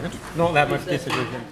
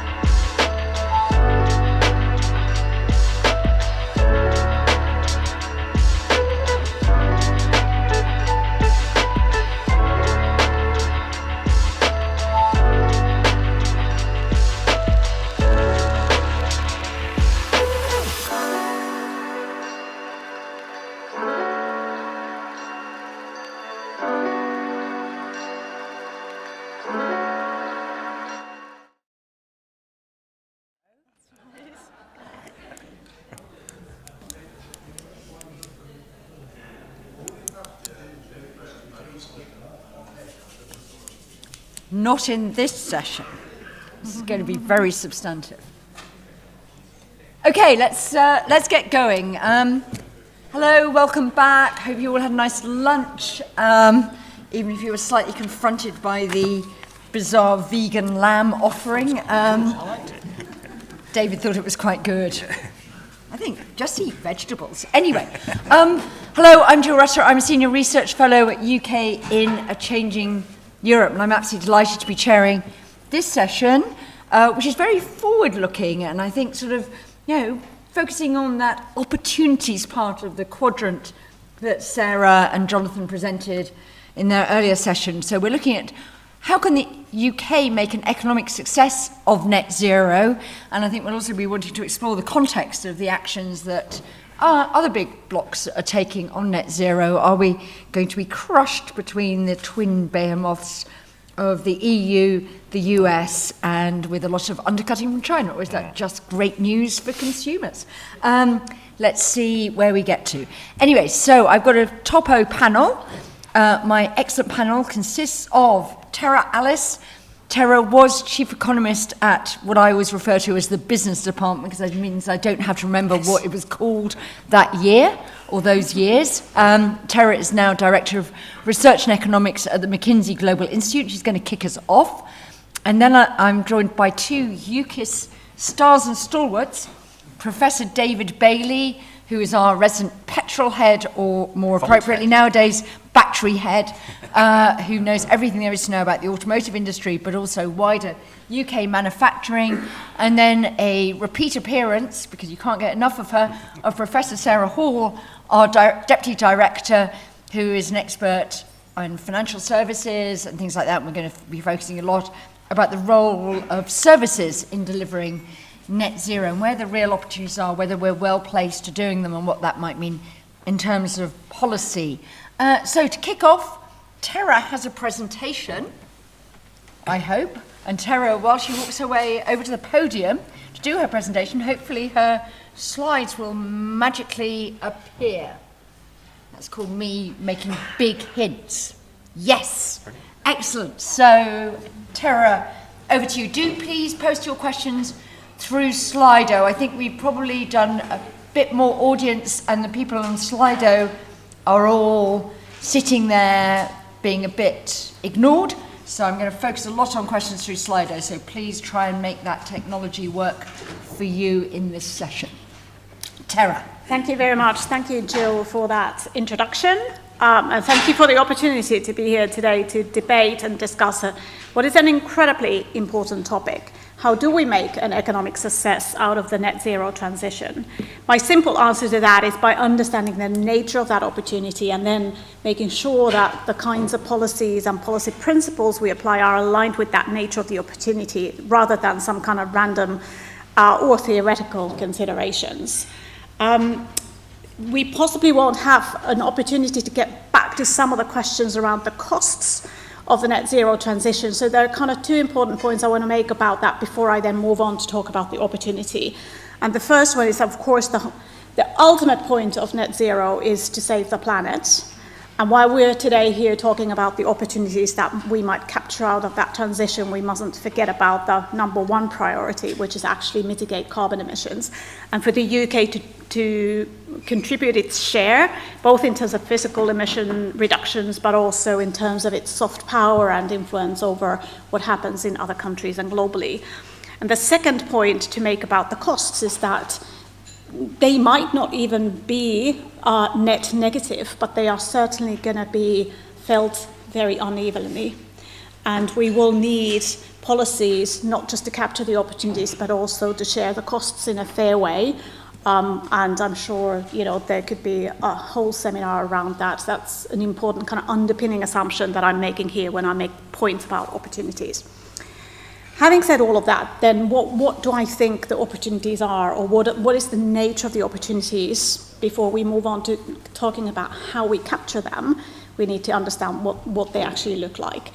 And I think there are kind of four characteristics which make me both optimistic about us being able to capture them, but also thoughtful about how we might go about it. So the first one is they are tangible. Secondly, they are very multifaceted, and possibly you could use even the word complex. They are global, and this is hugely important, and they are competitive. So what do I mean by tangible? Well, the first chart I'm going to show is actually about carbon emissions. It's not so much about the opportunities, but I think they are very, very linked. And I've just mentioned that this transition is going to be complex. It's a huge undertaking, and that could be scary. But the good news is that it's also kind of pretty concentrated.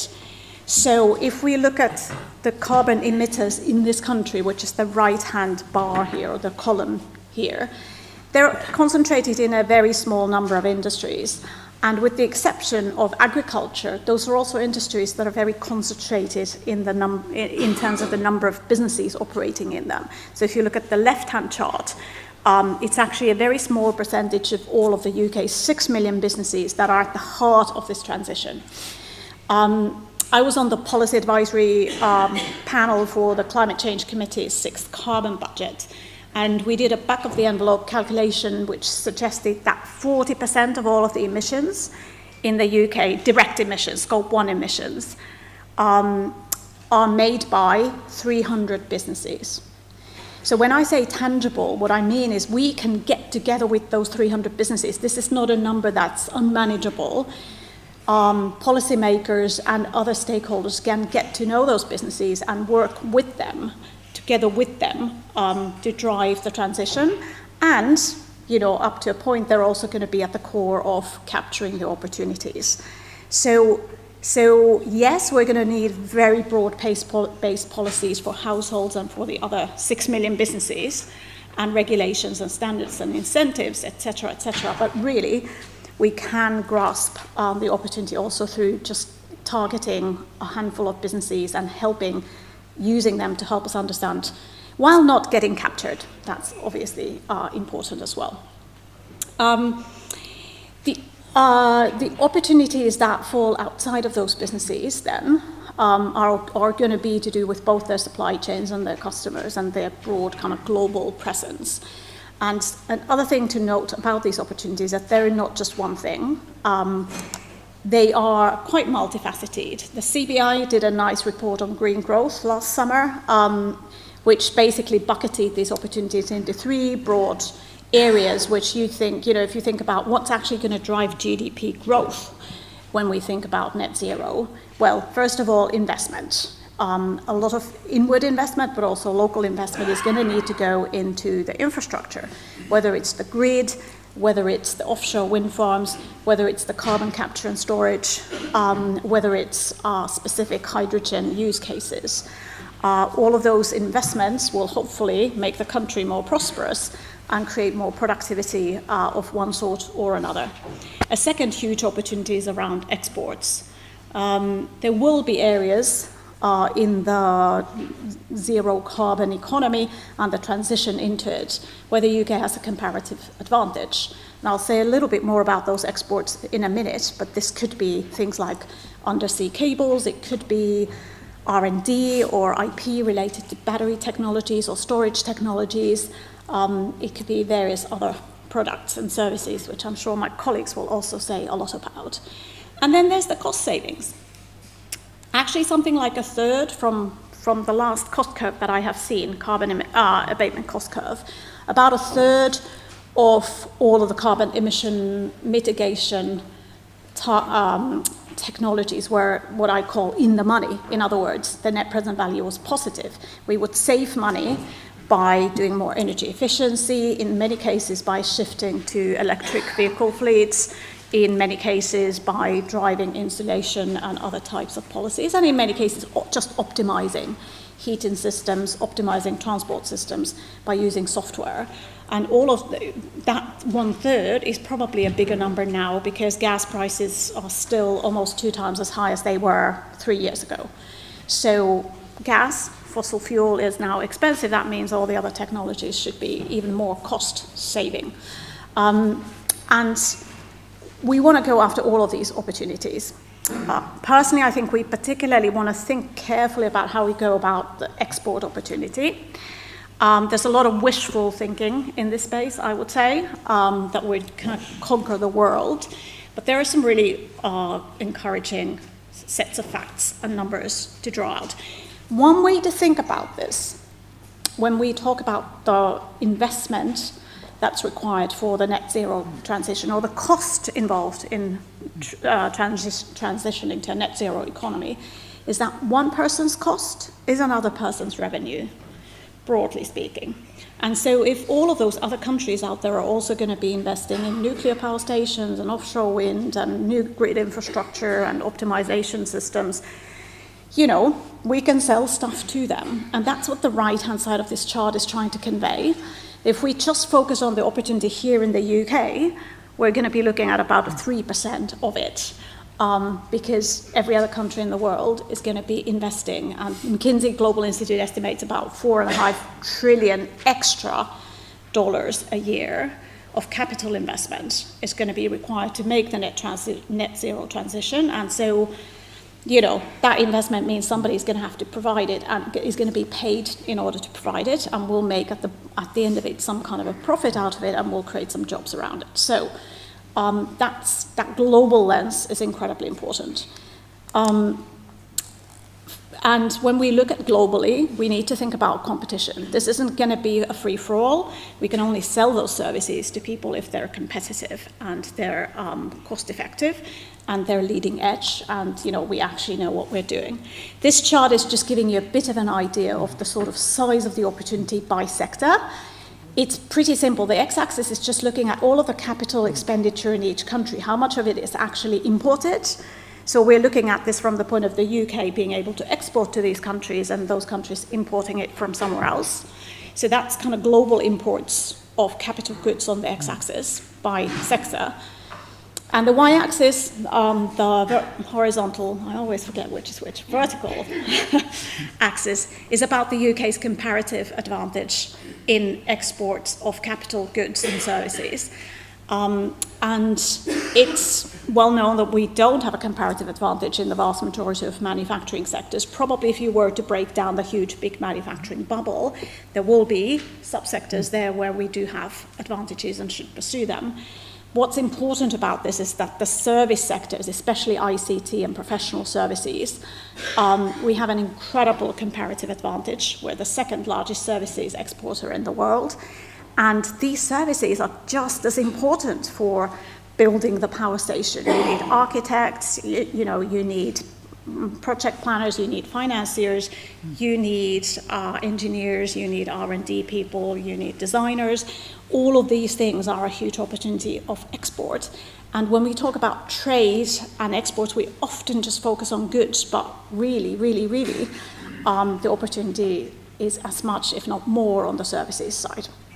So these opportunities, they're tangible, they are multifaceted and global, and they are competitive. What does that mean for kind of policy guidelines or policy principles that we might want to apply?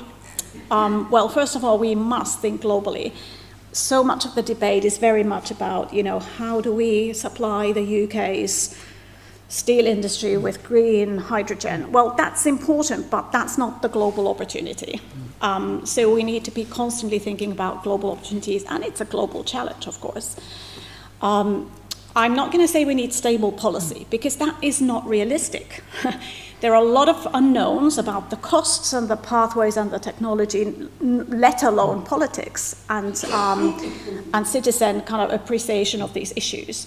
And so we cannot have a stable policy. What we can have is a stable vision of the known knowns. What are clearly going to be key building blocks of our net zero transition? Let's focus on those and build on those.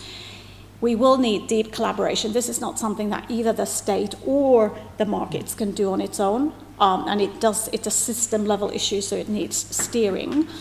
We need to not just focus on the easy wins. Some of these things aren't going to cost initially money to invest in the future, and we must be willing to make those investments. And we need clarity around where markets work and can just get on with the job versus where intervention is required. And finally, it's a delivery challenge. You've been reading a lot about in the newspapers recently about the UK's patchy delivery record when it comes to infrastructure. Well, we need to get better at it.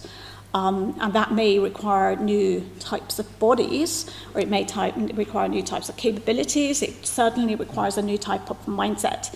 So I'll finish off on an anecdote. I'm originally from Finland. I actually have been to Olkiluoto, which is the place where they finally now started the third nuclear reactor. It was supposed to come online like 2050, and it's now finally up and running, but I was there when they were constructing it.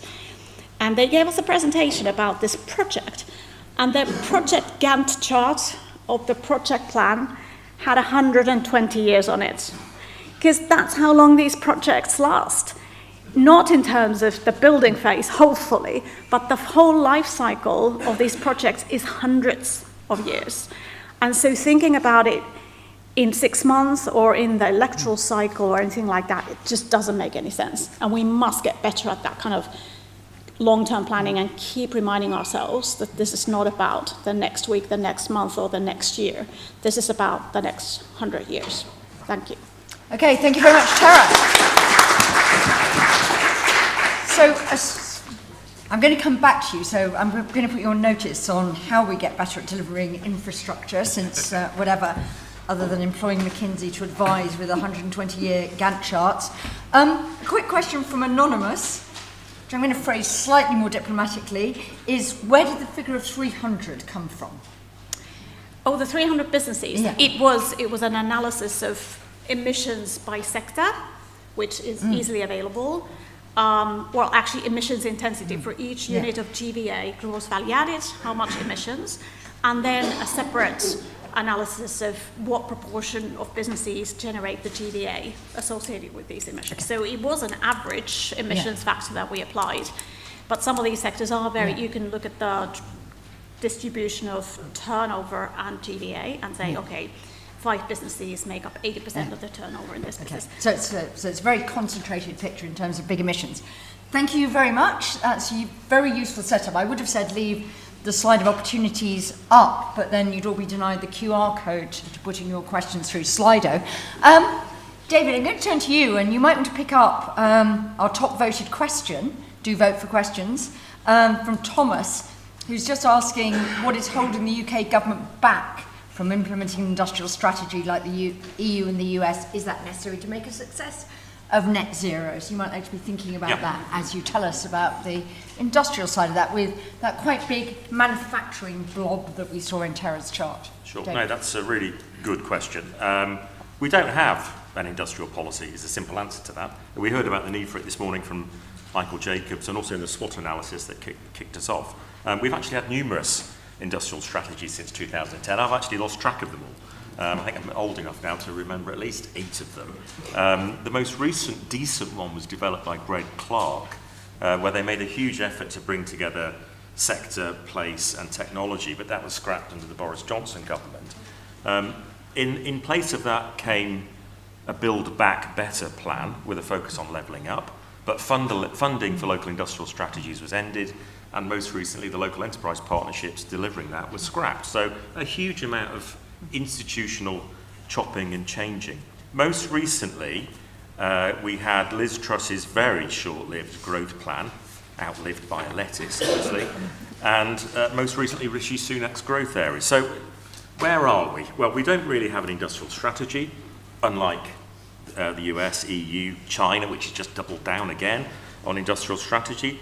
And that's in stark contrast with elsewhere. It's been very heavily criticised by employers' associations. There's little in the way of a response to the US's various measures, including the Inflation Reduction Act, for example.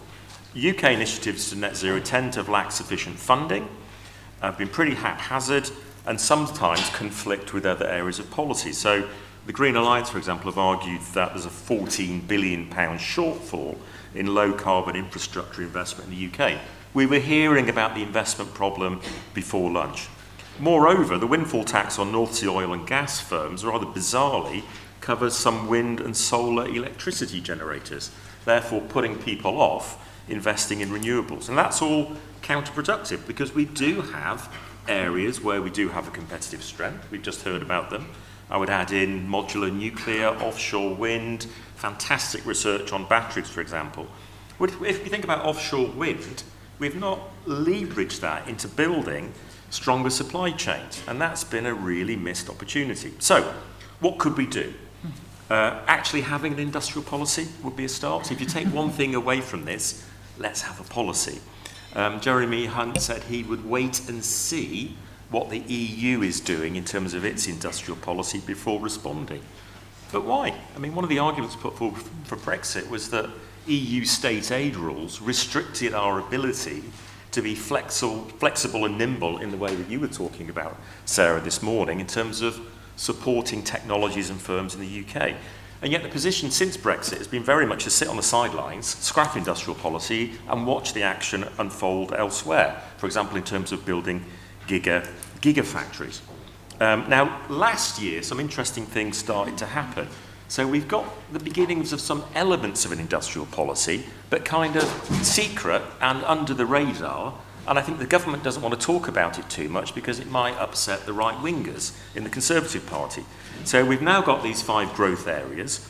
There was extra support put up for the automotive sector, particularly in terms of the shift towards electric cars, because the previous money had been used up. We've got a critical minerals strategy and the beginnings of a battery strategy. In full disclosure, I sat on the task force that advised on that. That's all welcome, but it doesn't add up to a strategy, and the sums on offer are a fraction of what's available in the US, the EU and China. So we don't join things up. The Labour Party, as we know, initially came up with a £28 billion a year green transition programme. It's rowed back on that. It's now an aspiration over 2 parliaments if conditions allow, and if it can stay within those fiscal rules that we were hearing about earlier. Now, I can understand Labour's caution in the run-up to a general election, but we do need substantial investment in the UK, for example, to deliver on energy security on the way to net zero. And so Labour, or whoever is coming into government, need a credible plan that the money is going to be well spent if financial markets are going to finance borrowing. If we come up with a good plan and we can spell out the return, I think the financial markets will back it. What they're not going to do is back unfunded tax cuts, as we saw with the Truss mini-budget. You know, we are not the United States. So there are huge opportunities, I think. We've heard about some of them. Progress depends on new investment in infrastructure, electric vehicle charging points. I drove here yesterday, just about managed to find a charger. High-speed broadband, hydrogen technology, where we're also really good. It isn't about picking winners, but about nurturing the stables from which successful carbon technologies can emerge. Also, a couple of final points. A lot of these opportunities are in the north of England, so it could support in terms of levelling up. Secondly, industrial policy today and industrial strategy isn't about top-down. And we saw during the pandemic good and bad industrial policy examples in terms of scaling up ventilator production, because we needed ventilators, we didn't have enough. When the government said, here's the plan for a ventilator, go and build it, everybody fell over laughing because it was something from the 1960s. When government worked with business collectively to think about how we can scale up production of modern machines, that worked extremely well.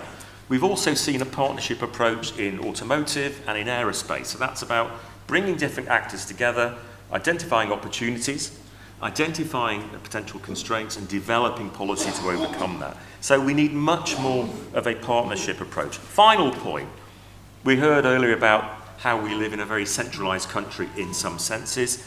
Some of the work we're doing for UK and Change in Europe is looking at the idea of just transition. We've looked at the North East and the West Midlands, really different perspectives of workers in those 2 regions about possibilities to transition, for example, towards electric batteries. So we need much more of a regional focus and a regional industrial policy to do this. And it's about bringing technology, sectors and places together. We had just begun to do that in the Greg Clark industrial strategy, and then sadly it was scrapped. So one of the problems we've got, as we heard earlier, is that we've got a highly centralised administrative system in the UK, which means we don't have that sort of regional industrial policy in place. Just to give you one example,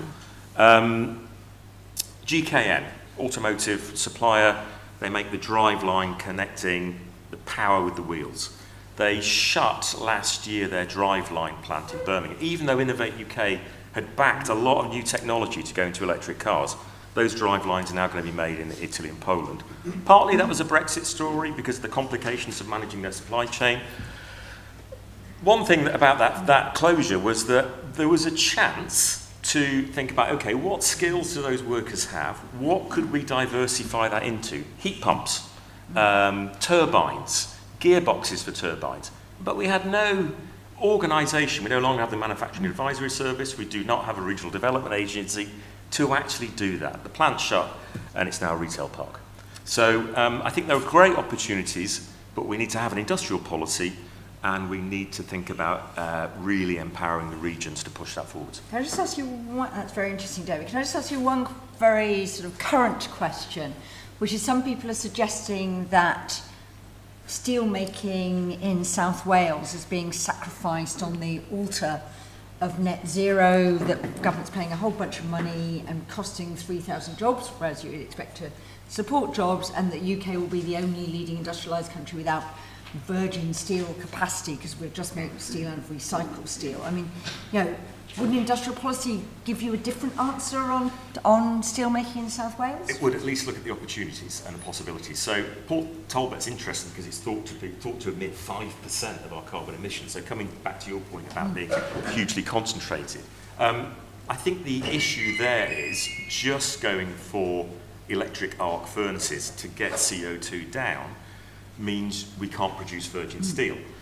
At the moment, electric arc furnaces can't produce very high quality steel for things like automotive and some other sectors. So there is a risk. The technology might develop, but equally, in the meantime, once that blast furnace has closed, we will be importing virgin steel from somewhere else where it's made potentially in an even more carbon intensive manner. So I think a more thought through transition could have been useful, looking at, for example, using hydrogen to repower the blast furnaces. Thank you very much, David. There are lots more questions coming in. Thank you, David. And Sarah, your blobs weren't as big, but they were there as well in the sort of, you know, both financial and also the sort of more general business services. So what's the services opportunity in the UK, poising itself well to take them? Great, thanks Jill. I'm actually going to speak largely about financial services, although I do totally take the point that's been made a couple of times that the UK, excuse me, the UK is a sort of services powerhouse, particularly in business and professional services. But I'm just going to talk about financial services. So on the face of it, there's quite a lot of opportunity in terms of net zero and the green transition when it comes to green finance, if you like. I think perhaps most notably, London is regularly ranked and has been ranked for the past 4 years as the leading green financial centre internationally. And the government has set out an objective to make London the first globally net zero aligned financial centre. And there might be some questions about how you would know or what it would look like to have a net zero aligned financial centre, and I'll maybe come back on those. So what is the role of green finance in the types of activities that we've been hearing about? I think the key thing to think about, and both speakers have mentioned this, is that there's a significant need for ideally low-cost capital and capital that will facilitate scale-up capacity to support the net zero transition. And so having a large liquid financial centre within your jurisdiction should be really helpful in doing that. And I think there are two specific ways that works. One is that if you have kind of green reporting requirements, for example, you're essentially asking businesses to align their decision making with sustainability requirements. So that's a sort of corporate angle on it. I think as well it's important to note that when you look at consumer surveys in relation to green finance, consumers tend to be very supportive. Recent work by the Financial Conduct Authority suggests that around 75% of consumers actually expect this within financial services products. And I think for the UK in particular, there's a sort of macroeconomic political point about the fact that you could use the growth in green finance to bolster the UK's position as a leading financial services provider. So that's sort of what we're aiming for.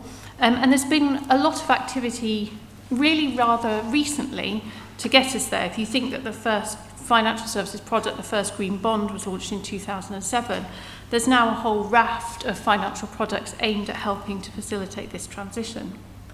In terms of what the government has done, and then specifically as Jill's asked us to think about what could be done, I think the most important recent intervention comes in the form of the Green Finance Strategy in 2019, which was really aimed at these twin goals of trying to use finance to align private sector activity and business decision making with sustainable growth on the one hand, and then on the other hand using this strategy to use green finance to support the competitiveness of UK financial services. And this is an area, there's been a lot of sort of policy uncertainty, and we've heard quite a lot about this on this panel. But this has actually been an area of quite concerted focus, I would say. And indeed, this strategy was updated significantly just last year, really focusing a lot more on what's included within green finance, so a desire to incorporate nature and processes of transition, rather like David was speaking about, rather than sort of green activities in and of themselves. So far this sounds positive. There's a sort of clear political support for green finance. We know that the UK is a financial services strength, and we know that therefore that should be helpful in terms of realising the low-cost capital that the sector would need. There are a couple of quite significant challenges, if you like, that I think, however, the UK government needs to be aware of. Clearly, the first is that it's not just the UK that is interested in green finance. And when you look at the ranking of green financial centres, it's really notable that this is an area of significant activity within the EU. So, London may be ranked 1, but I think it's about 4 or 5 of the next 10 are within the EU. So the UK can't afford to rest on its laurels.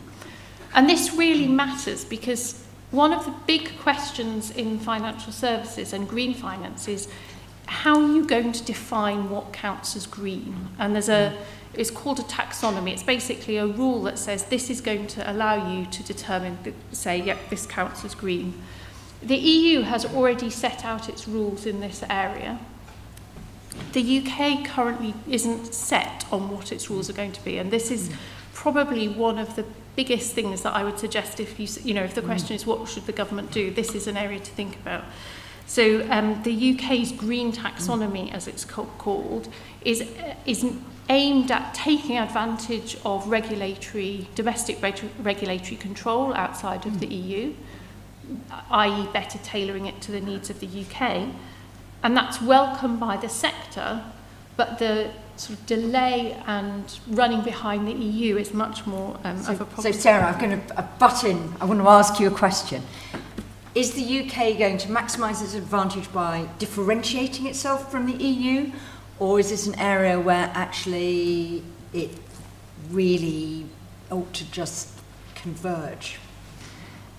Diverge, converge. Big question, Jill, and I think our colleague Joel Relland, who writes the divergence tracker, would be the man to ask. But I would say I think there's an increasing recognition that when it comes to the green transition, and indeed the whole question of meeting net zero targets, it's transboundary, it crosses boundaries.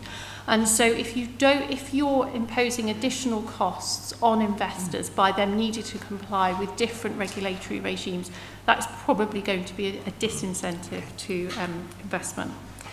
And that actually very helpfully, Jill, brings me on to my my 3 recommendations, if I can get into my laptop. So areas where I think the UK needs to focus attention or questions that need to be asked. And helpfully these actually really echo what Tara and David said, but in a different sector. So the first is that having clear long-term national net zero policies and incentives, as well as a regulatory environment, is very helpful to investors. It helps investors plan and it helps them make decisions. So the sorts of things that David was talking about are equally of value to financial services. The second one is also something that David mentioned in relation to manufacturing, which is I think it's really important to have dialogue between regulators, firms in financial services, and particularly corporates and SMEs in the sorts of sectors that David works in, to understand what their requirements are. And this is important because it might help prevent greenwashing, which is the risk here, in terms of products being labelled as green when actually they're not, put simply. So I think a dialogue between those different communities it would be really helpful. And then I think the third area which is important to keep alive is a good engagement with other jurisdictions. And the research would suggest that actually a degree of global convergence, or what's called interoperability in this area, would be helpful in terms of financing the green transition, but there are kind of political questions overlaid on top of that. Sarah, that's all very interesting. Now I've got a question which I swear to everybody, I'm not pretending to be called Andrew, but it's probably exactly the sort of question I would ask. Anand would say Jill would always ask a machinery of government question. So I'm going to put to all of you, what, or indeed are there institutional structures, what institutional structures might enable an industrial, or actually a coherent industrial finance strategy with a shelf life of a decade, or if you want to take Tara's example, a shelf life of a century. But let's start with a decade, because more than a year would be helpful. Tara, you're an ex-bureaucrat. Industrial structures? Interesting. Or just left to the whim of whichever minister's at the desk No, that day? I have written down here institutional makeup is really important. This was basically, as I was listening to both David and Sarah, this kind of is the thought that you end up having. I don't know what the exact correct institutional makeup is, because there's a big challenge here if you think about just organizational terms. There's a complex transition. And on one hand, you need it to be systemic. You need all the parts to be joined up, as David says. But on the other hand, if you're just constantly joining up, you're actually not ever going to get anything done. So on the other hand, it needs to be quite bottom-up, specific opportunities on the ground in specific locations with local people getting together and just delivering. In the context of uncertainty, where we're not sure what the costs are going to be, or what the benefits are going to be, or what the global system of agreements is going to look like, or whatever.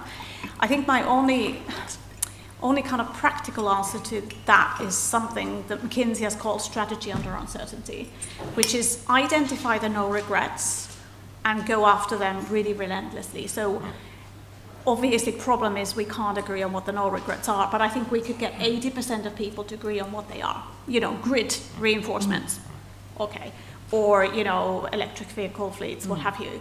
And sort of start there and make sure that those are delivering, and then deal with the rest of the complexity on a really kind of, I don't know, agile basis. Don't promise to people policy stability if it cannot exist. Because I can guarantee one thing, oil prices and gas prices are going to go up as well as down.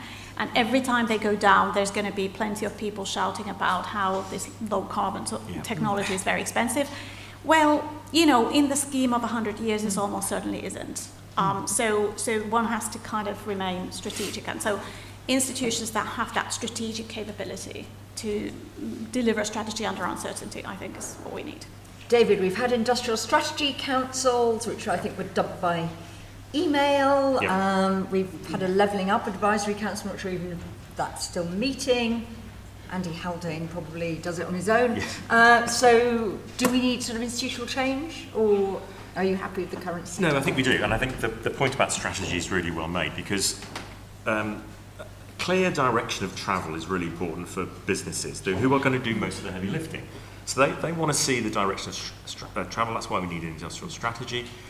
That helps them in terms of confidence to invest. It de-risks the investment, and we get more investment the way we're going.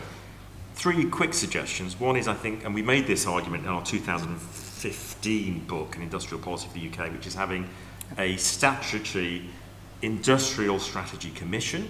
So it has a basis that, you know, is responsible for delivering this long term. Secondly, we need to bring back a regional scale in the UK beyond just the combined authorities, because things need to be done in places.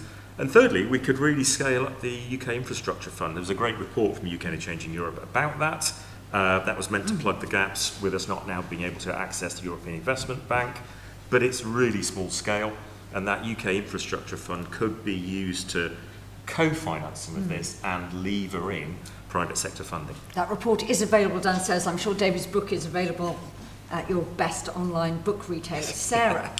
Yeah, so full disclosure, I am not a machinery of government expert, but I do know someone who is. But I think I would say three things. So I think one challenge is that sometimes financial services becomes a little carved off in terms of UK government policy making within Treasury. And I think in terms of financing a green transition, we need to be much better at embedding financial services alongside manufacturing and also crucially actually alongside other service sectors. So that would be the first challenge.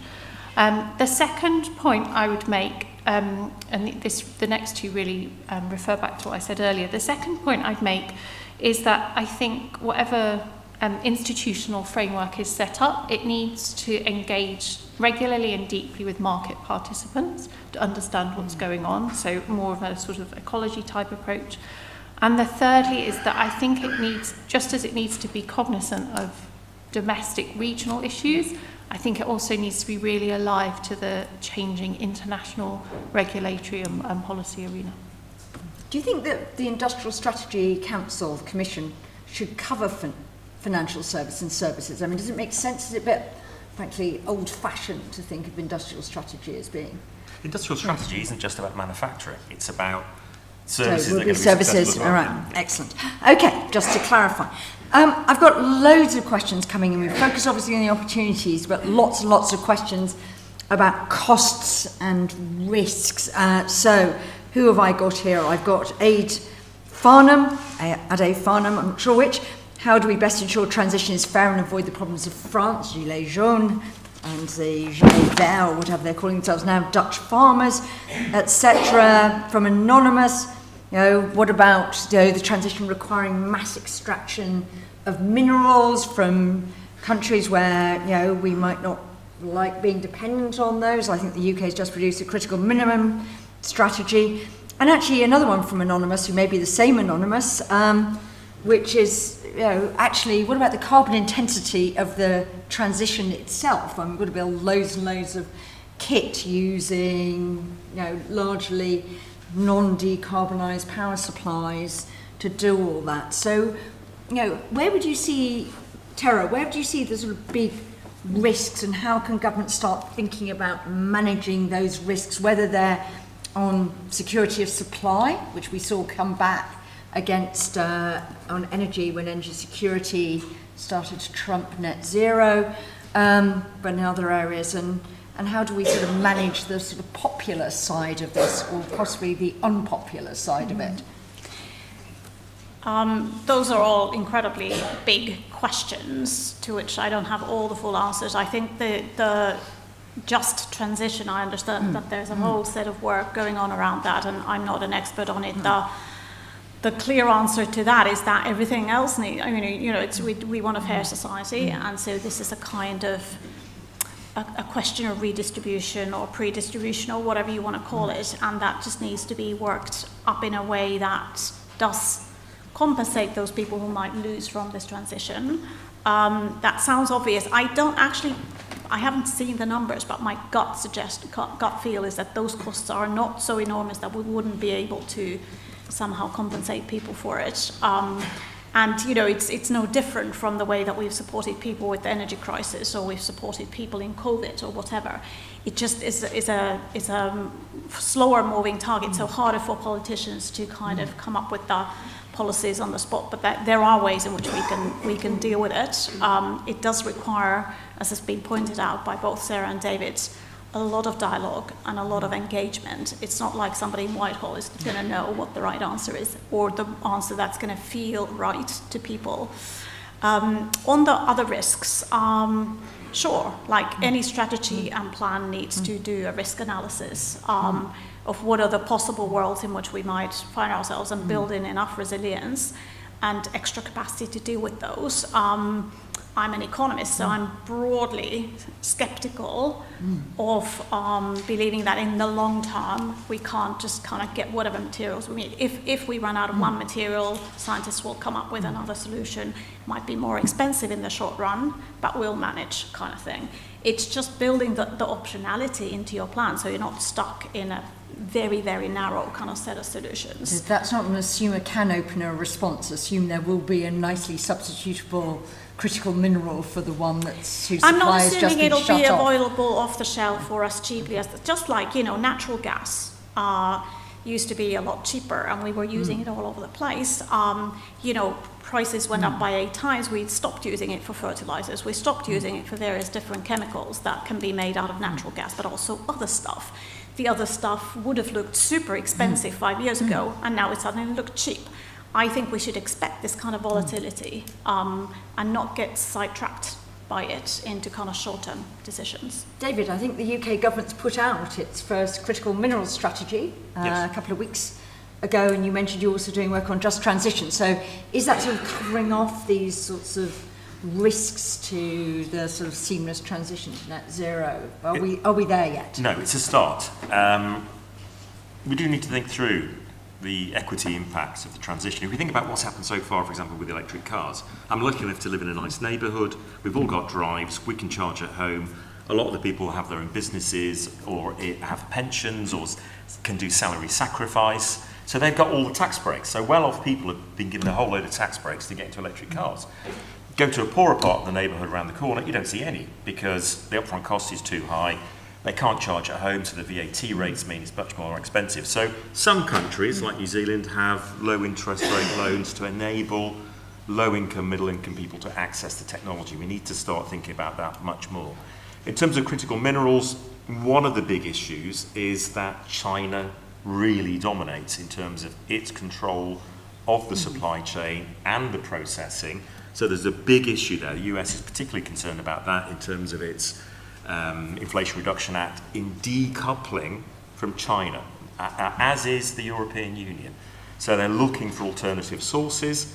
One of the big things is we're going to have to recycle much more. So a circular economy approach to batteries and battery materials will be absolutely critical.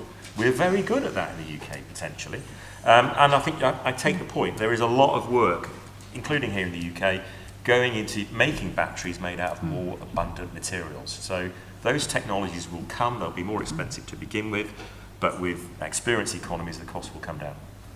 Sarah? Yeah, so I think the risks, specifically for financial services, are around greenwashing and the risk particularly, I think, actually to consumer confidence in green finance as a result of that.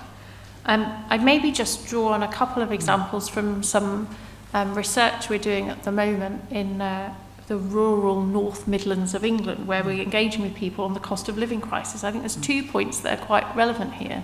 One is that, and David's really alluded to this, that, you know, if you speak, we've been, you know, conducting focus groups with people about the cost of living, and one thing that comes out quite strongly, even without being asked, is that they can't afford or don't want to pay the higher upfront costs associated with, for example, charging cars, electric cars, etc. So I think there's an affordability question. And I think there might also be a planning and NIMBYism question here. So the area that we're conducting research in is the subject to planning permission for 3 large solar farms. And it's amazing how strongly that is coming out in the research as something that people don't want in their neighbourhood. And I think this comes back to the sort of relationship between local planning and central government strategy and how you deal with that. So that's really interesting, because we've got, you know, various concerns being expressed about the UK ditching a relatively reliable energy infrastructure for a potentially less reliable one. And Peter Hurst has just asked, we've just written a statement, but with a question on the end, so I'm going to interpret it as a question. A bundle of green investment infrastructure structures. You know, Terry, you were mentioning this sort of big delivery challenge about that. How, you know, the UK's track record isn't particularly reassuring that we can manage a massive thing, both on actually physically getting the stuff there, but also on the skills, where we've had to list construction as a shortage profession, we don't have a ready supply, of people to come in. UK Borders Agency had to set up a separate operation to accredit people to come in and work on the Olympic part, which is nothing like the scale of that we're talking about now for energy infrastructure. So actually, if we build it, but can we build it? What do we need to do to be able to do that in terms of skills policy, in terms of planning and all of these things? Another huge question. I have to say I think we can do it. And why do I say that? It is because 10, 15 years ago I was working on energy and climate change policy, and I was very skeptical that we would deliver the sort of offshore wind farms that we currently now have, and more than what we thought we would have. There were all sorts of reasons why the supply chains weren't going to be there, incentives weren't there, the finance wasn't there, the manufacturing wasn't there, the capabilities and skills, whatever. But we have actually delivered an incredible growth in offshore wind farms. So I think if we have the right aligned policies, then we can deliver this. But it comes back to what David was saying earlier, which is so difficult to do. It needs to be joined up. So I have a page in one of my industrial strategy presentations which lists all the policies that would need to be aligned in order for the delivery of whatever industrial policy you do have, let's say net zero. And it's not just about, let's say, tax breaks or subsidies. It's obvious things like R&D, but definitely very quickly it's planning, it's skills, it's immigration policy. It is, in fact, pretty much every policy under the sun suddenly becomes an important policy to deliver net zero. What's difficult about that is that the government has more targets than not just net zero, right? There's, all kinds of priorities. And I think we often use the COVID period as an example of, look, we were able to deliver the vaccine. We were able to deliver it because it was number one priority for absolutely everyone, absolutely everywhere. And so we need to create a similar kind of pressure almost, and alignment and focus on the net zero and sustain it. I don't know exactly how to do that. I think it will have to come from the political class ultimately, because otherwise it is going to be diffuse and we aren't going to get that join up between different departments and different delivery agencies. I mean, David, businesses already complain about a lot of the problems that, grid connections where you wait for ages. I think the government announced it was doing bits about that, but actually, what do we need to do, and is there enough conversation about the people side, the skills, the jobs and things like that, as well as the sort of harder kit? Yeah, good question. So we do have an infrastructure commission, which is doing an excellent job highlighting a lot of these issues. It's about follow through in terms of changing planning law, so you can actually get the power supply into where it's needed, say a motorway service station to put charging points in, and the financing to actually make that happen. So we need to join that up around what the Infrastructure Commission is saying. On skills, we've got really two big challenges. We've got net zero coming. We've also got what's called Industry 4.0, the whole agenda around automation, digitization, which is going to destroy a whole load of jobs and create a whole load of other jobs. Some countries are very good at this. I've been working out in Singapore. They have a skills future program between the government, business, trade unions to identify the future skills and fund it so that people are retrained throughout their lives. And that's something we've got to do in the UK. Also, devolving skills down to a regional level would be good. At the moment, businesses don't like paying the skills levy because they just see it as a tax and they've got no say about how it's used. Let's devolve that down to city mayors. Sarah? I don't actually have anything to add. Excellent. That's a very good answer. So you've all been very patient while I've indulged the people who didn't come. So if there isn't roving mic, my eyesight's not good enough, and particularly anyone at the back who wants to ask a genuine quick question, who hasn't asked a question before. Somebody halfway up, a couple of people here. If there are any women who'd like to ask questions, she said. Women are allowed to ask questions too. Yes, we've got a couple of people. Do I have a mic? Has my mic taken the day off because he thought I wasn't going to use it? You'll have to shout. That means I'll repeat it because otherwise people listening online won't be able to hear. So. First, I want to thank the chairman from the Borders and Professor Menon and all the UKICE members for today's event. Well organised, and thank you very much. You should not take the time. I'm happy for that. Now, I've got two questions, but I've got a long lead up, so the question I asked If I made you, as I said, you're representing the Institute of Application Labour, right? Sorry, I can't hear. Because you're representing of the Institute of Government, that will be later if I may, because my question is in terms of history and leads up to the present day. So it won't be fair to take up time asking you. Okay, well, let's go forward then. Yeah, John, is that you? She said. Sorry. Yeah, sorry, okay, I'm happy to go. Yeah, you. If I was going about to net zero and staying green, I haven't heard before today in any other events, I haven't heard even anything today about the fact where all these resources coming from. I haven't heard anything about the fact that no one's mentioning BRICS nations. Why is Brazil, Russia, India, China, South Africa, and so many other countries clubbing together, saying to the G7, you want to divest from fossil fuels? Good luck. We're going to do our own thing. Without us, you have no Green New Deal. That's a great question. We've got some questions on Slido about should we actually be talking about degrowth and things like that. But I think this is really interesting. You know, somebody was asking about, you know, why was there assumption that these export markets would be available to us? And I think a really interesting thing about actually, you know, the West calls the climate problem, or whatever, you know, other countries in the road to develop might not want to be part of the sort of consensus way we're going at. Tara, you're with the McKinsey Global Institute, so you know, are we being unrealistic about this as a joint world activity, and actually will the BRICS go a different route and maybe, you know, take their own path?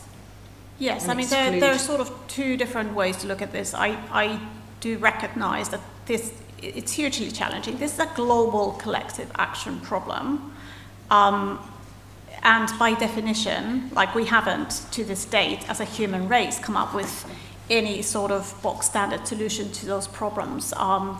It requires a lot of persuasion and collaboration and convincing people that it's worth all of us trying to do something about it, and we will not succeed 100%. I think if we aim for perfection, we're going to fail, for absolute certainty. In the meanwhile, I come back to my point about no regrets. Even if the BRICS countries do something else, there are tons of things we can be doing which are beneficial to us, even in the worst scenarios of what those other countries might get up to. So let's identify them and go after them, while we obviously continue to try and convince everyone to join the carbon reduction targets that are required to essentially save the planet. There will not be all markets available to us, and indeed there will be supply chains that we don't want to be reliant on, because we do not live in a perfect world of open markets and lack of geopolitics, etc., etc. But equally, I think that is exaggerated. The McKinsey Global Institute did recently publish a report that looks at not just the geographic but geopolitical distance of imports and exports in the world, and where, you know, basically it's a mixed economy in many and most cases. You know, if you can only get a certain thing from a certain country, you will figure out a way to get it. You might have to pay more, you might have to give up something else in terms of your negotiation position. But it's not like you're done and you won't be able to move ahead with this plan. So I would encourage us not to be black and white, because it's going to be messy. But the fact that it's messy doesn't mean it's important. In fact, it's the reason why we need lots of different brains and lots of different collaborators to deliver it, because there isn't going to be a simple answer to any of this. David, you mentioned a bit about the circular economy, but don't we need to accept that we're in a resource-constrained world and we actually don't have most of the resources and dependent on others, and maybe we should just accept that that means that we don't grow anymore, whatever, and let other parts of the world enjoy the benefits we enjoyed over the last couple of centuries. So there has been this debate around degrowth. I prefer to think about it in terms of A-growth, i.e. being agnostic to it. That is, let's set our objectives for net zero, what we want to achieve.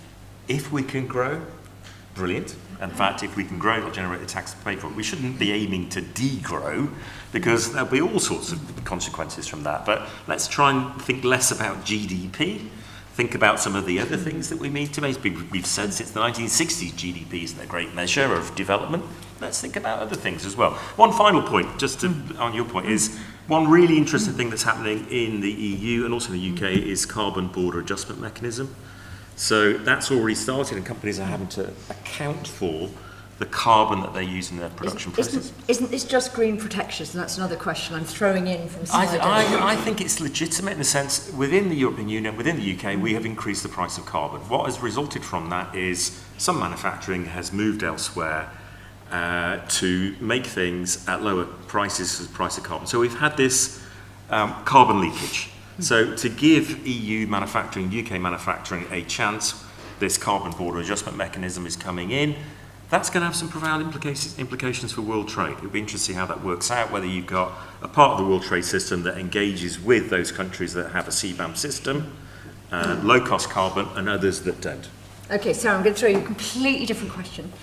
We have, as all questions about the climate transition do, spent 59 minutes talking about getting to net zero. We haven't talked at all about adapting to already locked-in climate change. I just wondered, how far is that a risk to the financial services sector? Is it an opportunity, sort of, increasing insurance claims and things like that? What thinking's going on there about adaptation?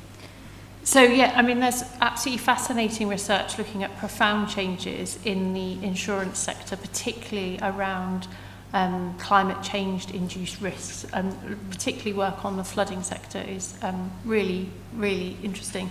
I think it is a risk. I think the sort of broader direction of travel is to think not just about endpoints, but to think about processes of transition, and that by very nature takes into account where you're starting from.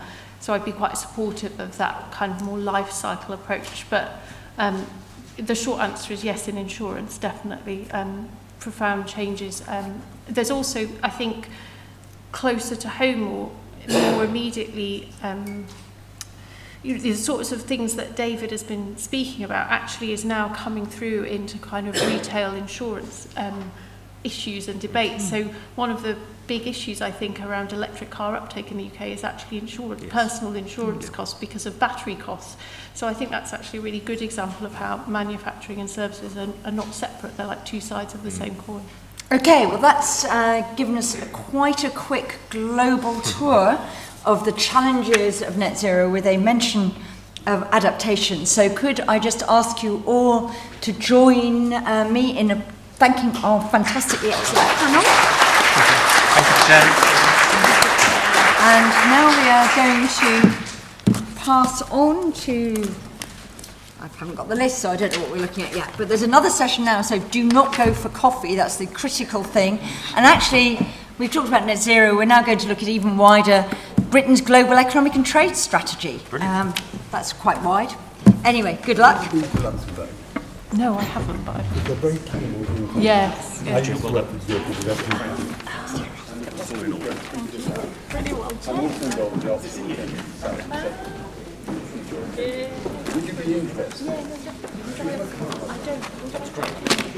Follow up. Yeah. Great.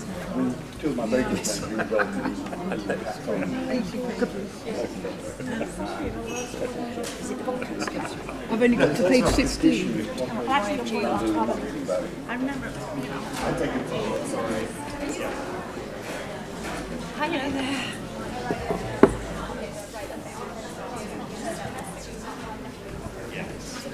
Any particular rationale for where we're sitting?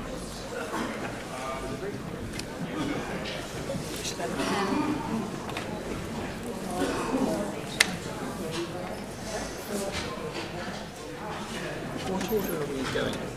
You? Brilliant. 10 minutes apiece. The slides will appear somewhere. No, I presume I'm third, yeah? Yeah, all good, all good. Are you going to the podium or are you going to Yeah, I think so. I have. Yeah. Yes. Are you? I'm going to do whatever you do. I kind of like just like sitting here, but as I would probably go to the podium, only because I think the slide click is over there. I was comparing you. okay, yeah, that probably makes sense then. I have my notes on my laptop, so. Do you prefer if we speak here or at the podium? Okay. Right. Ollie, the Q&A, they'll just magically appear on here, will they?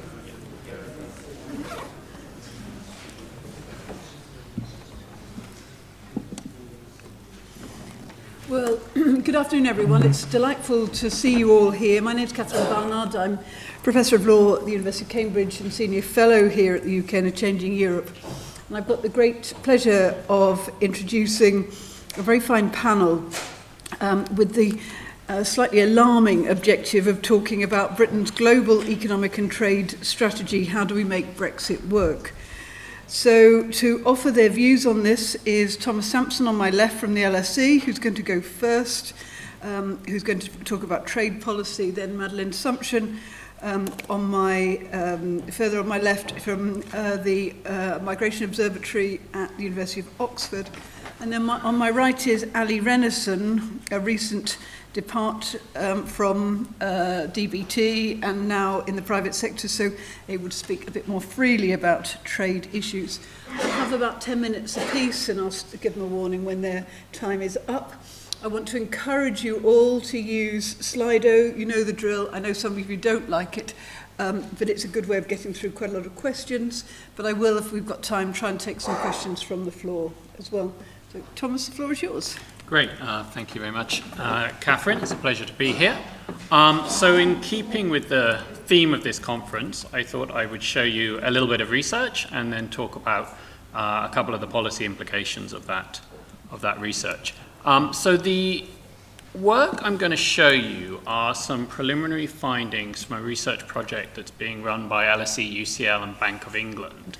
And it's a project looking at the effects of Brexit on UK trade.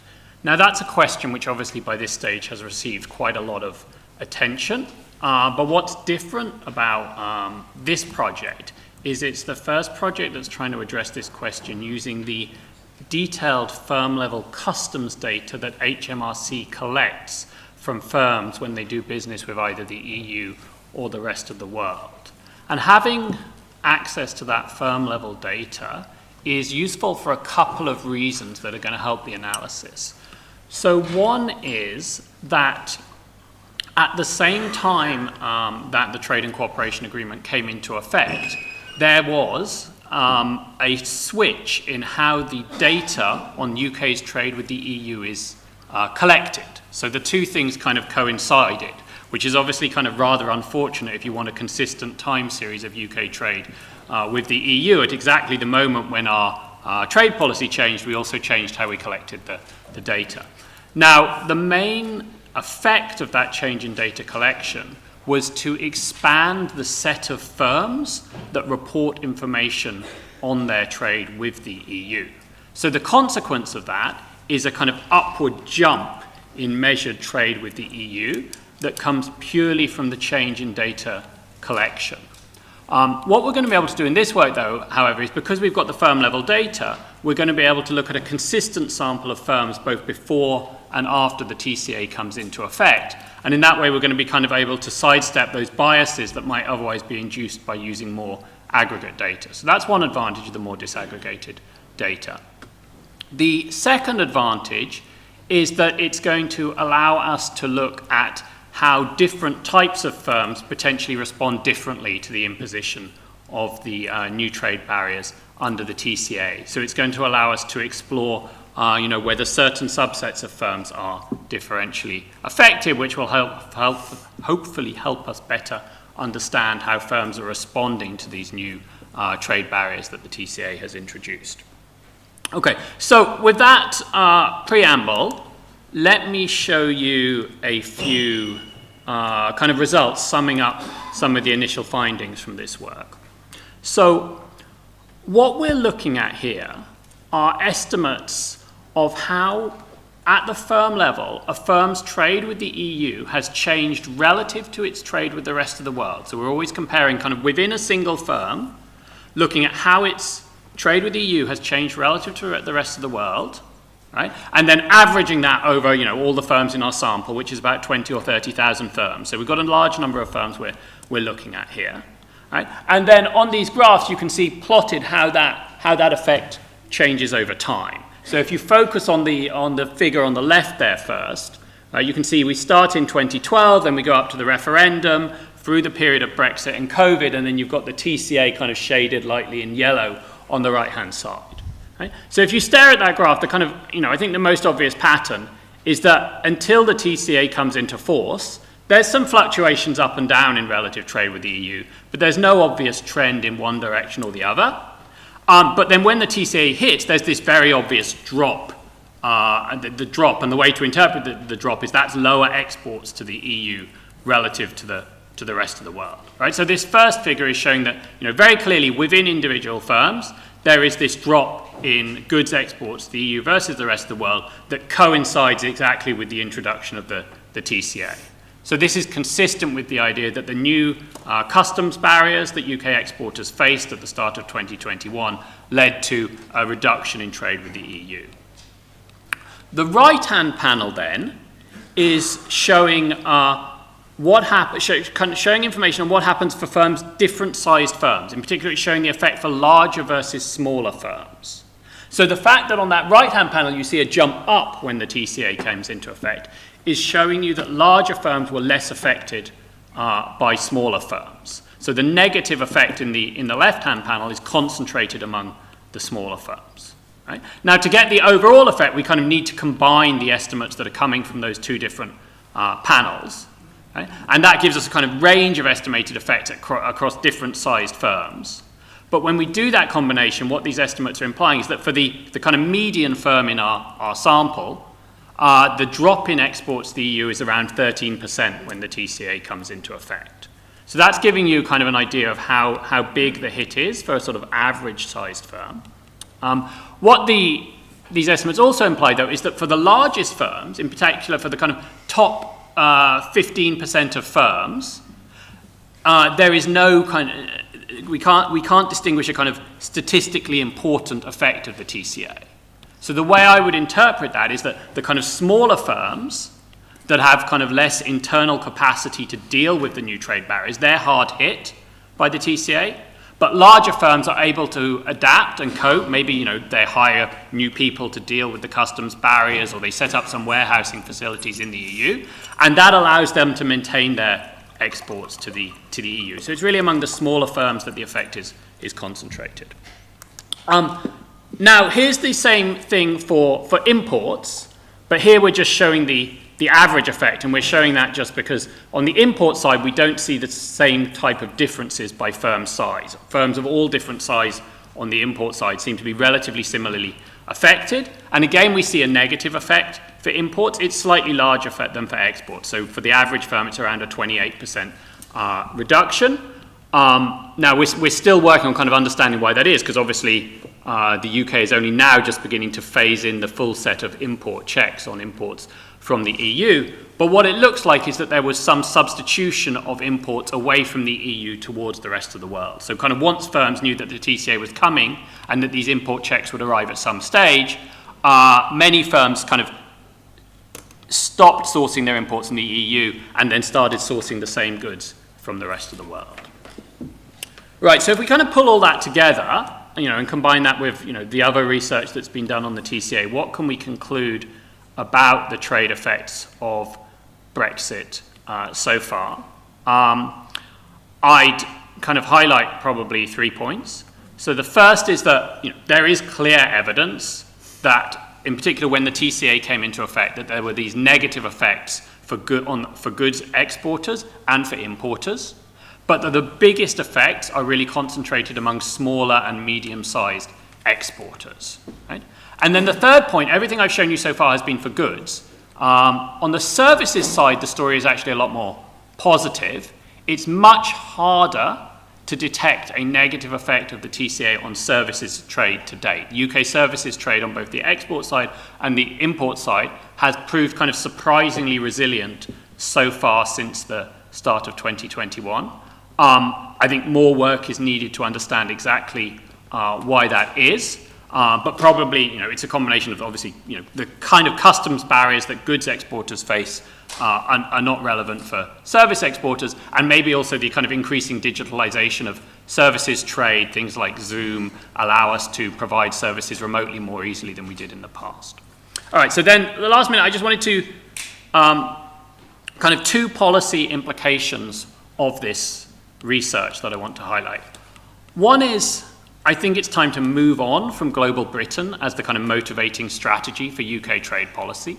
the idea of global Britain was that we could kind of diversify our trade, benefit from strong trade growth with the rest of the world. That hasn't really happened either since the referendum or since the TCA. In the current geopolitical environment, there's very little scope for improved, transformational trade deals with major trading partners. The US isn't interested in talking at the moment. The Indian negotiations are kind of dragging on. We'll see if something comes out of that, but it's unlikely to be major in any case. So, what that means is that the EU is still by far the UK's biggest trade partner, and I think that for whoever forms the next government, their focus should be on, kind of building back the relationship with the EU, and if we can also do, improve relations with the rest of the world, that's great, but it should be of secondary importance. So that was one point, and then the final point, in terms of thinking about what should the priorities be for the trade relationship with the EU. I think a lot has been written about this. I don't have much to add. People like the UK Trade and Business Commission have put together a very long list of potential recommendations for kind of marginal improvements. The one thing I would highlight coming out of the research is that where we're seeing the biggest effects of the TCA, it's on the kind of barriers that are created by being outside of the customs union, not by being outside of the single market. So if we're thinking about where we want to prioritize efforts that can be most helpful to UK firms, it's on thinking about how to reduce those kind of customs barriers. The kind of regulatory barriers that come from being outside the single market have, at least so far, proved less important, right? Whereas, the reason particularly small and medium-sized exporters are suffering is because of the customs barriers. So I think, there's a lot of politics that goes into this, and there certainly isn't political will to think about a close customs relationship at the moment. But if you were going to focus on one aspect of trade policy where you could help, improve these relations with the European Union, it would be moving much closer towards some form of customs partnership. Thank you very much indeed. That's immensely helpful. Madeline, mobility. Thank you. So let me see if I have some slides. Okay, brilliant. Yes, thank you for the kind invitation to join. So what I'm going to look at in the next 10 minutes is this question of how well is the post-Brexit immigration system serving the UK economically. Now, if you cast your minds back to, say, around 2019 or so, think about, what were we told about the purpose of the post-Brexit immigration system? Broadly speaking, different people had slightly different views, but broadly speaking, we were told it was going to reduce overall immigration and it was going to lead to a more skill-selective system that would effectively selectively restrict migration into lower wage or lower skilled work, and instead facilitate the types of migration where the evidence suggested there was the greatest economic benefit, i.e. Highly skilled migration. Did it happen?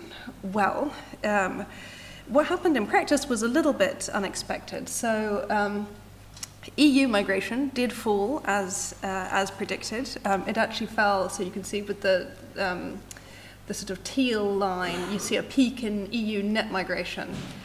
These figures of a net migration around the time of the referendum, and then even before any policy changes had come into place, the EU net migration is falling, but then the real fall takes place with the introduction of the post-Brexit immigration system. It's currently, net migration for the EU is actually negative, so more people leaving than arriving.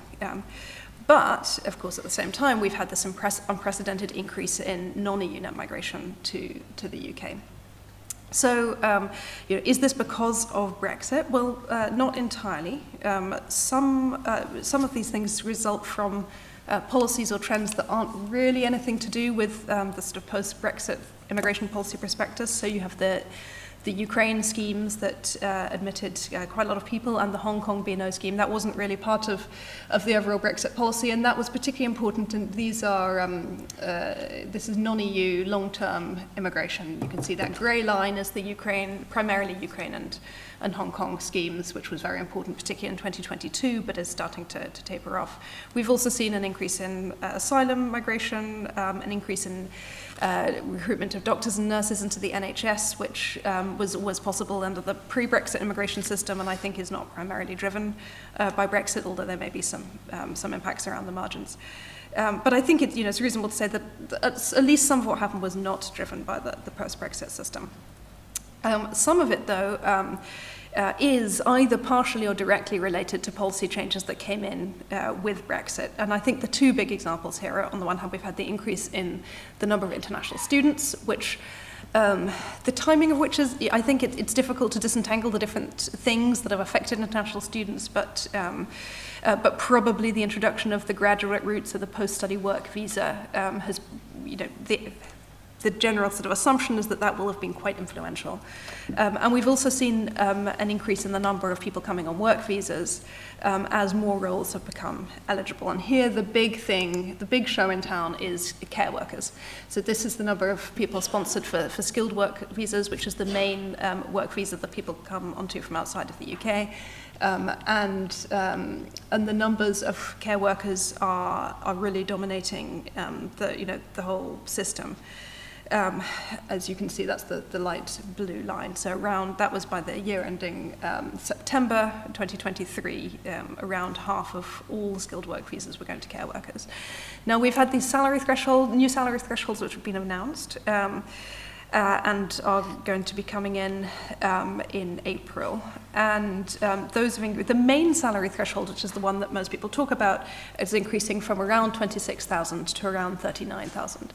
Now, that might sound like a very big increase, but actually most jobs that people have been sponsored for over the last year or so are exempt from the salary thresholds and won't be affected at all. So around 70% of workers who came in over the last year were in health or care occupations and a few others that are not subject to those salary thresholds. And among the people who are affected by the salary thresholds, many of them are in graduate jobs that already actually pay quite a lot, and so they're already paying well over 39,000, and so there won't be a big impact. So actually, the announced reforms, the thing that they leave untouched is the thing that's really driving the numbers, which is main applicants coming on care visas. And the expectation, we'll see the details when they're published, but the expectation is that those are not really going to be massively affected by the policy changes.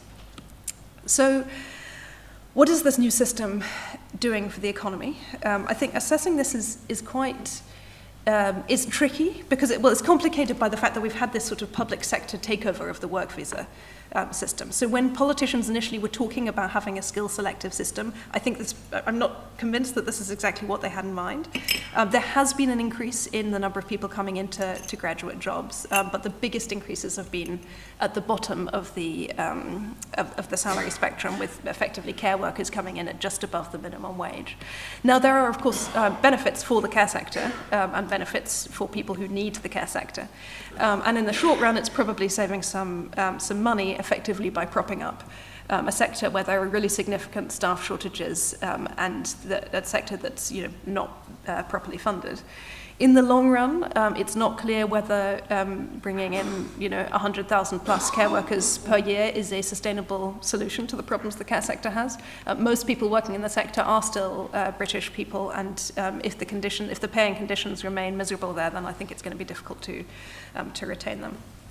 So just to finish up with some questions really about that I think policymakers are going to need to address over the coming years. One of the big ones is what to do about social care. It's possible that the numbers will fall off of their own accord, and that there's been pent-up demand for care workers because they weren't eligible for the visa system, and that after there'd be a lot of hiring take place, and then maybe it'll start to level off a little bit. But it's also possible that those numbers will continue to be quite high indefinitely. There was this interesting thing where the government, around the time when it introduced the points-based system, there was this policy statement in early 2020, and which said, this is going to be a much more restrictive system, but employers will have to adjust. And it turns out that actually what they meant was other employers, so not the ones that are either directly employed by the government or that at least are employed using public money. Because we currently ended up with this interesting situation where we have a much more liberal policy and relatively few barriers to hiring people who are sort of publicly funded workers.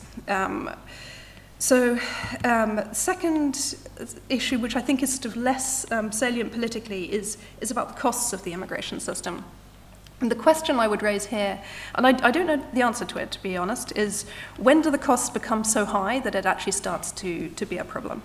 We've seen ever-increasing charges for visas, including the NHS surcharge that's paid by workers and any family members that they bring with them. And the Home Office's position on this, there's a real lack of evidence. The Home Office's position is that demand for visas is basically pretty inelastic, and so it doesn't really matter that they can kind of charge quite high fees and it won't put people off.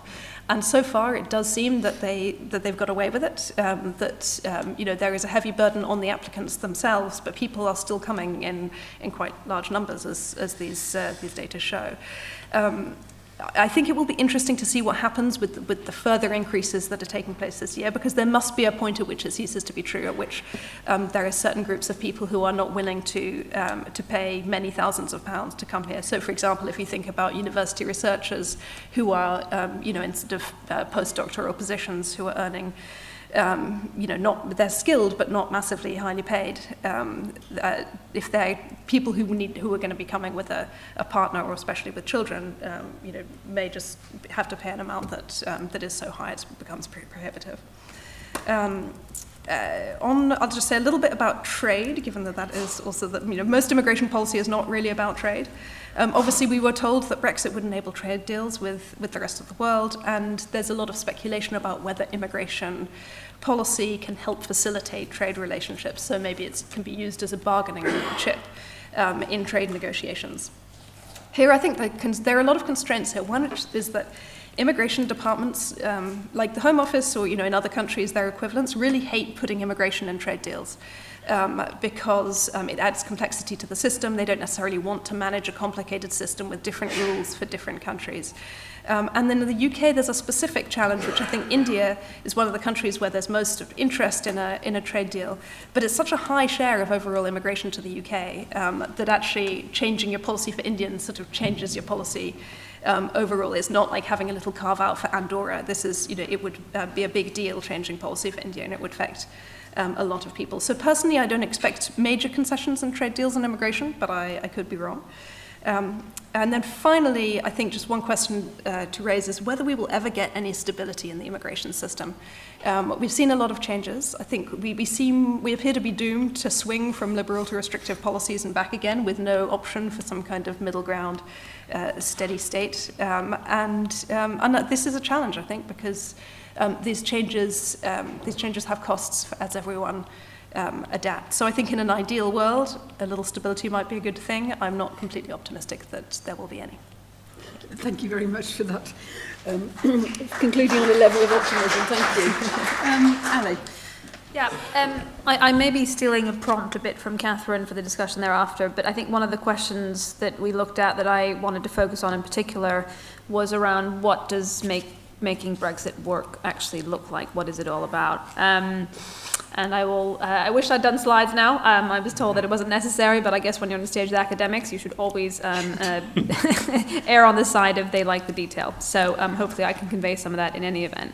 And as Catherine alluded to, I spent the last 3 years in government, firstly at DIT before it was integrated with the business department, working on kind of basically trade policy engagement with the outside world and also capacity building inside of government, but also in the last years as a policy advisor, civil servant to the Secretary of State.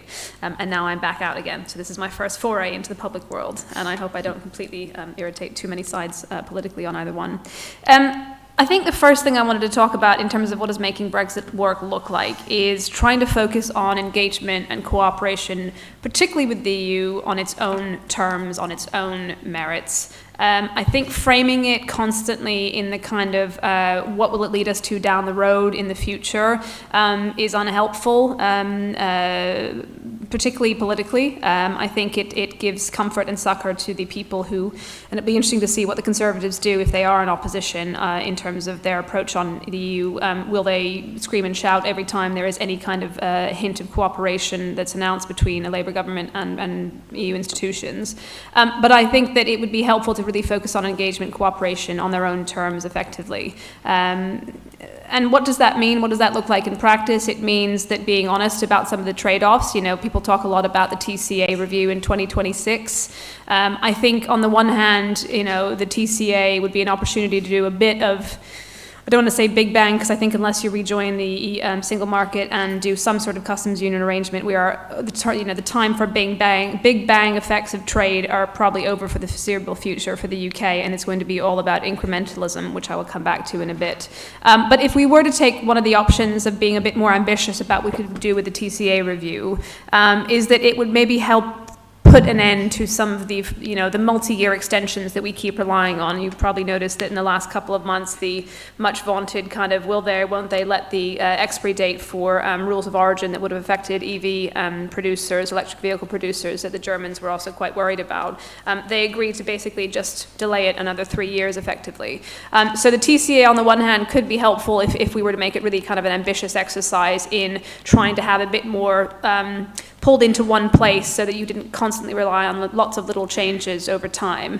I think the reality, of course, is that the more that you rely on the TCA as a vehicle, or the review at least, as a vehicle to try and pull some stuff into a more coordinated architecture to improve UK-EU trade and relations alongside it, is that you get a lot more political spotlight on that. And I think it's interesting, I was looking at some sort of self-selecting bias. My old business organization, the IOD, they do these tracking questions, and you know, one of the tracking questions they have is kind of what are the issues that are negatively affecting your business, and you know, the EU relationship has fallen quite some time ago out of the top 5. So I think there was something to be said that, you know, businesses want a little bit of not so much stability, because with incremental changes all the time to the relationship and kind of small cooperation deals, that doesn't give you stability, but it does sort of move it away from being a constant constitutional sovereignty wrangling battle, and I think that businesses are quite exhausted from that.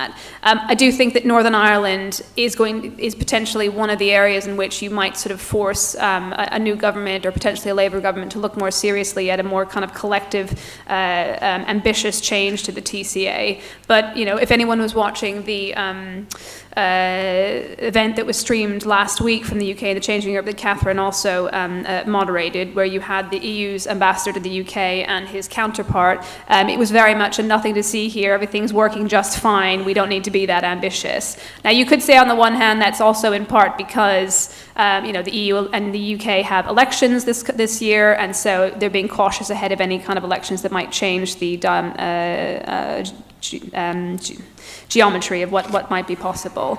But I think actually that incrementalism is an interesting area for trade between the UK and the EU. I think it's something that businesses in particular need to be able to know how to leverage. I think there's a lot of interesting space around what is the TCA in terms of implementation not doing. Thomas alluded to kind of, you know, the fact that ironically, even though there should be a uniform approach to how, when it comes to customs barriers that have been erected, those should actually be the same in terms of the way that they are felt for, let's say, UK exporters and EU importers across all 27 at the moment, I should say. But they're not. And that speaks to the fact that there are some serious, and this happens when you have an FTA and not, you know, any kind of union or single market structure in place, that those things are implemented differently at the border at the end of the day. Some customs authorities are more facilitative or blocking, shall we say, than others.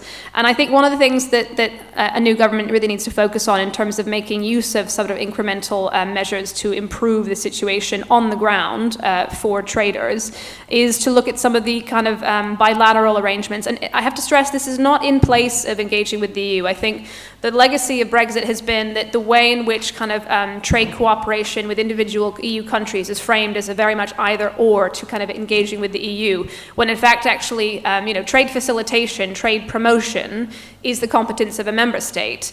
Customs policy is the competence of the Commission, but the way it actually rolls out at the border is very much the preserve of the member state. And I think that there is scope. We've already seen, I think, 2 MOUs that haven't really been fully implemented to their fullest ability between the UK and Sweden and the UK and Italy to try and resolve some of these issues, and also look at things like you know, visa processes, which obviously when you're outside of the EU, outside of the single market, outside of the free movement structures, that sort of resorts back to being more of a competence of the member state in terms of how they engage with third countries. And I think there is some space in there to say, how do we actually make the TCA work properly for businesses in a way that we're seeing a lot of kind of wavering implementation? But I also think incrementalism means looking at how the UK and the EU can cooperate together. I'm almost hesitant to use the word align, but maybe align some of their approaches in international economic fora. I think that the UK has at times been a bit hesitant to jump on kind of EU-sponsored initiatives in the WTO. I'd like to see a lot more of that going forward. You know, it's almost, you know, independent alignment, as it were. And I think that the geopolitics of the last couple of years, particularly with Ukraine, issues in the Red Sea, although I think the response to it divides some of the EU member states, is a helpful actually operating environment to remind the UK and the EU of shared values, shared priorities, and that needs to extend to how they cooperate externally in terms of sort of trade and geopolitical issues. So, I mean, I think sort of suffice to say, just to kind of wrap up, that for me, I think global Britain is not so much a dead phrase that needs to be redefined as very much the EU and I don't think these things are mutually exclusive. I think the UK and the EU need to find better ways of working together externally, but also in terms of how they make the TCA work. And I think that, you know, it'd be interesting to see how we've seen Labour be very quiet. I think people were talking a lot about an SPS type of agreement, plant health and animal products agreement, veterinary agreement. I think Labour's gone a bit quiet on that in recent months, for obvious reasons, I suppose. But ultimately, I think whenever a new government is in place, I think that how, you know, a bit of time out of the spotlight for trade, and that sounds awful and terribly non-transparent, but I think the key to cooperation is not making it a constant, huge, big bang sovereignty argument, and so that potentially rules out huge ambitious changes to the TCA. On the other hand, I think there's actually a lot that can be said for looking at trade through a more realistic, incremental prism. Thank you, that's immensely helpful. Thank you. It's really interesting to hear you advocate that trade should get out the spotlight. I mean, who would have thought 10 years ago that trade would be sexy and we'd be talking about free trade deals and so forth? On the other hand, the very fact that it looks like something really quite sophisticated has been agreed about the Northern Ireland border shows that actually when things are not in the spotlight, actually quite productive arrangements can be made. I should say that I'm only on page 16 of the government's command papers, so please don't ask difficult questions about that. There's been some great questions that have come in on Slido, which I will put some of these now to the panel. I'm going to start with Thomas because you kindly went first. John Pete's asking, given the data you've shown, how can Brexiteers like Andrea Leadsom deny Brexit created economic damage, and as she did today, argue that FTAs with the rest of the world will more than compensate? Well, I think it's pretty hard to make an evidence-based argument that that is the case. I think maybe Andrea Leadsom doesn't read my research papers, which is fine, not many people do. But a flip side of that, though, is that when we did the kind of modelling of what effect Brexit might have before the referendum and while the negotiations were ongoing, inevitably there was a range of outcomes that were produced for how serious it would be. In terms of the trade effects so far, while there has been a negative effect, it certainly hasn't been catastrophic. And to date, the effects have been kind of towards the lower end of the potential costs that people modelled, right? So while it is important to be aware that there have been these negative effects on UK firms, we want to be careful to also kind of be aware that it certainly hasn't, the kind of worst case scenario certainly hasn't materialised in the data. And what about the compensating effects of FTAs? So, I mean, I think a good rule of thumb is that the benefits of an FTA depend on how much you trade with the trading partner and how deep the FTA is, right? And we trade 3 times more with the EU than we do even with the US, which is our second biggest trading partner. So, you know, in practice, the effect of FTAs with non-EU countries are always going to be small relative to the impact of our relationship with the EU. I think the government's own estimates put the benefits of each of the Australia and New Zealand FTA at less than 1/10% of GDP. So though it thinks there are benefits, they are teeny relative to the losses from leaving the EU. And on the subject, you pointed out that actually the thing that would actually help business most would be whisper it, some sort of customs union type arrangement. Now, one of the questions here is, could you please give some examples of the distinction between single market and customs union policies and how they impact firms? Sure. I guess, at the risk of somewhat oversimplifying, I think you can think of, customs union type policies tend to be things that are going on at the border. So it's things like, the customs paperwork you have to fill in when you export. It's things like rules of origin. It's whether we have a common trade policy with the rest of the EU or not. So those border barriers are mainly linked to our participation in the customs union, mainly though not exclusively. Whereas, potentially the most important aspect of the single market is the extent to which it leads to a kind of regulatory divergence between us and the European Union. And I think, UKICE puts together a very nice regulatory divergence tracker, which I recommend you all go away and read. But the main thing that has pointed out so far is that for all the kind of announcements of regulatory divergence, which the government puts out on a regular basis, for the most part, we've so far kind of hewed quite closely to existing EU regulations in the areas that matter. And I think because of that, the regulatory barriers have so far been relatively minor and had a relatively minor effect on trade. Thank you. I want to turn now to Madeline. One of the questions from Lucy White at Bloomberg is, how can government justify expecting businesses to pay overseas recruits more, and as you said, absolutely significantly more, when it exempts itself from the salary requirements through care workers?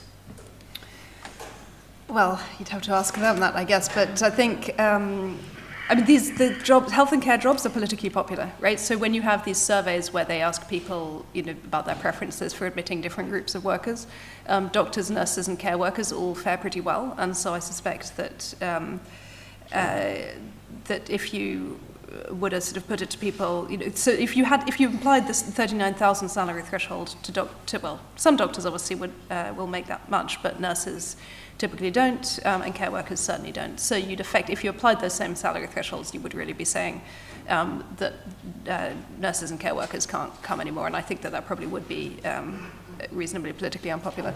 That said, these surveys, many people are popular, right? There's a special case that can be made for lots of groups, and if you kind of give exemptions to everyone where there's a nice story about them, then all you're left with is the kind of management consultants and the bankers who don't get any exemptions. There's a question from Phoebe Warren at Laura Devine Immigration. Are there any countries for which trade deals combined with immigration concessions could prove tenable? And she notes that so far YMS, so youth mobility schemes, expansion has been minor. I think that, obviously there are different types of measures that could be in trade deals. I think I always expected to see youth mobility scheme expansion. So this is the 2-year sort of backpacker visa for young people. I always expected those to be extended to Europe. And there have been conversations about it, but I think it's just not really been a priority for anyone, and there are all of these complicated issues about whose competence it is and whether it's an EU thing or a member state thing. Quite probably it's a member state thing, but I think maybe there's some reluctance on the other side to accept that. So I think, and then of course what happened, I think, what happened then with the really sharp increase in overall net migration is that this probably isn't a time politically when when politicians are particularly enthusiastic about the idea of introducing a new 2-year visa that would, at least in the short run, have an impact on the sort of overall net migration statistics. I think there are other areas where maybe I think it seems more politically feasible. So the costs of the visa system is something that a lot of other countries whose nationals come to the UK are worried about, and it's something that, because it's a little bit more technical and wouldn't necessarily have a big impact on overall numbers, probably. I wouldn't be surprised to see more negotiations over costs and trade deals. Hey, can I just add something to that? It's interesting if you look at, and I think the Australia-New Zealand relationship was at times used by some people as a model for how the UK and the EU could be a bit more cooperative without sort of having the same level of institutional backing behind it. The big difference being that, unlike UK and Australia, the Closer Economic Relations Act, the Trans-Tasman arrangements, they're not backed by all the institutional provisions that you have with the EU sort of free movement system, so it's a bit different. But there is effective sort of free movement between the UK and Australia through the TTA and through their arrangements. I just think that because of all the sort of all the judicial and institutional backing that it sits behind free movement, anything that's approaching that's probably quite difficult with the EU. And do we get into kind of third country deals with member states on some of this question mark? Yeah, you mean between New Zealand and Australia, not the UK and Australia? Yeah, New Zealand and Australia. But you know, is there any kind of scope for kind of third country agreements between individual EU countries and the UK? Probably more in the space of sort of visa liberalisation than sort of full-on free movement. Yeah, I mean, I think youth mobility schemes are sort of an easier thing to envisage because there's a package that's already there and you can just slot more countries into it, whereas I think there's potentially more suspicion about totally new things that might look a bit free movement-like. I would personally, obviously we still have free movement with Ireland, but yeah, I would personally be surprised to see anything particularly radical. Typically, I think in trade deals, the negotiations tend to be about, you know, these quite technical things, sort of movement of service providers for specific things, which again also end up also having no impact because the bureaucracy, immigration bureaucracies put so many restrictions on how those things actually work. The US, Canada, Mexico, there are quite complicated provisions for easier movement, and I can tell you between the US and Mexico, it's very difficult to make use of them, as it were. But that's also where recognition of qualifications can act as a sort of parallel facilitation of movement of qualified labor, skilled labor. That helpfully leads me on to the question that there is, I think, for you. I mean, you talked about the TCA review, which of course is a review which is expected at the end of 2025, start of 2026. And of course, the Article 776 says it's a review on implementation.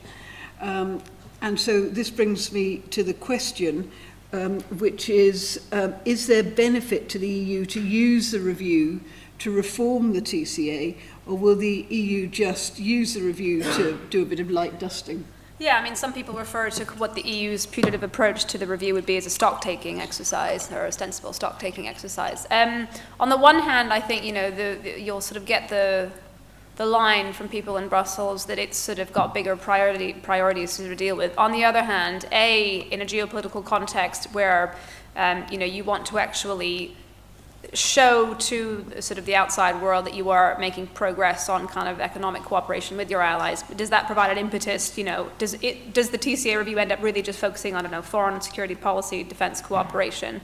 And I think actually on the one hand, you know, the EU may say that it has bigger priorities. On the other hand, do they want to keep dealing with repeat resolutions like the rules of origin sort of dilemma where they just extended it to 2026. These things keep coming back around. And I actually think, ironically, the UK's much delayed introduction of import controls for sort of EU goods, while you know, is going to be quite disruptive. Not this, the real sort of physical infrastructure bits are being done in April. Today, I should say, this sort of changes are more around documentation requirements. But while they may be disruptive, do they actually, because it'll be the EU sort of exporters feeling, I don't want to say for the first time, but kind of in another area, sort of the impact of Brexit properly, does that become an impetus to say, actually, now that the UK has done what we did 4 years ago, maybe we should look at sort of some cooperation to mitigate the impacts thereof, because they haven't felt them fully to date. And there is a question about whether all of this needs to be seriously rethought in the time of such difficult international circumstances, obviously with war in Ukraine and Israel-Gaza. Do you think that will lead to a change in thinking about the relationship between the EU and the UK and elsewhere? I think the UK would probably, particularly with the Labour government, be wanting to be more all-encompassing in what it would focus on. I think the EU institutions might. The Parliament's interesting. I think for all the people think that the European Parliament sort of had the most hardball tactics, you know, the likes of Guy Verhofstadt were the people, you know, amongst the people saying we should maintain some sort of free movement for the UK workers, people that wanted it. Actually, I think that the Parliament might take a more liberal line potentially in some of this, and I think, you know, with what's going on geopolitically, you would like to think that that provides some kind of impetus and incentive to say, let's try and make this as broad as possible. I think that in the Commission there may be an instinct to say, let's just focus kind of on foreign security policy, defence cooperation, and not extend to the more sort of chunkier, chewier trade bits. I'm conscious we haven't taken any questions from the floor. Is there anyone who would like to ask any questions? I think there's a back. Ollie, you going to? Is there a microphone? Thank you. Just a very quick question. Hold on, just one moment. We'll just get your microphone. Thank you. It's a question about where we're going with Brexit and trade in general. From Ali's reference to the IOD tracker question, if it's slipped out of the top 5 consistently now, does that mean that companies, big and small, are ultimately, with a little bit of a caveat from Thomas, what we were saying about small companies, that really we're finding a modus operandi, we'll get over it? Any view? I think it depends on the sector. I think in agri-food and drink, it's probably they would love to. I mean, you know, you've heard the strap line that the UK ostensibly has worse access to the EU market than New Zealand does.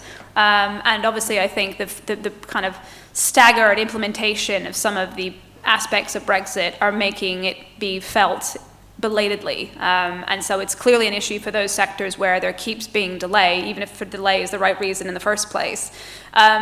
If you talk to the financial services industry, and which is comprised of many, many different sectors therein, you know, on the one hand, you can point to kind of the impact of the loss of access quite quickly, the loss of passporting, etc. But actually, I would say that depends on kind of what is the trade-off between alignment to EU rules versus prioritization of access. And I always thought that in financial services, it was a much more evenly balanced argument. And I think with some notable exceptions in some subsectors of financial services, that industry would be somewhat opposed to having done a lot of the kind of relocation or further expansion of their locations into Brussels, into the EU to kind of continue servicing their clients and their operations.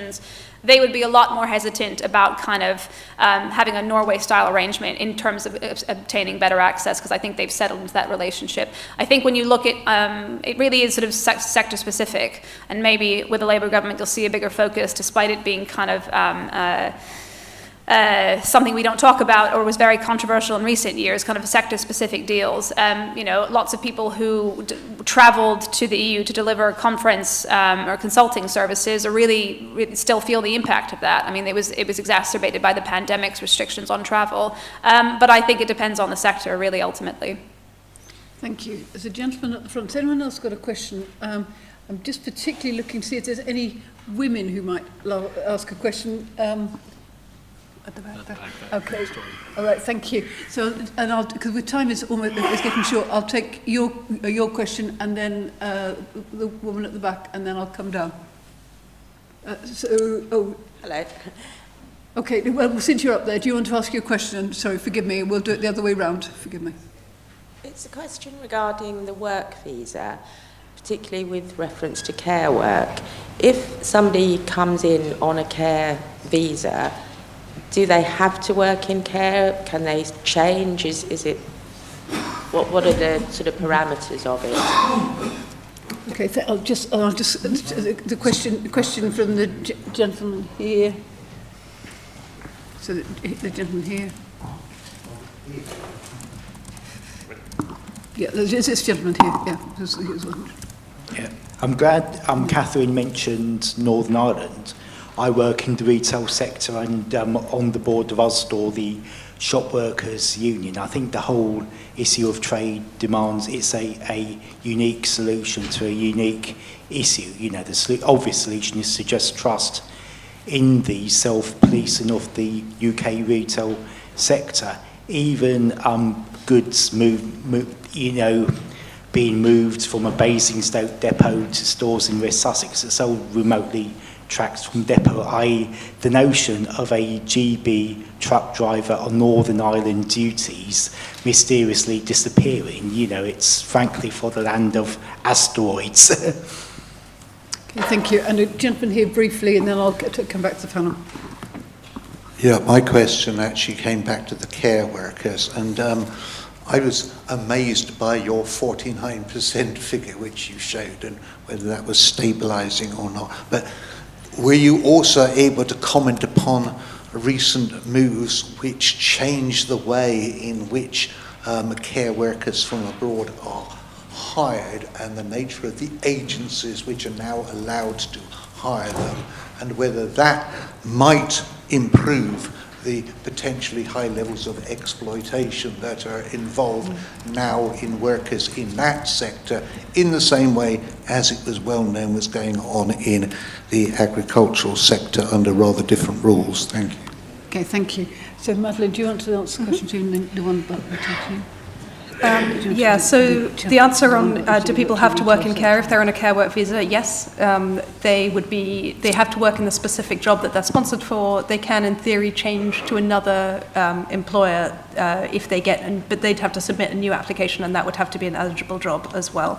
So the care work visa provides a route to permanent settlement. So after 5 years, they could then apply for permanent status here, and at that point they could move out of care. And I think one of the interesting things to follow will be to see what share of people do, whether they see it as basically I serve my 5 years in care and then I'm allowed to do whatever I want, or whether after that period people like the job enough that they want to stay on. The risk, of course, is that they won't, if given that the pay and conditions in the sector are not very good. On the question about the recent regulations, I think I don't think that the changes, so for example, requiring sponsors to be registered with the Care Quality Commission, are going to be enough to prevent exploitation in the industry. I think that hopefully it will bring some improvement, but I think that a lot of the exploitation that we see takes place before people even get to the UK through the agencies that are active there. It's very difficult for the UK to regulate them, and they have all sorts of knock-on problems because people arrive and they're in substantial debt, which then means that they have much less bargaining power vis-a-vis their employer. So I think it's a deeply rooted problem, and I think it will be difficult to address it. Thank you. Yeah, just on Northern Ireland and retail, I think if you had an interest in trying to improve quite substantially the TCA, you would wish that there were more companies trading between GB and NI, because I think ironically, I mean, the DUP have helped keep it on the one hand, in the news and tried to focus lots of attention on. On the other hand, their solution was ostensibly to try and blow it all up. That's a terrible pun, which I didn't intend whatsoever. But it's a shame because, ultimately, on the one hand, the Windsor framework brings a kind of architecture that tries to resolve some of this, but the more that you resolve it through a very complicated set of measures, I think, the top line was business was very happy with the Windsor framework. The bottom line was actually, in practice, it's very, very complicated. It's bringing constantly more and more changes to try and solve problems, and it's, it will be an ongoing issue. And so I think that if there was more attention paid to some of the, not just implementation, but sort of existential issues for trade between GB and NI, I think that would be a bigger tail to wag the overall UK-EU, what do we do about this dog? But the Windsor framework has, I think, provided a kind of baseline where people think that everything's fine, when in fact the implementation is quite complicated, shall we say. So I'd be very curious to see what Labour do if they get into government about how much attention they want to give this problem. Thank you. My time is almost up. So I have one question to ask each one of the panel. I would like you to come up with one thing that you think that is deliverable that could make the relationship between the UK and the EU better. Madeleine. On migration, I think that youth mobility schemes are deliverable. I don't know that they would transform the UK-EU relationship, but they may be some impact.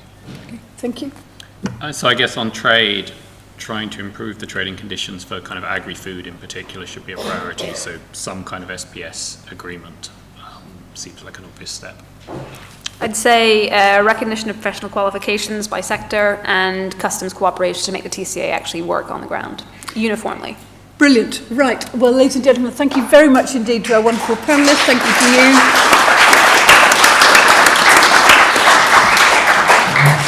There is a break now, and I think with tea and coffee in the room you had lunch in, and then there's two excellent sessions, one chaired by Anand Menon about can we improve public services, and then the final one is chaired by Anand where he's just speaking himself about everything.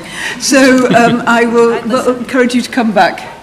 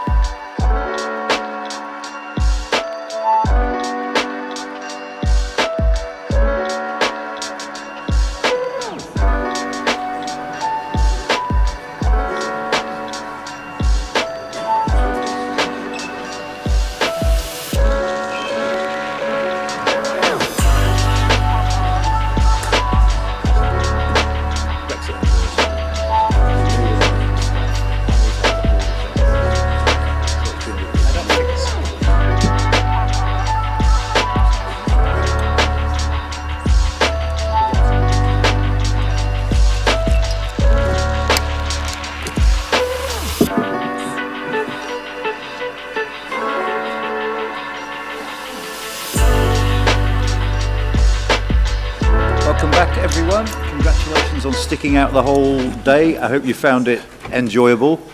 And this is a panel worth waiting for, partly because we're obviously going to provide a very clear answer to the question, how can we improve public services? Partly too, because we've got a fantastic panel to do so. Speaking first will be Ben Zaranko, who is a senior research economist at the IFS. And let me say one thing about Ben. Ben does quite a lot for us. He writes for us a lot. And he is the only person who writes for us a lot that hardly ever needs any editing. So you are a joy to work with, Ben. Patrick Dunleavy is Emeritus Professor of Political Science and Public Policy at the LSE. And finally, Dame Sharon White, Lady Choate, is the current chair of the John Lewis Partnership. I can't believe you called me Lady Choate. It's your title. Oh my God. I'm very formal. Oh my God, yes. Okay, I'm going to call you Lady Choate for the whole of this panel now, okay? Was that a bad thing? No, my husband would find it very amusing. But, Okay, Mr. Lady Choate. Lady Choate is on our panel. Ben, over to you to kick us off. Thank you. Do I have the ability to move slides on? Yeah, there's a clicker.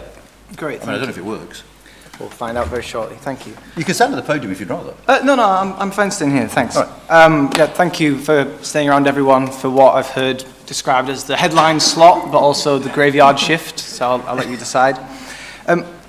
What I thought I'd do is start by showing you 3 pictures, which I think provide some really important context for this discussion, and then give you 3 big picture points, recognizing that this is a big topic, and a bit of humility here about, how many answers I can give.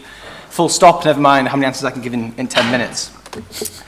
So first I want to talk about funding. Funding is not the be all and end all, but I don't think we can have a conversation about what public services can and should be delivering if we don't talk about the resources available to them. I want to focus first on use the phrase day-to-day spending. This is the spending on things like staff pay, on running costs, on admin, that's available for public services. I'm going to show you what's penciled in for the post-election period. Now, these spending plans are, of course, subject to change, but whoever wins the next election, this will probably be their starting point.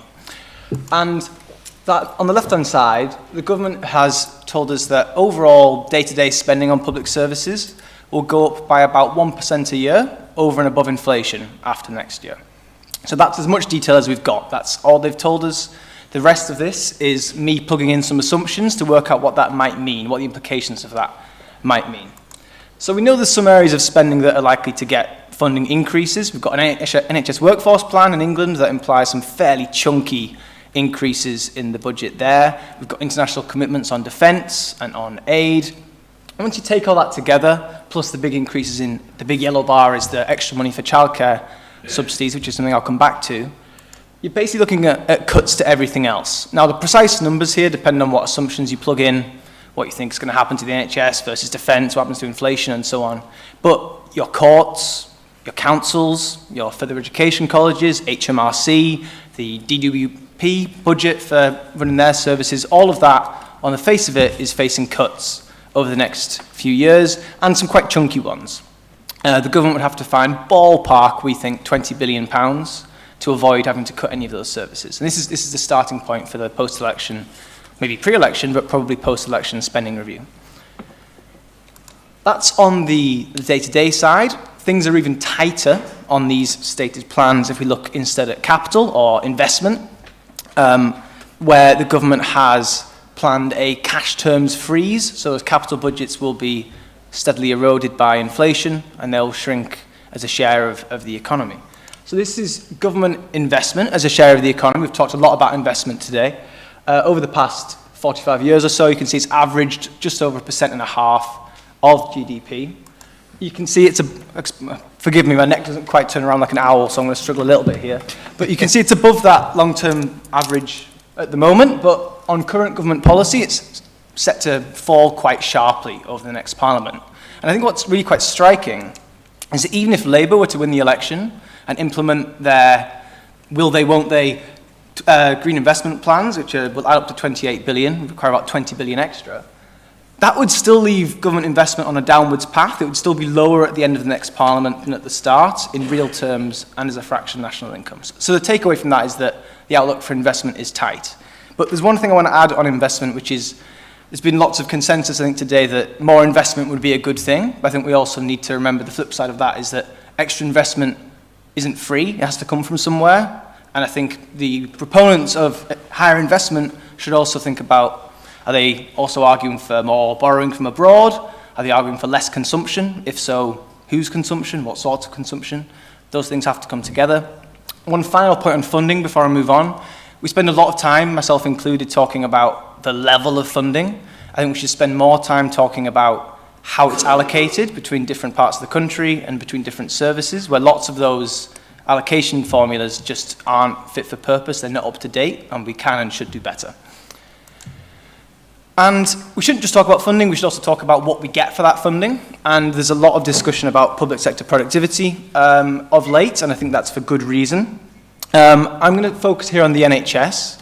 The NHS is not all public services, of course, but it is such a big chunk of overall public service spending that what happens to the NHS probably dominates anything that's going on elsewhere. It makes up more than 40% of all public service spending, so relatively small sounding changes on the NHS will be, you know, more significant than much bigger sounding changes to tiny services.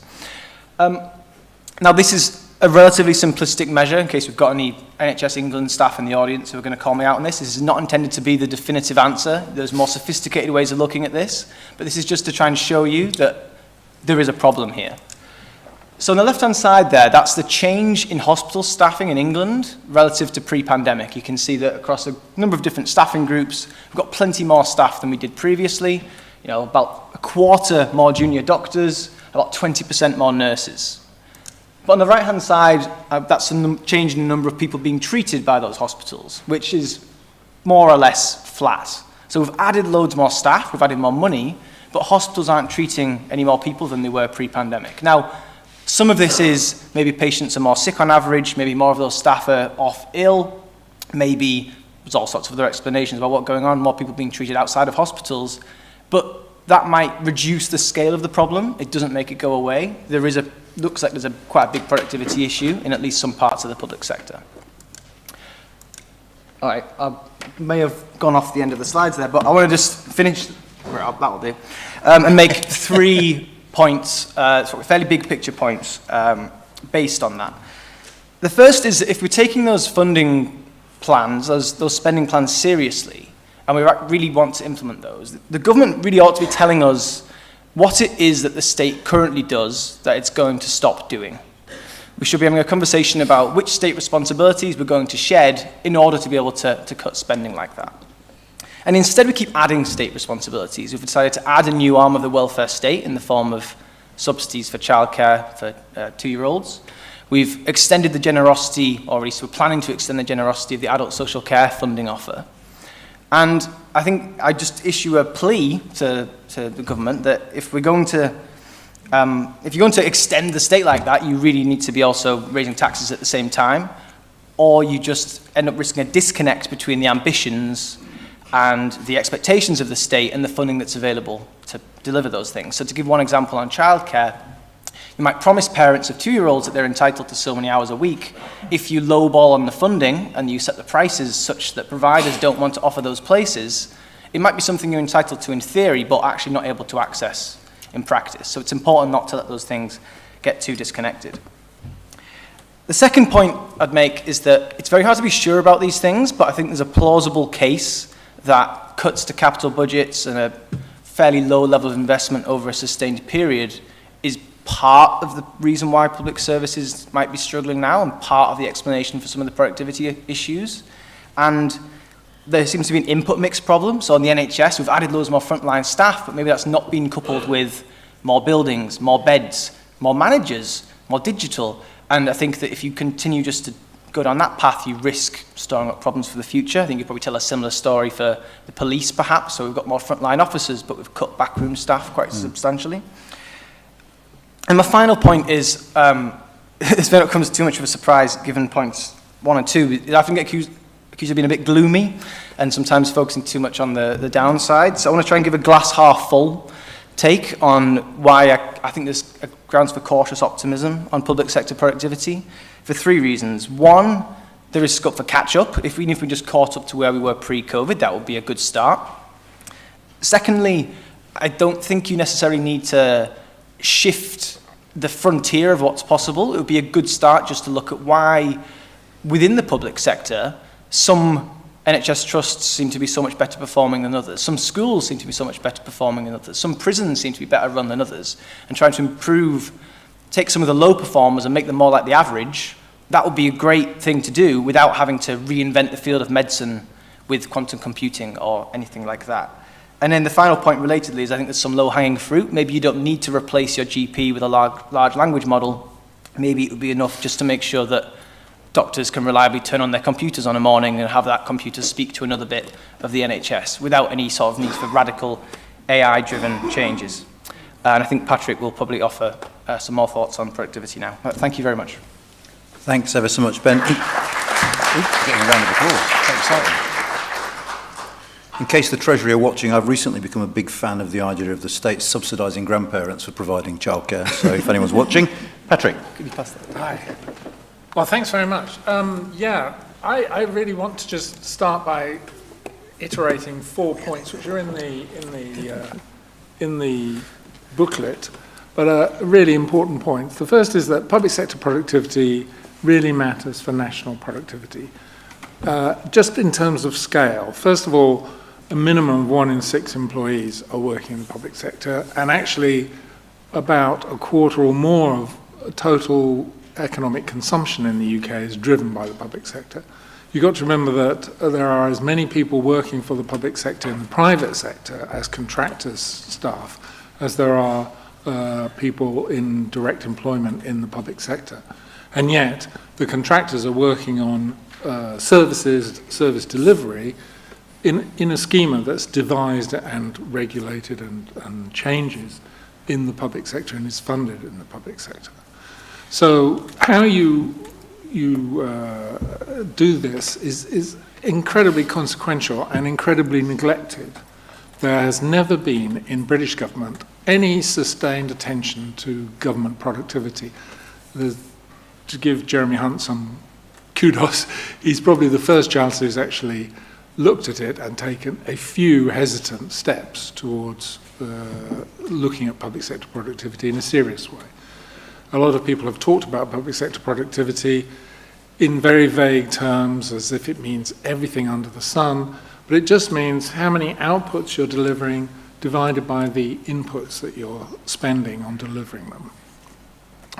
Public sector productivity for decades was treated by economists and by the Office of National Statistics as being absolutely stable. And the reason for that was they didn't know how to measure outputs in the public sector because they weren't in a market and they weren't being charged for. So they had, well, let's just put inputs and then divide by inputs. And guess what? The answer was 1 for 80 years. So this is a hugely neglected topic, and it still is neglected. And we've got some evidence now that shows us that there are huge variations in how public sector agencies' productivity changes. So we know, for example, that in the decade from the 1990s to the 2010s, customs productivity grew very, very fast.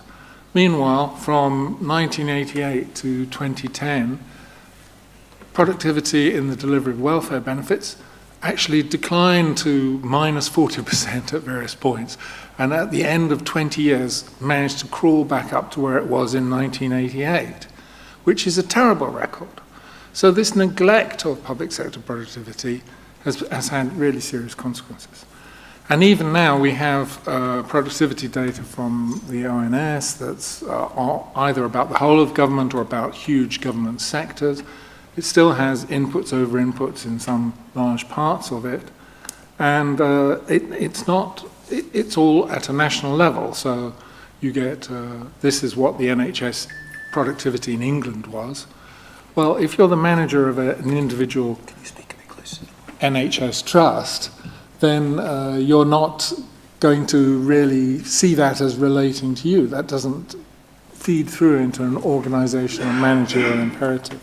So what we really need to do is measure public sector productivity at the level of individual organizations. We have the capability to do that now since various changes have been made. And every government organisation, every major government organisation in the UK could do that with a bit of help, I think, from ONS, Treasury and various other sources. And we are currently just on the cusp of what some observers call the third era of digital era governance. And that's a big, big change with lots of potential from new data science, artificial intelligence systems, large language models, drones, robots, and a whole new wave of automation. So there are unprecedented chances for really rapid public sector productivity growth. To give you an example, a big function in hospitals is moving around food, waste, patients, laundry, medications, and so on. Now, that consumes quite a substantial proportion of hospital budgets. It's being done at the moment in exactly the same way as it had been done in the late 19th century. There's been no change really about that. It's just manual people pushing things around. And there's huge scope for introducing the kind of techniques and technologies that have worked in the private sector, logistics sector, into hospitals. Well, let me just finish on one point, which is that changing public sector productivity is important not just for these organizations, not just for the reasons that Ben enumerated, namely that resources are very tight, we need to make the best use of resources wherever we can, but because these organizations are very substantial contributors to local and regional economies. And you can get a measure of this from some work that was done in Nottingham Trent University, which is pioneering work, where they actually decided to try and work out who was employing people in Nottinghamshire. Data which, incidentally, ONS still can't give you for any other place in the country. And everything that's shaded in red is private sector, and everything that's in black is public sector. You can see that the top 4 organisations in Nottinghamshire are Nottingham University Hospital Trust, Nottingham City Council, Nottinghamshire County Council, and the Nottinghamshire Healthcare Trust. And then below that we've got the University of Nottingham and various other bodies. You could reproduce this table, I'm absolutely 100% convinced, for almost every city in England and Scotland outside of London and Wales.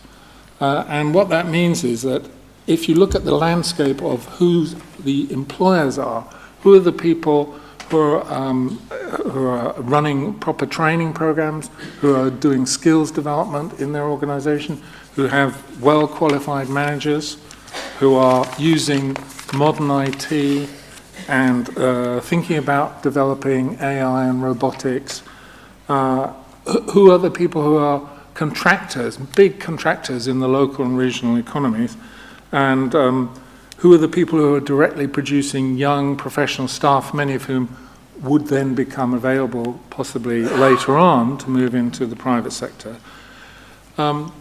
It's these public sector agencies. So out of the top 20 employers in Nottingham, 73% of the staff are in the public sector. And the other thing to bear in mind is the public sector is delivering services, and the bulk of our economy is not manufacturing, it's not construction, it's not agriculture, it's delivering services. So the services connection is a very important one, where the public sector could do an awful lot more, assuming that we could build some local and regional entities, such as you have in most of Europe, which unite public and private sector, rather than polarizing them, and rather than having politicians constantly denigrating the public sector as a sort of area of waste and non-progress and productivity. So that's really all I wanted to say at this point. Thanks for listening. There's some, if you were interested in learning more about the 2 points here about the expansion of third wave digital era governance, there's some open access publications and regional and local productivity. And I'd encourage you all to read Patrick's contribution to the report, which does cite those pieces as well. Right, Lady Chair, Sharon, you see, I'm learning. Which one are you using? Happy to use this one. It's very nice to be here this afternoon, and as Anand said, thank you so much, given it's obviously been a very kind of rich but quite a long day for being here this afternoon. I mean, this is a subject that's close to my heart for a couple of reasons. Firstly, that I used to be the lead official at the Treasury during the austerity period, and my first sort of main job at the Treasury was helping to run public spending in 1992 when Ben's capital investment curve essentially plummets. So I feel a sense of responsibility as well. And then obviously now, I guess, sort of running a business where obviously happier, healthier workers and a great health service, a great education system, great transport, obviously incredibly important. I think lots of what Patrick says, I probably want to sort of amplify in terms of the kind of connections between the public and private sectors. Now, the question that was posed, how do you improve public services in a way that's politically and fiscally feasible is sort of outside security issues, the biggest question that any government's going to confront in the next 12 months. And it's an obvious thing to say, but it's almost an impossible puzzle to solve. And I wanted just maybe to make a few sort of reflections, a little bit about sort of public spending planning, a little bit about the funding side, and maybe a touch on the role of the private sector. So Patrick talked, I think, very eloquently about efficiency, and certainly in the days I was at the Treasury, public sector productivity was one, and it was a great big black box. So the fact that the data is now much richer is fantastic. I mean, you cannot go to a conference, a business conference, a conference on productivity reform at the moment, which doesn't talk about exactly, as you say, the sort of third age of digital revolution and this next wave of AI, and what does that mean, whether it's surgeons replaced by robotics, or in my current world, machines taking over from partners and employees in the retail sector. But I go back to your point about political feasibility.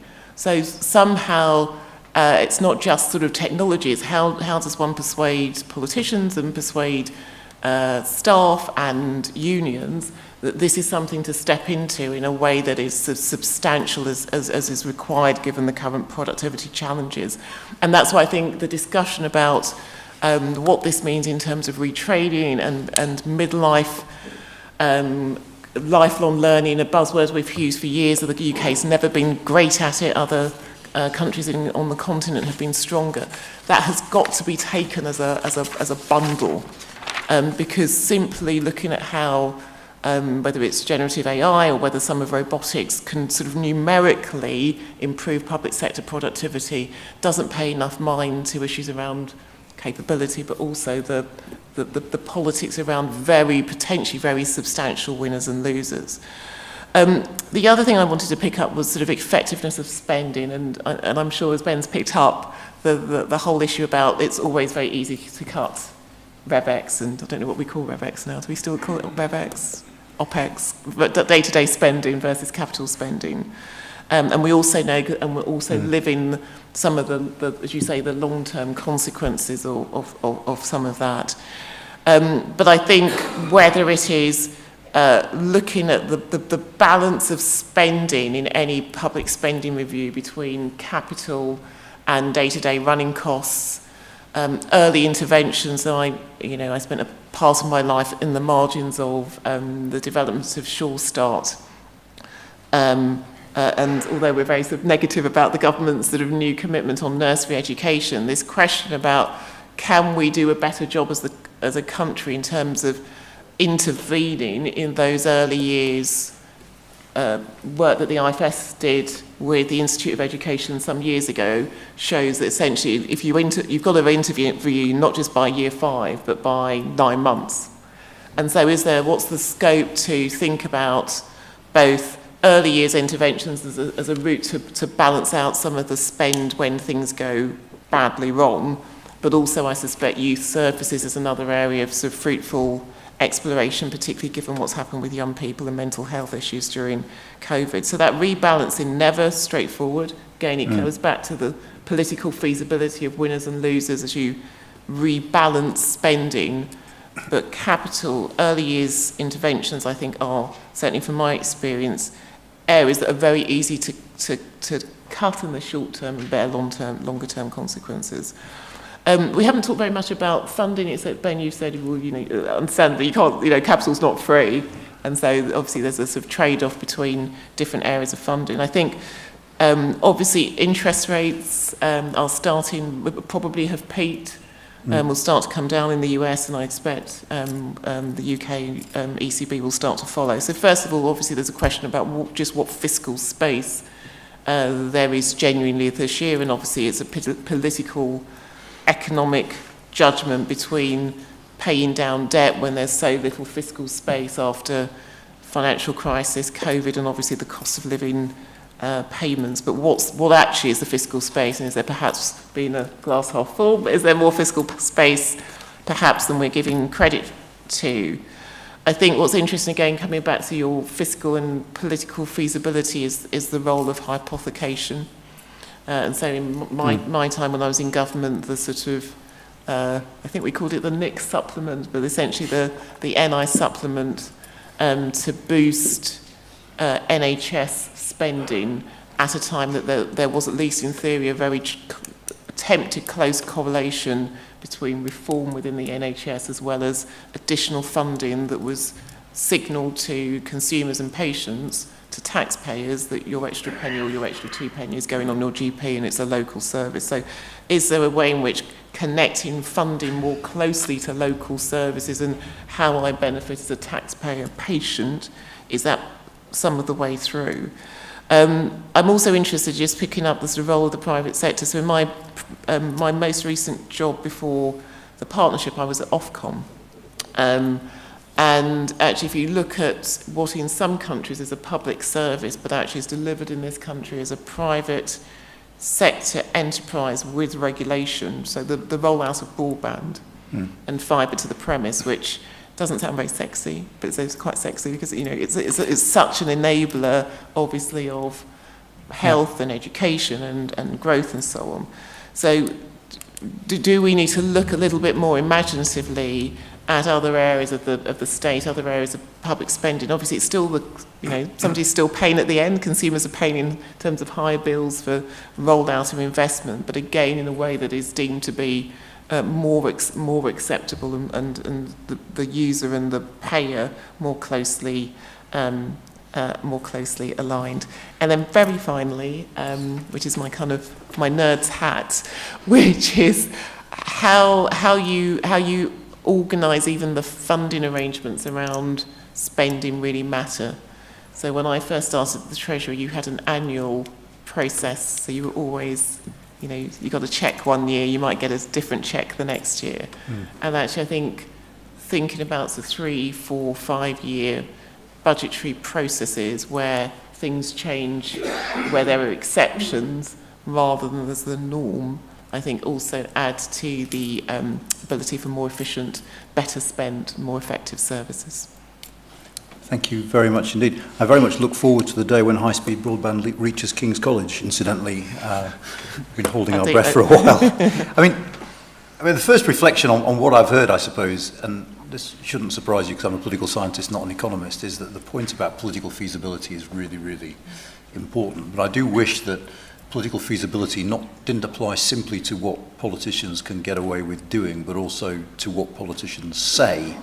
Because the takeaway from Ben's graph was that the promises, the forecasts about the medium term beyond sort of 25, 26 are politically undeliverable and actually require a scale of cuts that I just don't. So in a sense, that sort of sense of political feasibility should, I mean, this is naive, but the bottom line is we need to be having a more honest conversation about taxation in this country, about what we can afford. And actually the first question here is what I'm going to put to all of you is, you know, is the answer to the public services dilemma that simply we need to lower our expectations a little bit, that actually, you know, part of the problem is that the public's demands are growing and we need to rein our expectations back a bit. I mean, that's a very, very gloomy thought, but do you think there's any truth in that? Any of you? Well, I don't. Good. Let me take an example from the last couple of weeks. The UK has intervened against the Houthi regime in Yemen. Now, leave aside the question of whether they should intervene or whether it's a good idea. The question is, how efficiently is that intervention being done? And the answer is incredibly inefficiently. So we have 2 destroyers out there. It turns out that these destroyers do not have any missiles that can fire at targets on land. They can fire at things in the air, they can fire at things at the sea, but they can't have anything that fires at a target on land. Well, why not send a ship that can do that?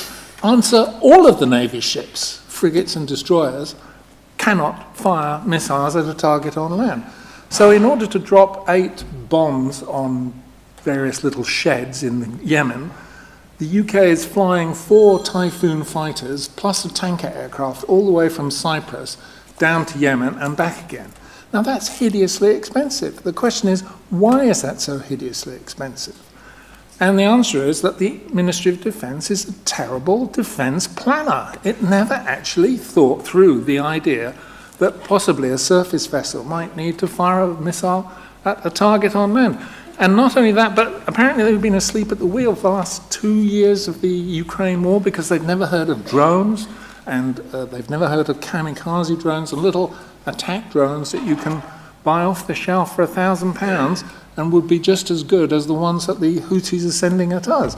So I don't agree that, the problem is that public is demanding too much. The problem is that the public sector has not been very consistently innovative in terms of picking up new technologies and using them quickly, feasibly, and at low cost. And that's really a huge problem right across the healthcare system, together with various other problems like running the NHS at 95% bed occupancy is just a ridiculously poor productivity practice. And we need, as we found during COVID, we need vastly more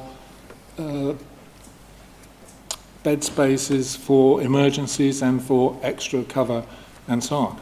So that's really, a very large part of the public sector's problems. It's been a lack of innovation and a very slow take-up of past digital and other opportunities, but also very slow take-up of new capital investment. I really didn't expect that answer to start with Yemen, but either... Yeah. I have no strong views on what missiles we should or should not be using against the Houthis, but I've a couple of thoughts, right? I think that there's a little bit of a danger of falling into this is a very IFS answer, if any of you frequent our conversations, but it doesn't have to be that we have a bigger state and higher taxes. We could choose to cut the size of the state, spend less, and have the state deliver less for us. What you can't do is want to maintain or cut the size of the state and have it do more. And I think the challenge is in a world with an aging population where more people are living for longer with more complex conditions, and also more people are living into adulthood with things that previously they may not have survived into adulthood with. If you want to maintain the same range of services, in that world, that just becomes more expensive. So it's not even that we have to raise more in tax to have all these extra nice new things. We're in the world where we might have to raise more in tax just to maintain the same range of what we have now. And I think that raises the question of, okay, which taxes? Which brings this question about hypothecation, which came up in one of the earlier panels, and which Sharon mentioned, where I think that, I assume you were alluding at the 2002 increase in national insurance to pay for additional NHS spending. So there's been examples, and we saw another one in 2021, where governments have said, we're going to raise taxes, normally it's national insurance, and we're going to spend more on the NHS, and those two things coincide, and that, for political reasons, might make some of these tax rises possible. But that's not hypothecation. There's no meaningful relationship between that particular tax rise and the amount we spend on the health service. And the best way to think about why that's true is the Health and Social Care Levy was announced in the autumn of 2021, alongside a big increase in money for the NHS and these social care reforms. That levy was then scrapped by the Liz Truss government, and the NHS is still getting its extra money, and we're still doing the social care reforms.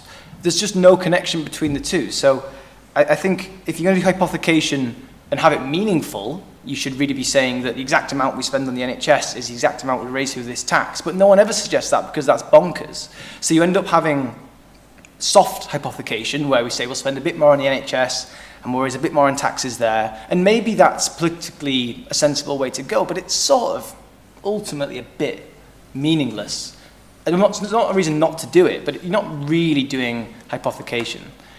So I'll leave the politics to the politicians, but I think, in a meaningful sense, I don't think it's particularly important. Let me just add £350 million a week to the NHS along those similar lines. But Sharon?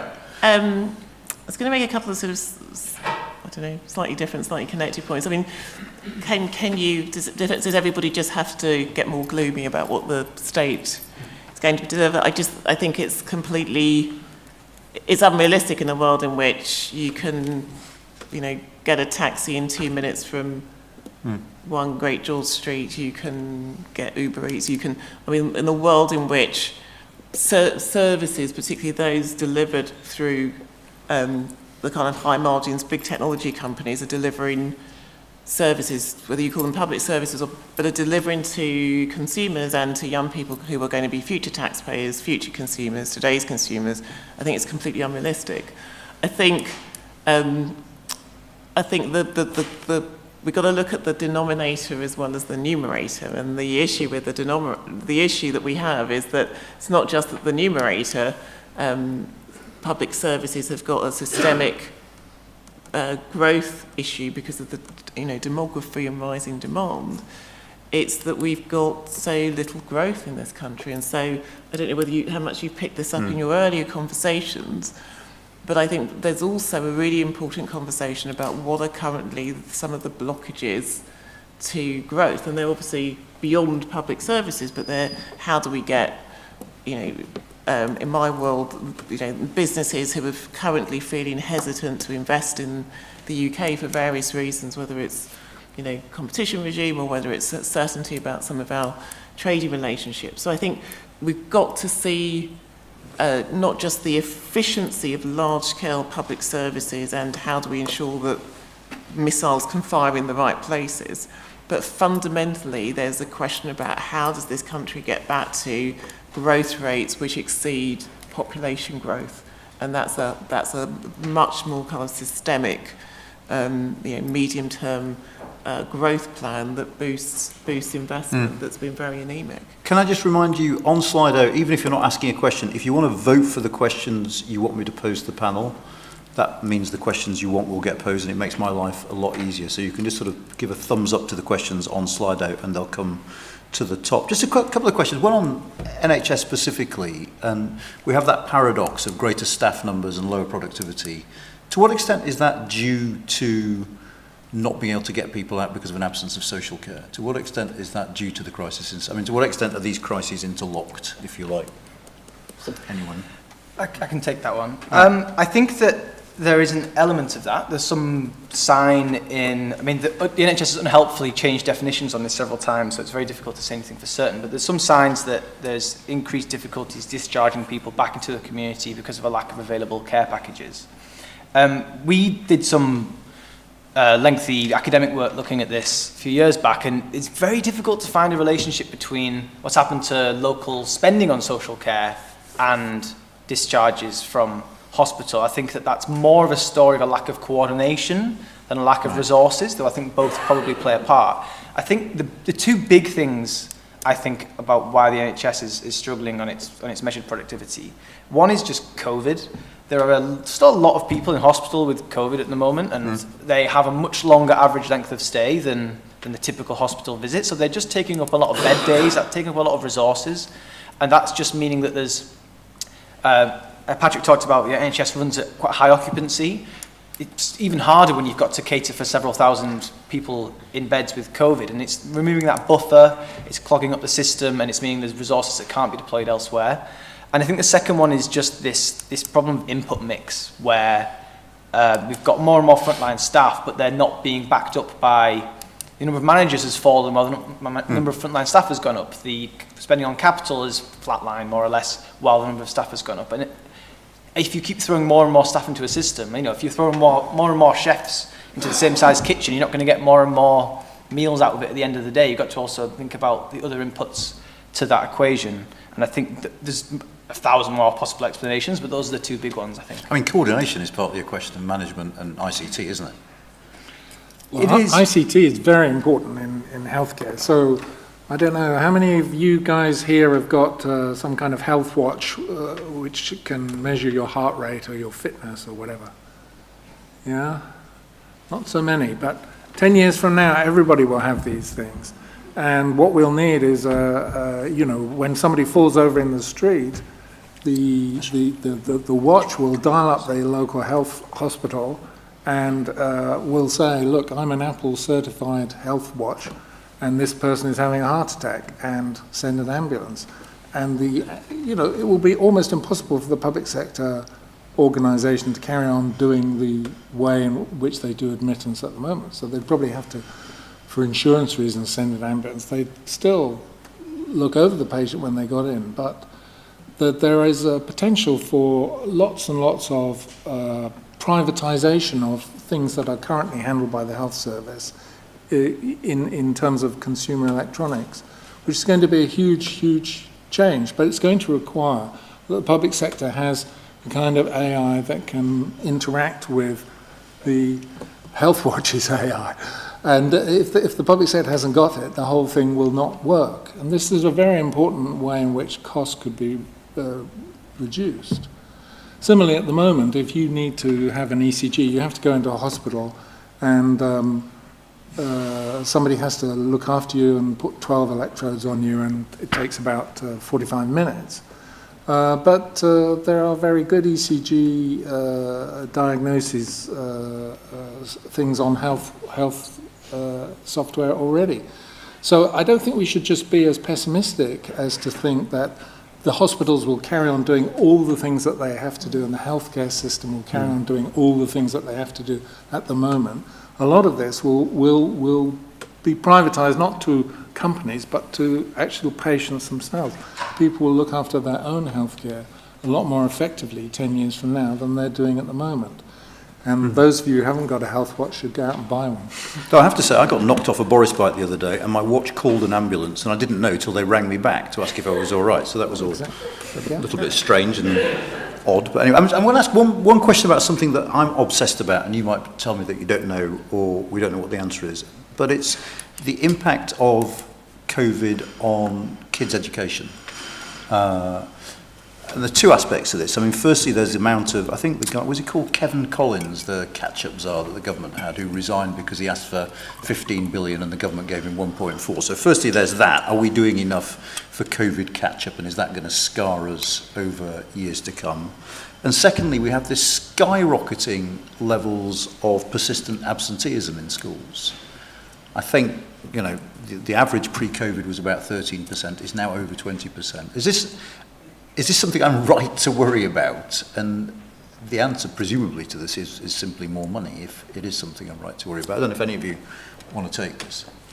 I mean, I don't know the data, but I guess like lots of people, you know, I'm a mother of teenagers, and even just the sort of anecdotal evidence of the last few years, I think this is the I don't know whether it's the sort of the sleeper issue. I think this is a fundamental issue both for the children concerned, both for how education gets organised for children who have got sort of different neurologies, for how the children of the generation now coming into university and even coming into the world of work.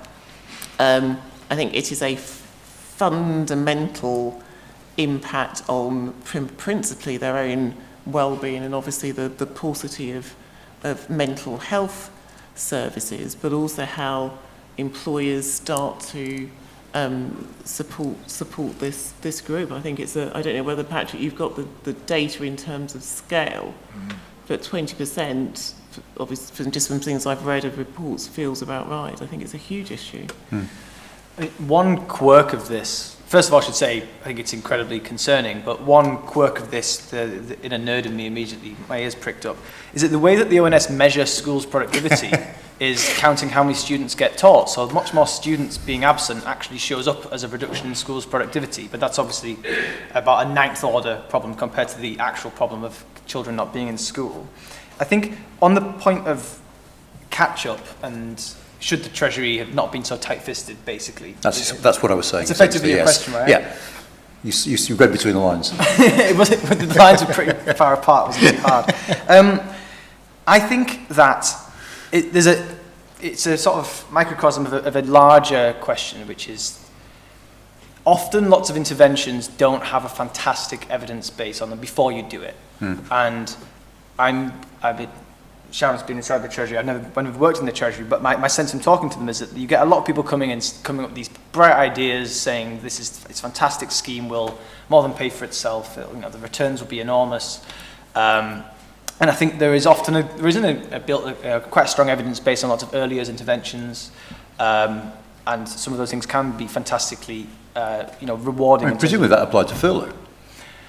To what, sorry? To furlough. I mean, right. Yeah, sure. But I think on a lot of when it gets to a lot of the conversation about prevention and so on. People sort of almost seem to take it for granted that we'll spend on these things and it will pay for itself, and that's why we should do it. I have, the way I think about it, is a bucket of things which is marked possibly good to do, possibly the right thing to do, but you should do it because they're the right thing to do, not because you think they're going to pay for themselves. And I think that if you think that it's the right thing to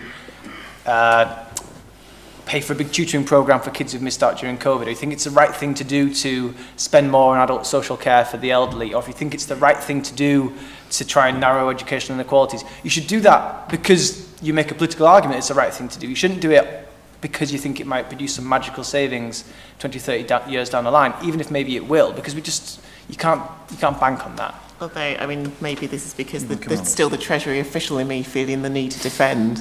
But I think it's an oversimplification. I mean, I think if you look at Sure Start, obviously based on a lot of evidence of Head Start in the US, obviously not necessarily directly applicable because you've got state reform versus one in the UK.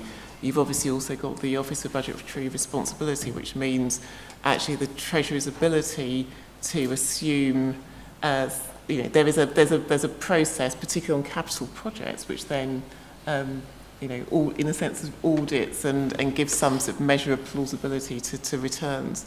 So I think the sort of idea that this is a sort of almost a kind of numeric-free and sort of evidence-based free way of policy making, I think is as an aside, I think it's too strongly put. I think the thing to bear in mind is that public sector productivity is not going to change overnight. What you really need to do is to track it and measure it at the level at which people are managing it in a given organisation. And you need to measure it in a consistent way for at least 5 years, ideally 10 years. And the problem with the UK has been that we have a whole system of ministerial initiatives making, where ministers come in, make an initiative, and then in the last 10 years, practically they're gone by the end of the year or the next year. And then the new minister comes in and does something different. We've seen that earlier on in the sessions, the whole question of having an effective industrial strategy, which is vital for sustaining long-run economic growth, has been constantly vitiated by not just ministerial short-termism, but Whitehall short-termism and the short-termism of consultants and other people who influence ministers. So I think it's very important that, leaving aside any individual scheme, you should be trying to monitor how you're doing over a long period of years. It's only one bit of data. It's not the only one. It doesn't cover everything. But this outputs over inputs measure is a vital thing to have. And if we don't do it, the likelihood is that either public sector productivity will go down or it will be at best flat. But if we do it, and if managers can see that their organisation has or hasn't improved over a reasonable run of years, and if policy was a bit more stable and a bit less initiative orientated and never assess the consequences orientated, then I think we could move to a very different sort of setup. And that also means that we need to look forward to the future and think what we need to be doing. For example, the current government was supposed to be building 40 new hospitals a year over a 5-year period, and that hasn't happened. In fact, we spent about £1 billion a year on capital investment in the NHS last year, which is a third of what we're spending on railways, even though the NHS is so important to us. So, you really need to get the big picture correct. You need to have a certain amount of commitment to running the state in an ethical way, and that includes not publishing fake statistics for what you think public spending will be when you know it's going to be something else, which is really what the IMF was saying to the government yesterday.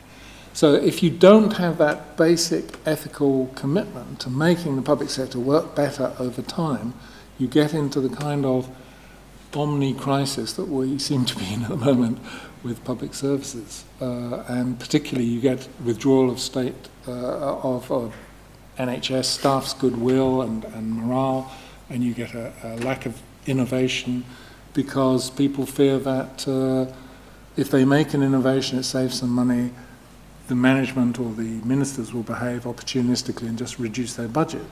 So you've got to really try and have a long-run policy for improving the public sector, and that's got to be vital for the whole country's economic growth, not just for the fiscal position of the public sector. Right, we've got 6 minutes left and a load of questions, so we're going to try and speed things up, which means that if any of you wants to take a question that I pose to you, take it, and we'll see. If the rest of you want to chip in, that's fine, but you don't all have to answer everything. So here's a question from Francis Coppola that I like, which is, how do we address the fact that elderly people, the biggest users of welfare services, think they've already paid for them, so shouldn't need to pay any more for them? Why do you like this question? Well, partly because Francis is getting cross because we were just talking about the NHS, so I thought I'd take her question, but... I can have a go. I think the... IFS will have a line on this. I think that it's hard to say for sure, but I think the evidence that's there suggests that there is going to be one particular generation that probably doesn't end up having, quote-unquote, paid as much in as it gets out, because I think we weren't anticipating changes in medical technology, life expectancy, and so on. There's nothing we can do about that now. That's happened, and I think that I think we're not going to be able to. Not that we should even try, claw back tax revenue from a particular generation. I'm sure we could do things to shift the burden of tax away from work and onto consumption or wealth, for example. I think we can improve how we tax housing.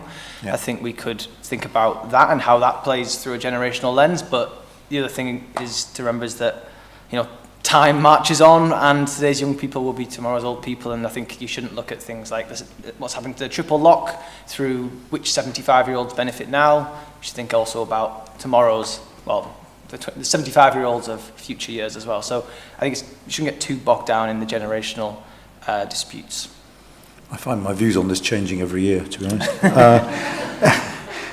Now, there's a lot of talk about public service reform, rather vague talk about public service reform as a way of boosting productivity. How convincing is this talk? And actually, isn't it the case that sometimes reform simply means things like spending more on computer equipment and so it's not cost-free anyway? But I mean, you've talked a little bit about this, Patrick, about using ICT, but what do you think when you hear people? I mean, West Streeting is a prime example, I suppose, but a lot of politicians do it.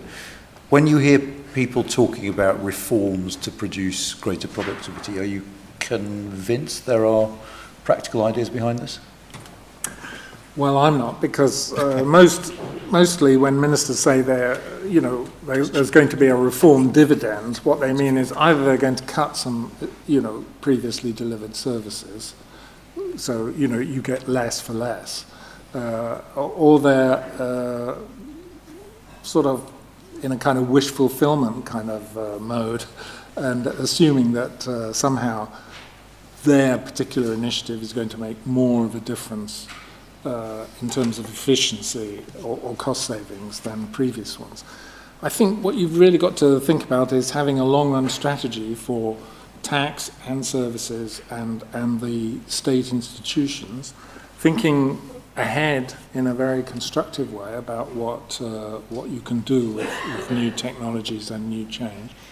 All the evidence is that to move the dial on public service productivity, you probably need to have new construction allied with digital change, allied with reorganization of services.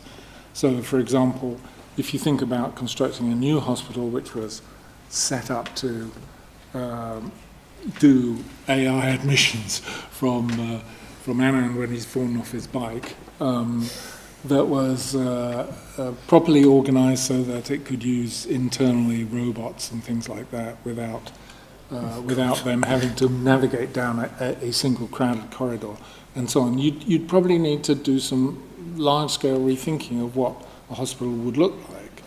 And that's the kind of thinking that actually is being done by public service managers all the time. And at the moment, they get very little guidance from Whitehall that's useful. They get a lot of propaganda about this is the ministerial initiative or this is the government policy, but not actually really useful professional help in thinking about the future so that they can make sensible decisions.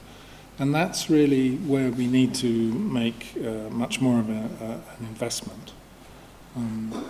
thinking about the long term, thinking about the long-term future. Reskilling constantly in the public sector is another big area. And that can also make a big improvement in terms of what private sector firms are delivering to the public sector. At the moment, we have a kind of very poor kind of contracting environment where what happens is the public sector agency will let out a contract. The contractor will have bid in a lowest cost competition. They will immediately freeze whatever it is the public service arrangement was specified in the contract. They'll run that for the rest of the contract until 1 year before the contract ends, when they'll suddenly say, oh, we can improve this bit and that bit and the other bit in order to win the recontract. But meanwhile, you've had 4 years of absolutely no progress and then 1 year of progress. So, you know, there's a lot of things that are not being well done in terms of public sector contracting. As I say, the state spends as much on contractors as it spends on its own workforce. I have to say, sometimes when I listen to Patrick, I realise what my mum felt with the remote control. It terrifies me, some of this stuff. But final question then is from Keith Best, which is: are there things that the public services, that is done by the public service now, that could usefully be transferred to the private sector? Are there state functions, public sector functions, that the private sector could effectively take over? And if so, what are they? I mean, my only sort of take on this, I think, is very similar to Patrick's, that it's, what I can imagine is in a world in which there's just much more sort of self-administration, self-technology-abled, self-diagnosis. I mean, clearly, I think one of the other interesting things in terms of actually how do you organise the reform of large interlocking public services with 5-year parliamentary terms, bringing the right set of skills in. And I think one of the things the private sector could help with is actually how do you organise these, you know, there's a reason why you've got a ship that doesn't fire missiles into land. It's not because people are stupid. It's because these things are very, very difficult to organise between procurement and different departments, etc. And the world is quite hard to predict. And the world is really hard to predict. It's not that hard. It's quite hard to, you know, well, in terms of sort of, you know, but people, these aren't stupid people wanting to do, well, the MOD. I would say. So there are, you know, there's having curiosity about why we are where we are and how one makes it more interesting and important to focus on the skills to get large-scale projects and large-scale reform that will take 2, 3, 4, 5, 6 years, a positive career trajectory for people. I think the private sector's got a huge role to play. And there is a massive structural political problem when it comes to doing medium and long-term things in this country, which should be the subject of another conference, I hope, one day. We have, I'm afraid, run out of time. Jonathan, I don't know if you want to say, and you sat right at the back, which indicates, oh no, you're going to come forward anyway. Jonathan's going to make some moving closing remarks now, before I do the thanks at the end. Don't move. Well, I was going to wait till you did closing remarks and then, you know, comment on them. Well, I will try and sum up. I mean, I think the first thing I should say is that obviously we have packed in an awful lot today, but sit down, make yourself comfortable. We didn't even forcing you all to you know, to packing it in, and with only limited time for coffee, still didn't mean we could fit in everything from the report. So there's lots more there. Do please read it. In particular, some of the people who weren't here to present their stuff today, I particularly mention, for instance, Kristen Hilber's piece on housing and planning, which I think, you know, in some sense is sort of uncontentious among economists and indeed policy analysts more generally, that if there's from an economic point of view, a free lunch for the UK, that is something which would not require a huge amount of extra government money, but would both generate growth and reduce structural inequalities, regional income inequalities, age inequalities, and so on, that actually building more houses and freeing up the planning system, at least to some extent, would be that.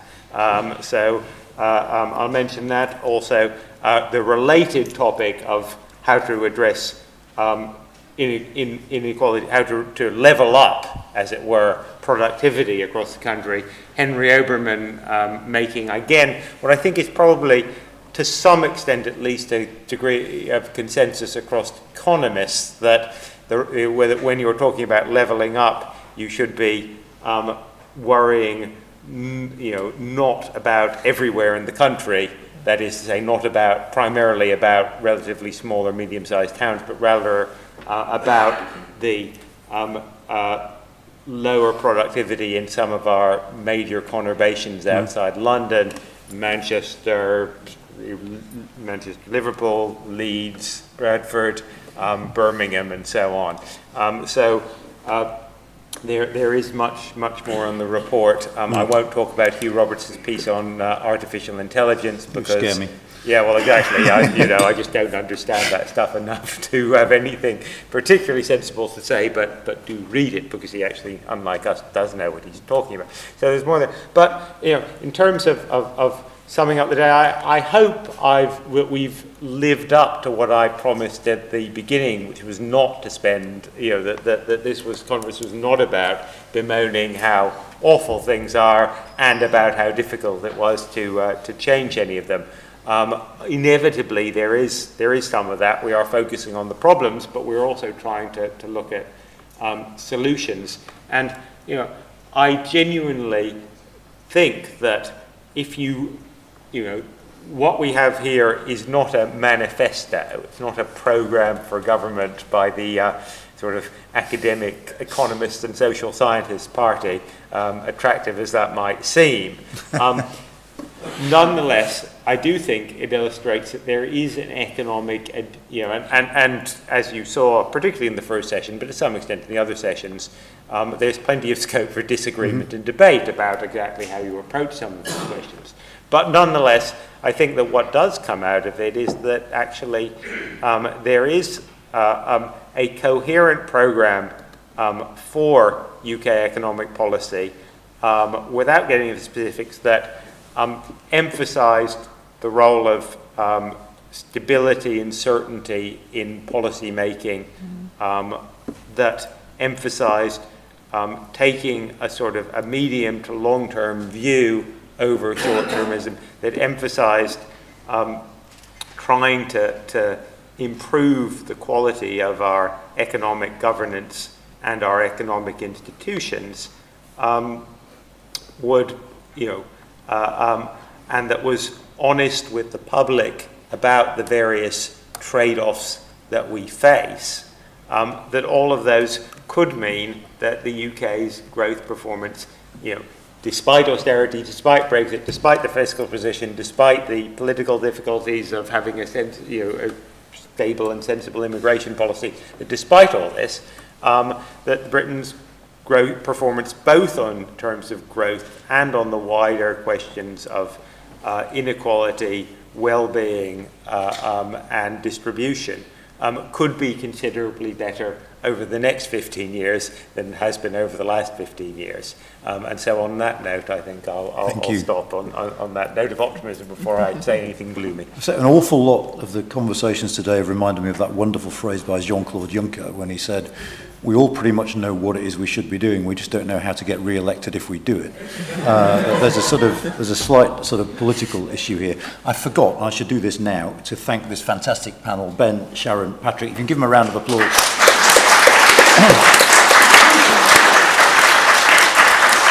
Then finally, let me thank Jonathan, who put the programme for today together and was the driving force behind the report as well. So thank you very much, Jonathan. To the team, to Sarah and Stephen and the others who helped out putting the report together, to Ollie at the back, who runs our events so fantastically. Never had so much applause at one of these things before.